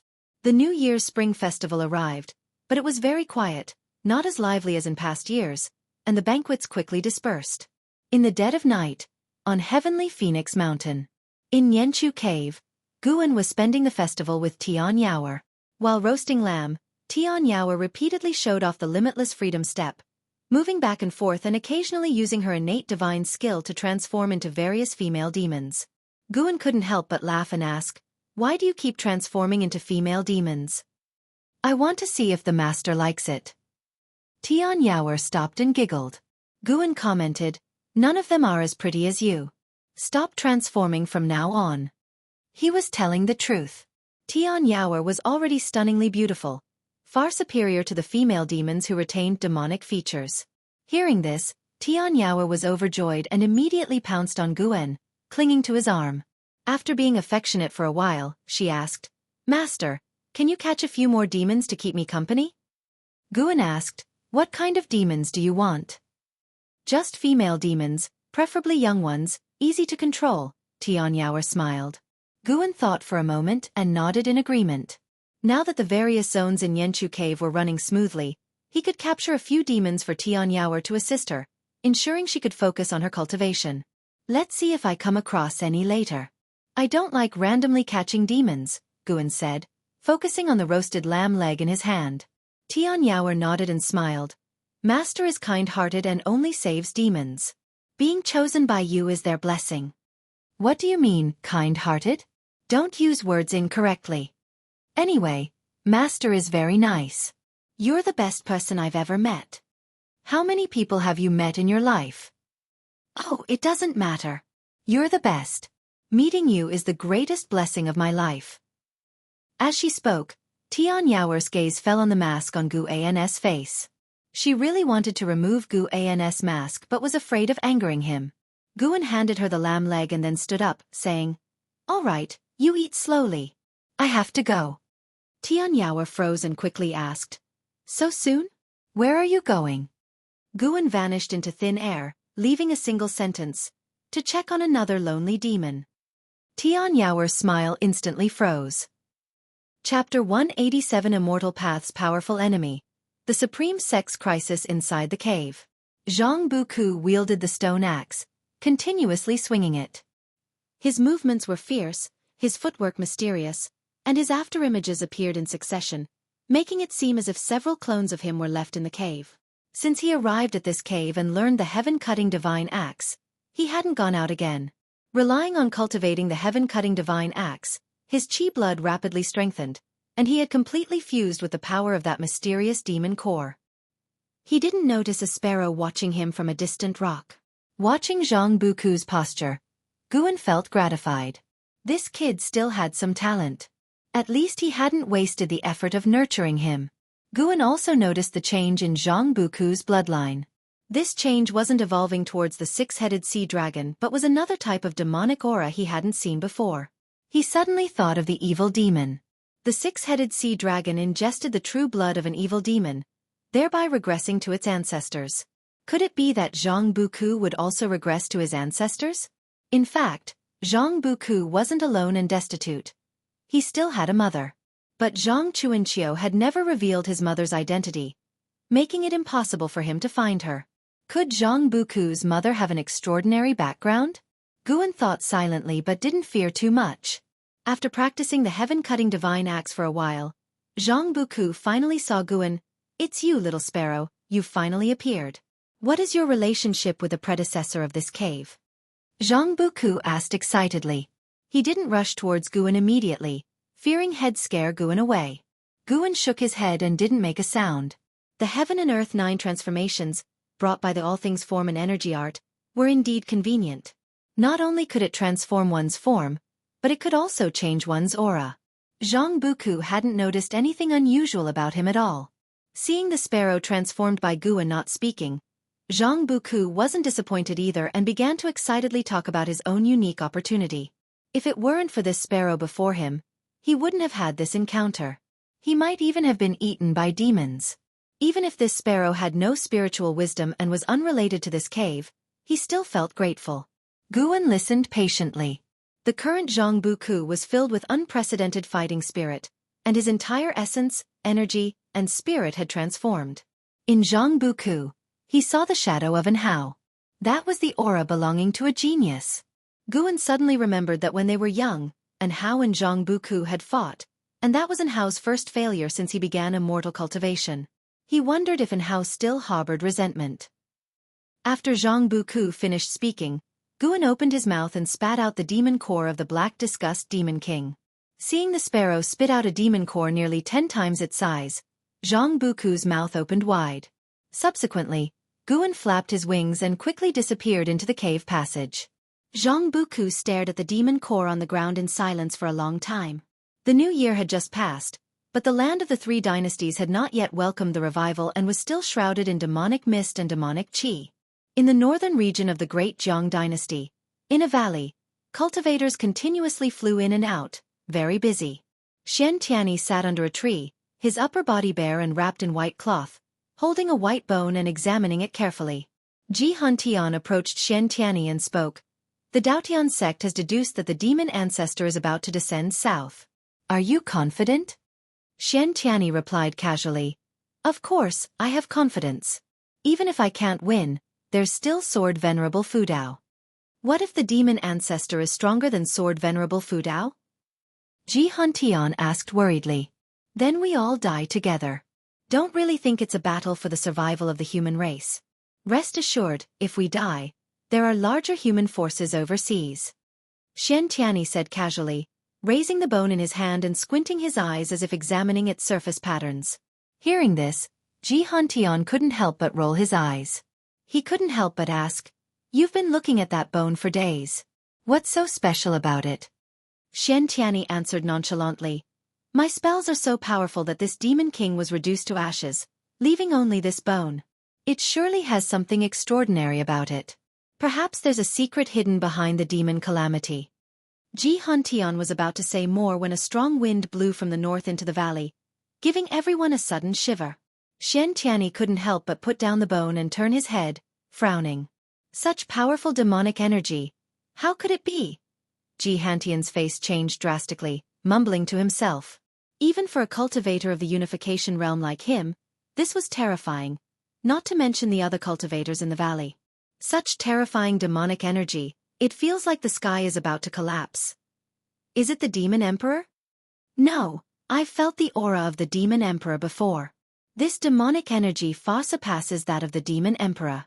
It must be the legendary demon ancestor. This demonic energy is too terrifying. The legends are true, the ancestor of 10,000 demons. What should we do? We aren't going to fight, are we? Facing such demonic energy, I can't see any hope of winning. The cultivators in the valley had fought demons for years and had even experienced battles with Mahayana realm participants. Their Taoist hearts had long transformed. But even so, facing the distant demonic energy, they were terrified, without any will to fight. Xian Tianyi vanished into thin air. Ji Huntian immediately turned and urged the disciples of the Supreme Sect to prepare for battle. Far away, Guan stood up at the third medicine valley of the Supreme Sect. He didn't look north but looked up at the sky. The sky was blue, but the white clouds were dissipating. Master, what's wrong? An Xian, who was counting seeds nearby, turned and asked.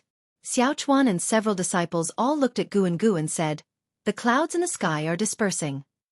Hearing this, the others all looked up. Soon, they also began to feel suspicious.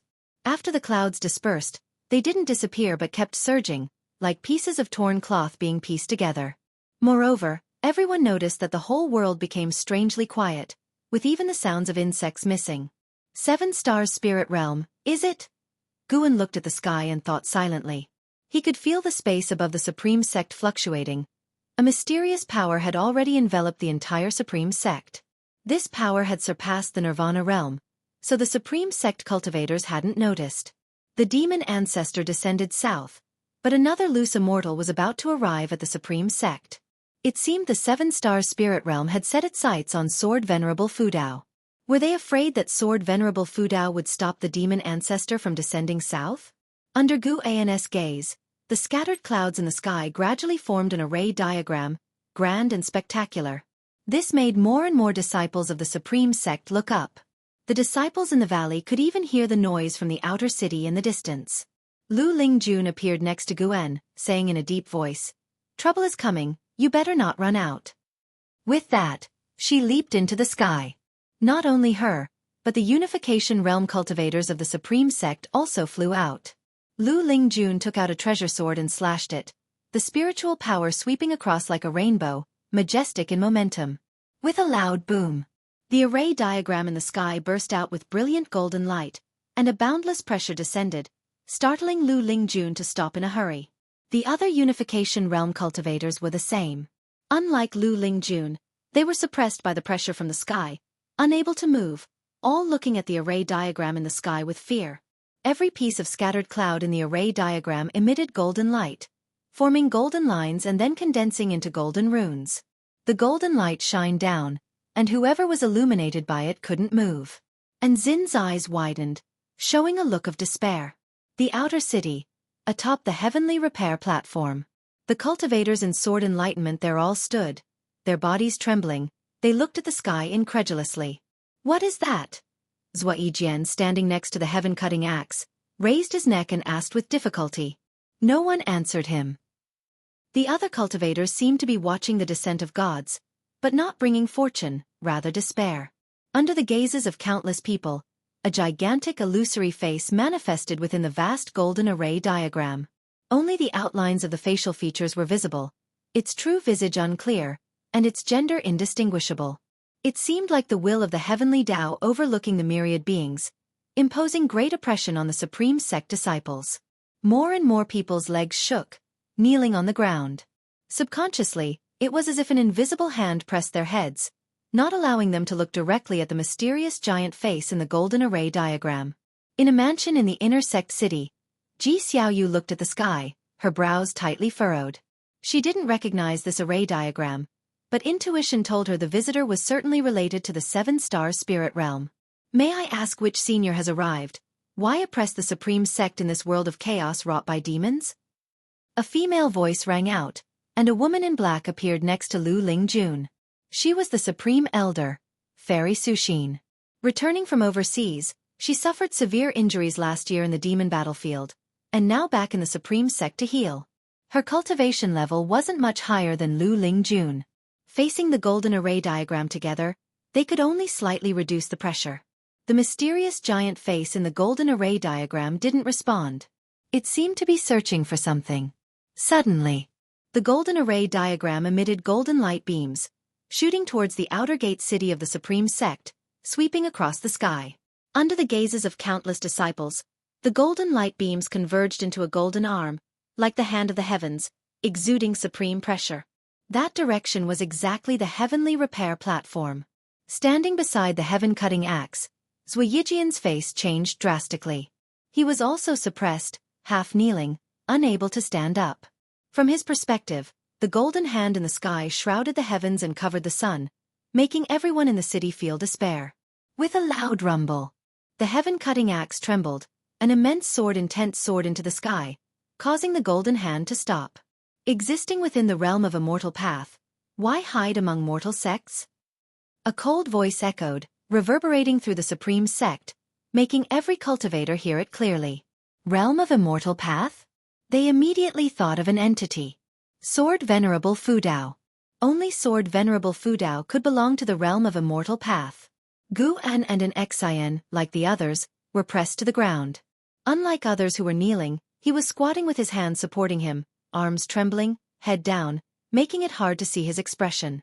"Since you want answer, watch this sect turn to dust." The cold voice spoke again, like a heavenly god issuing judgment upon all beings. The terrifying pressure over the supreme sect suddenly intensified, and the earth began to tremble. With his head down, Guan glanced at Xiaochuan, an Xian, and others' desperate expressions from the corner of his eye. Everyone's hearts were shrouded in fear, too preoccupied to look at those beside them. Guan sighed softly. Why do people always seek death? Chapter 188. What realm is Sword Venerable Fudao in? Guan infused his mana into the ground. The five-element spiritual energy followed his mana and converged towards the heavenly repair platform. On the heavenly repair platform, the cultivators who couldn't raise their heads saw wisps of spiritual energy emerging on the platform, all converging in one direction. They glanced out of the corner of their eyes. The heaven-cutting axe. Zhua Yijian, kneeling beside the heaven-cutting axe, felt it even more deeply, his pupils dilated, filled with excitement. The elder was about to make his move. Nature's spiritual energy gathered beside the heaven-cutting axe, forming a whirlpool, quickly condensing into a dark purple phantom. It was precisely Gu An's 9 extremes yin-yang body. Under the golden light, the posture of the 9 extremes yin-yang body was incomparably domineering, causing the nearby cultivators to be filled with excitement. Sword Venerable Fudao has appeared. The giant face in the sky locked its gaze on the 9 extremes yin-yang body. The golden light array diagram once again burst forth with golden rays, and this time, It was as if a torrential downpour decorated the entire sky, especially for the cultivators on the heavenly repair platform. The visual impact was immense. Under Zhou Yijian's watchful eye, the 9 extremes yin-yang body grasped the handle of the heaven-cutting axe in reverse. The heaven-cutting axe, which the cultivators of the supreme sect thought impossible to lift, was effortlessly raised as if it had no weight. The 9 extremes yin-yang body lifted the axe with one hand, facing the golden rays that filled the sky. Its figure looked so insignificant. But at that moment, all the cultivators kneeling on the platform directed their gaze towards it. With its appearance, everyone in the outer sect city felt the pressure on them lessen. At least they could turn their heads. No one knew why, but looking at Sword Venerable Fudao holding the heaven-cutting axe, all the fear in everyone's hearts dissipated. Time seemed to slow down at that moment. Zhou Yijian raised his head, a look of fanaticism on his face. He was still kneeling, as if worshipping the 9 extremes yin-yang body. The 9 extremes yin-yang body lifted the axe with its right hand, moving the heaven-cutting axe to its left waist, and then suddenly lifted it upwards. Slicing heaven with axe. With one slash, the entire world instantly lost its color. The golden rays in the sky were successively annihilated. The golden light array diagram spanning the sky was directly cut in half, including the giant face, and even a clear space rift appeared in the sky, shocking the onlookers. Who are you, to have trained the heaven-cutting divine axe to such a degree? A mysterious, cold and indifferent voice sounded, this time filled with fear, no longer calm and composed as before. Boom! The golden light array diagram in the sky, sliced in half, suddenly exploded, a terrifying strong wind crushing everything between heaven and earth. Zhou Yijian instinctively lowered his head and closed his eyes. All the disciples in the Third Medicine Valley were blown away by the suddenly erupting strong wind, including Gu An's true body. The formations in each area of the valley were activated, forming protective barriers, like light shields suddenly lighting up. The mountains and forests outside the Medicine Valley shook violently, as if the trees were about to be uprooted at any moment. The same happened in Mystic Valley. All the cultivators in the outer gate cities in the 8 directions, the inner gate cities in the 4 directions, and the main city of the sect saw the golden light array diagram in the sky suddenly cut in half. Although they couldn't see clearly what had happened, the space rift spanning the sky proved that someone had just made a move. Along with the mysterious enemy's words, everyone thought of Sword Venerable Fudao. Ji Xiaoyu stood on the eaves, resisting the strong wind with her own spiritual power. The debris beneath her feet was blown away. She squinted as she looked on, her eyes filled with shock. The sky was covered with streaks of golden light, as if the golden sky had been torn apart. The heaven-cutting divine axe, Ji Xiaoyu muttered to herself, her beautiful eyes fixated on the sky. She naturally knew that the heaven-cutting divine axe was one of the 9 inheritances of the 7-star spirit realm. The appearance of the heaven-cutting axe had made her think that Sword Venerable Fudao just got the relic of ancestor Xian Tian. But now it was proven that Sword Venerable Fudao had also mastered the heaven-cutting divine axe. From the words of that mysterious great cultivator, it seemed that Sword Venerable Fudao not only mastered it but trained the heaven-cutting divine axe to a very high realm. Sword Venerable Fudao was hostile to the 7-star spirit realm. Could it be that Sword Venerable Fudao was also a person of the 7-star spirit realm? Ji Xiaoyu resisted the wind and thought wildly. The violent windstorm lasted for a long time. Zhou Yijian struggled to open his eyes, seeing Sword Venerable Fudao turn around, putting the heaven-cutting axe back in place. Then Sword Venerable Fudao came to him, gently patting his shoulder. He froze, immense joy filled his heart, his mind went blank. Before he could think more, Sword Venerable Fudao disappeared into thin air. When the storm completely subsided, more and more people stood up. Looking up, there were only golden remnants of clouds and a space rift of unknown length left in the sky. We are saved. The one just now definitely reached the realm of immortal path, yet was killed by Sword Venerable Fudao with one slash. He should be dead. Otherwise why didn't he make a sound? Who on earth is that person, to dare suppress our supreme sect alone? Fortunately, we have Senior Sword Venerable here. Didn't you hear? Sword Venerable Fudao is also in the realm of immortal path. They say even the Mahayana realm can't reach the edge of the immortal path. A thunderous cheer erupted from the outer sect city. Lu Lingjun and Fairy Sushin floated in the air. The impact on the 2 women was even greater. When Sword Venerable Fudao swung the axe, they felt a chill that made them fearful even in retrospect. The mysterious great cultivator they couldn't resist was killed just like that? Fairy Sushin looked at Lu Lingjun and sighed. It seems the mystic heart realm is still within the mortal range. Lu Lingjun remained silent. Her feelings were complicated. She had reached a realm she had dreamt of before her ascension, but since reaching the mystic heart realm, she often felt powerless.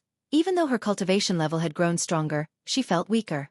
In a forest, a figure appeared out of thin air.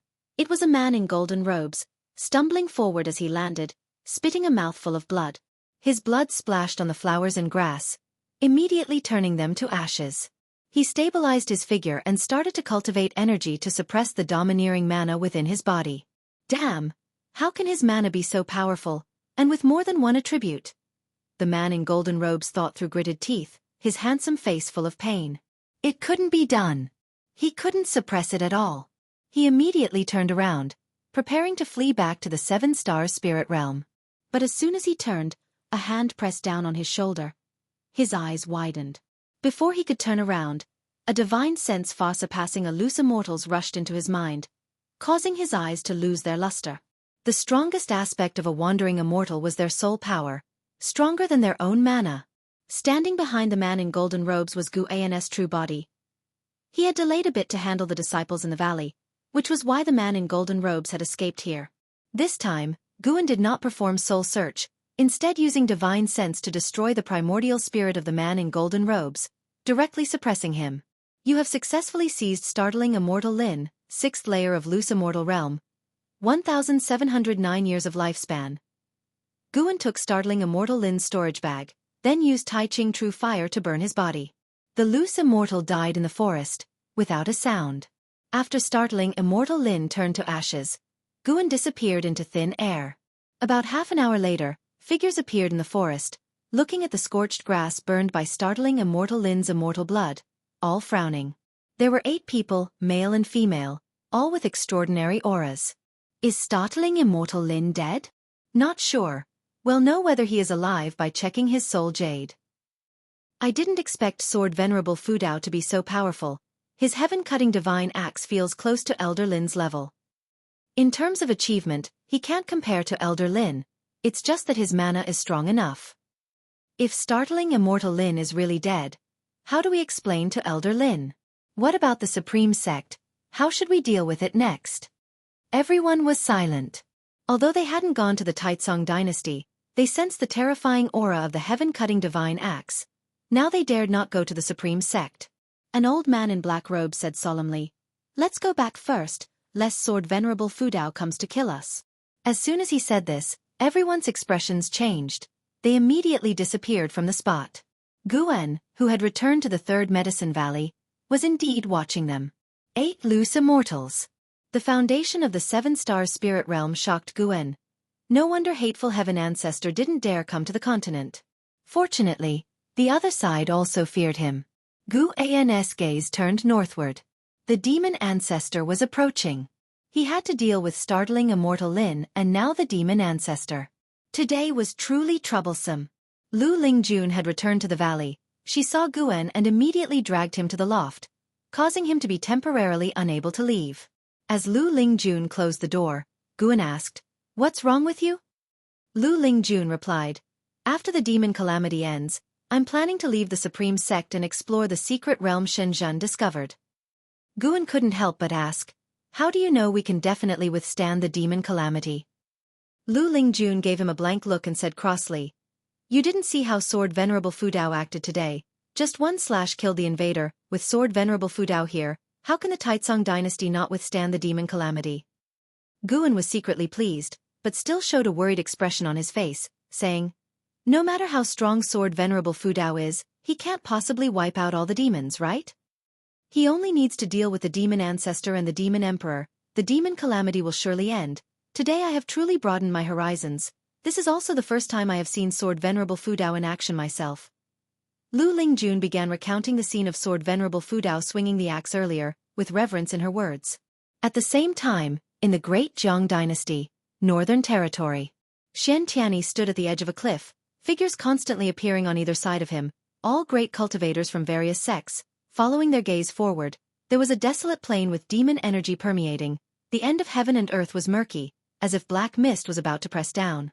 Liang Conghai of the Zongtian sect looked at Xian Tianyi and said, "We sensed a terrifying pressure from the direction of the Supreme Sect earlier. Could something have happened?" Others also looked at Xian Tianyi. Xian Tianyi said indifferently, "It came quickly and went quickly, meaning it's already resolved. If it was an enemy, with sword Venerable Fu Dao there, anyone daring to invade the Supreme Sect would die." Despite his calm demeanor, a storm was raging in his heart. Startling Immortal Lin's pressure made even this Mahayana realm cultivator feel fear. It must have been an immortal descending on the Supreme Sect. Xian Tianyi, with the highest cultivation level among the group, had experienced more. The mysterious immortal had just appeared not long ago, then was killed by an even more terrifying aura, indicating a great battle had erupted in the Supreme Sect and ended swiftly. This made him wonder, what realm was Sword Venerable Fu Dao in? Chapter 189 Sword Venerable Fu Dao battles the demon ancestor. When Xian Tianyi felt shocked in his heart, other great cultivators turned their eyes to the distance. The overwhelming demonic aura of the demon ancestor was constantly approaching.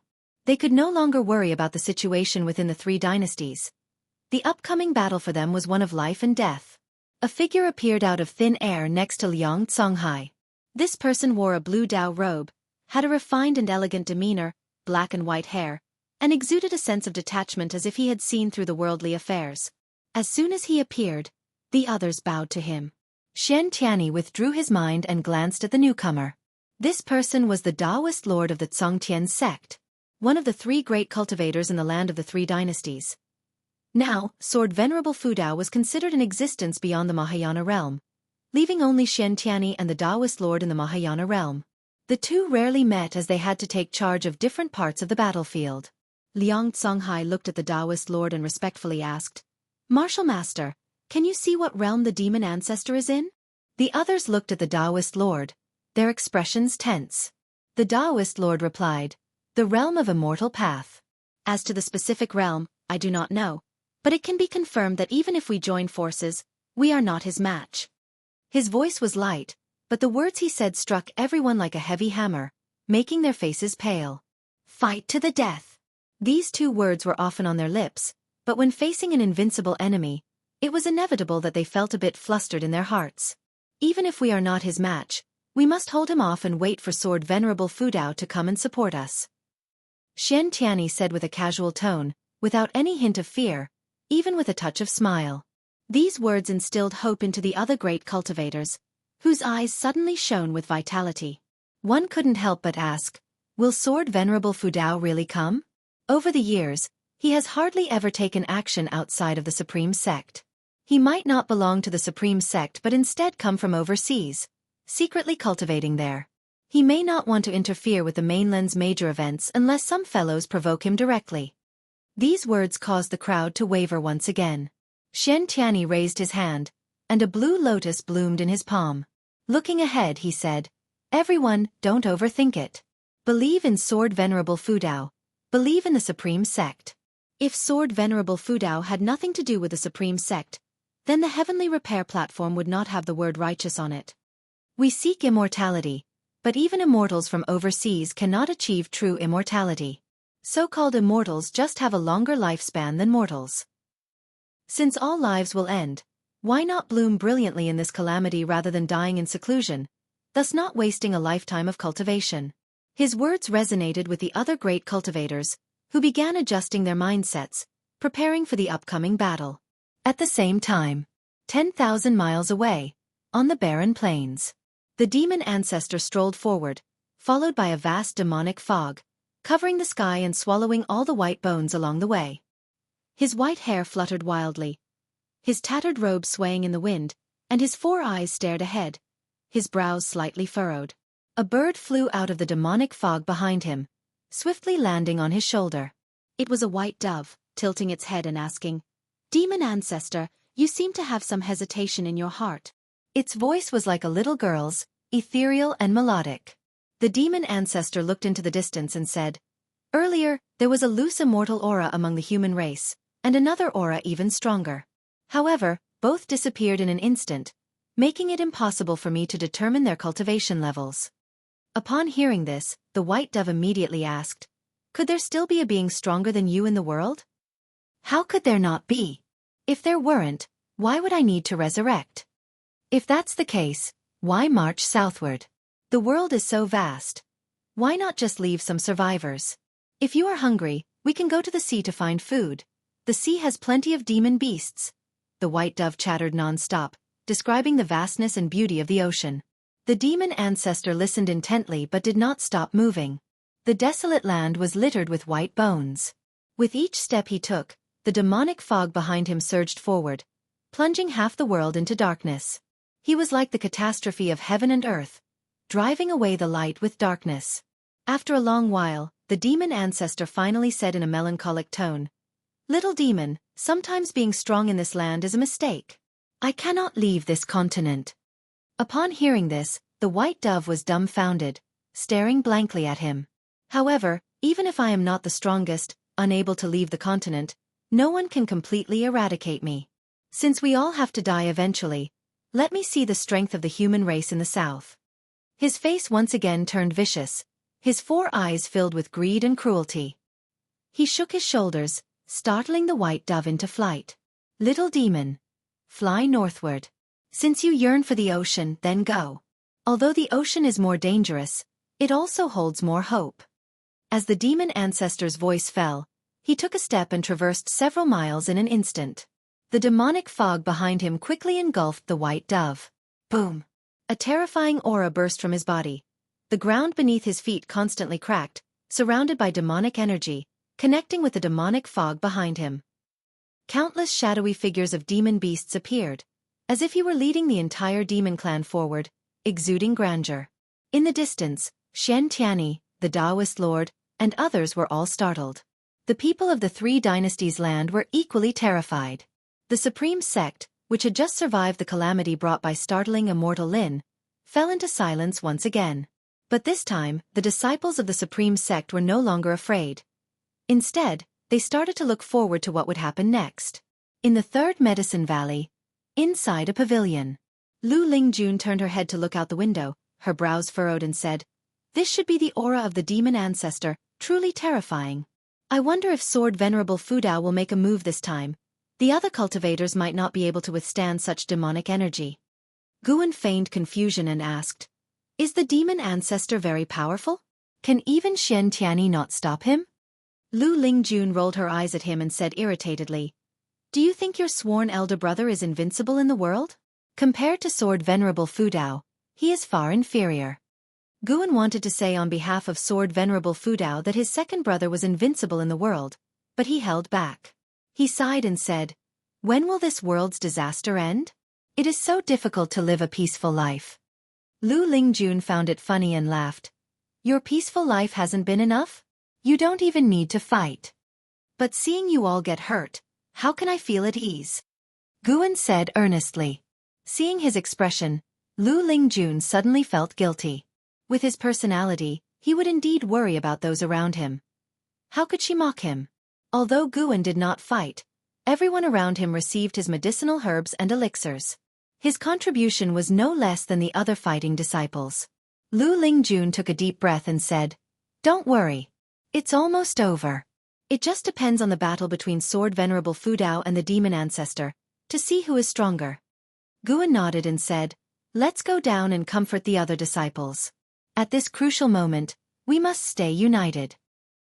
His divine sense could easily cover the land of the 3 dynasties, and he could feel the demon ancestor getting closer to the northern territory. The 2 of them got up and walked downstairs. The disciples in the valley had already gathered together. Seeing Guan and Lu Lingjun coming over, they quickly surrounded them, asking Lu Lingjun about the distance of the demonic aura from the supreme sect. With their low cultivation levels, they did not know where the demonic aura was, worrying that it was once again aimed at the supreme sect. "Do not worry. This demonic aura should be from the demon ancestor. It is still far away, and the great cultivators of the immortal cultivation world are already preparing to confront him." Lu Lingjun reassured them. The mention of the demon ancestor startled the disciples, and they began discussing it incessantly. Xiaofan turned to look at his senior brother, who was standing outside the crowd, gazing at the sky, lost in thought. He immediately walked over and asked, "Senior brother, are you worried?" Guan nodded and said, "Of course I'm worried. I can't help but wonder if I should have worked harder on my cultivation. If I were stronger, I would feel more at ease now." Xiaofan responded, "Senior brother, You should indeed work harder on your cultivation. Your talent and status are higher than mine. Don't give up. I'm also talking about you, fool. Can you focus on the cultivation technique I taught you? Senior brother, do you think that even if I cultivate this technique, I can reach the core formation realm? Will I be able to form a nascent soul in this lifetime? We don't know. It's impossible. Even if I live for another couple hundred years, if all the time is spent on cultivation, what's the point? This is something you once told others. I just want to enjoy life to the fullest. Maybe in my next life, I'll be a genius like senior brother Li Ya. Xiaochuan chuckled, his face showing a look of yearning. Looking at the wrinkles at the corners of Xiaochuan's eyes, Guan couldn't help but mock himself. He always said to respect everyone's choices, yet he cared too much for those close to him. He patted Xiaochuan's shoulder, then turned his gaze to the horizon. Better think about how to kill the demon ancestor. After slaying startling immortal Lin, the 7-star spirit realm would certainly notice sword venerable Fudao. Since that's the case, no more pretending. It's time to show everyone swordsmanship that surpasses the Taitsong divine shocking sword. Guan squinted his eyes, his gaze seemingly piercing through the sky to the outer heavens. The Great Zhang Dynasty. Northern Territory. On the cliff, Shen Tianyi, the Taoist lord, Shen Quan, Liang Songhai, Taoist Tianshu, and others, more than 30 great cultivators stood side by side, their robes flapping in the wind. Following their gaze, the sky had been obscured by the vast demonic fog. Their divine senses had already locked onto the demon ancestor. The Taoist of Immortality from the Three Pure Ones mountain, dressed in a white robe, held a horsetail whisk and waved it downward off the cliff. Rumble, the earth cracked, the mountain where the cliff was located separated from the barren plain, forming a deep, bottomless chasm. Spiritual energy rose from the chasm, forming a shocking energy wall, dispersing the clouds in the sky. Shen Tianyi glanced at the Taoist of Immortality with the corner of his eye, then continued to stare at the demon ancestor. Everyone! Liang Songhai was about to speak when he suddenly sensed something, abruptly raising his head. It wasn't just him. The other great cultivators did the same.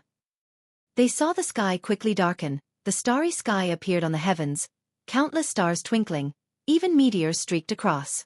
The Taoist lord couldn't help but frown, calculating with his fingers. The demon ancestor also saw this scene.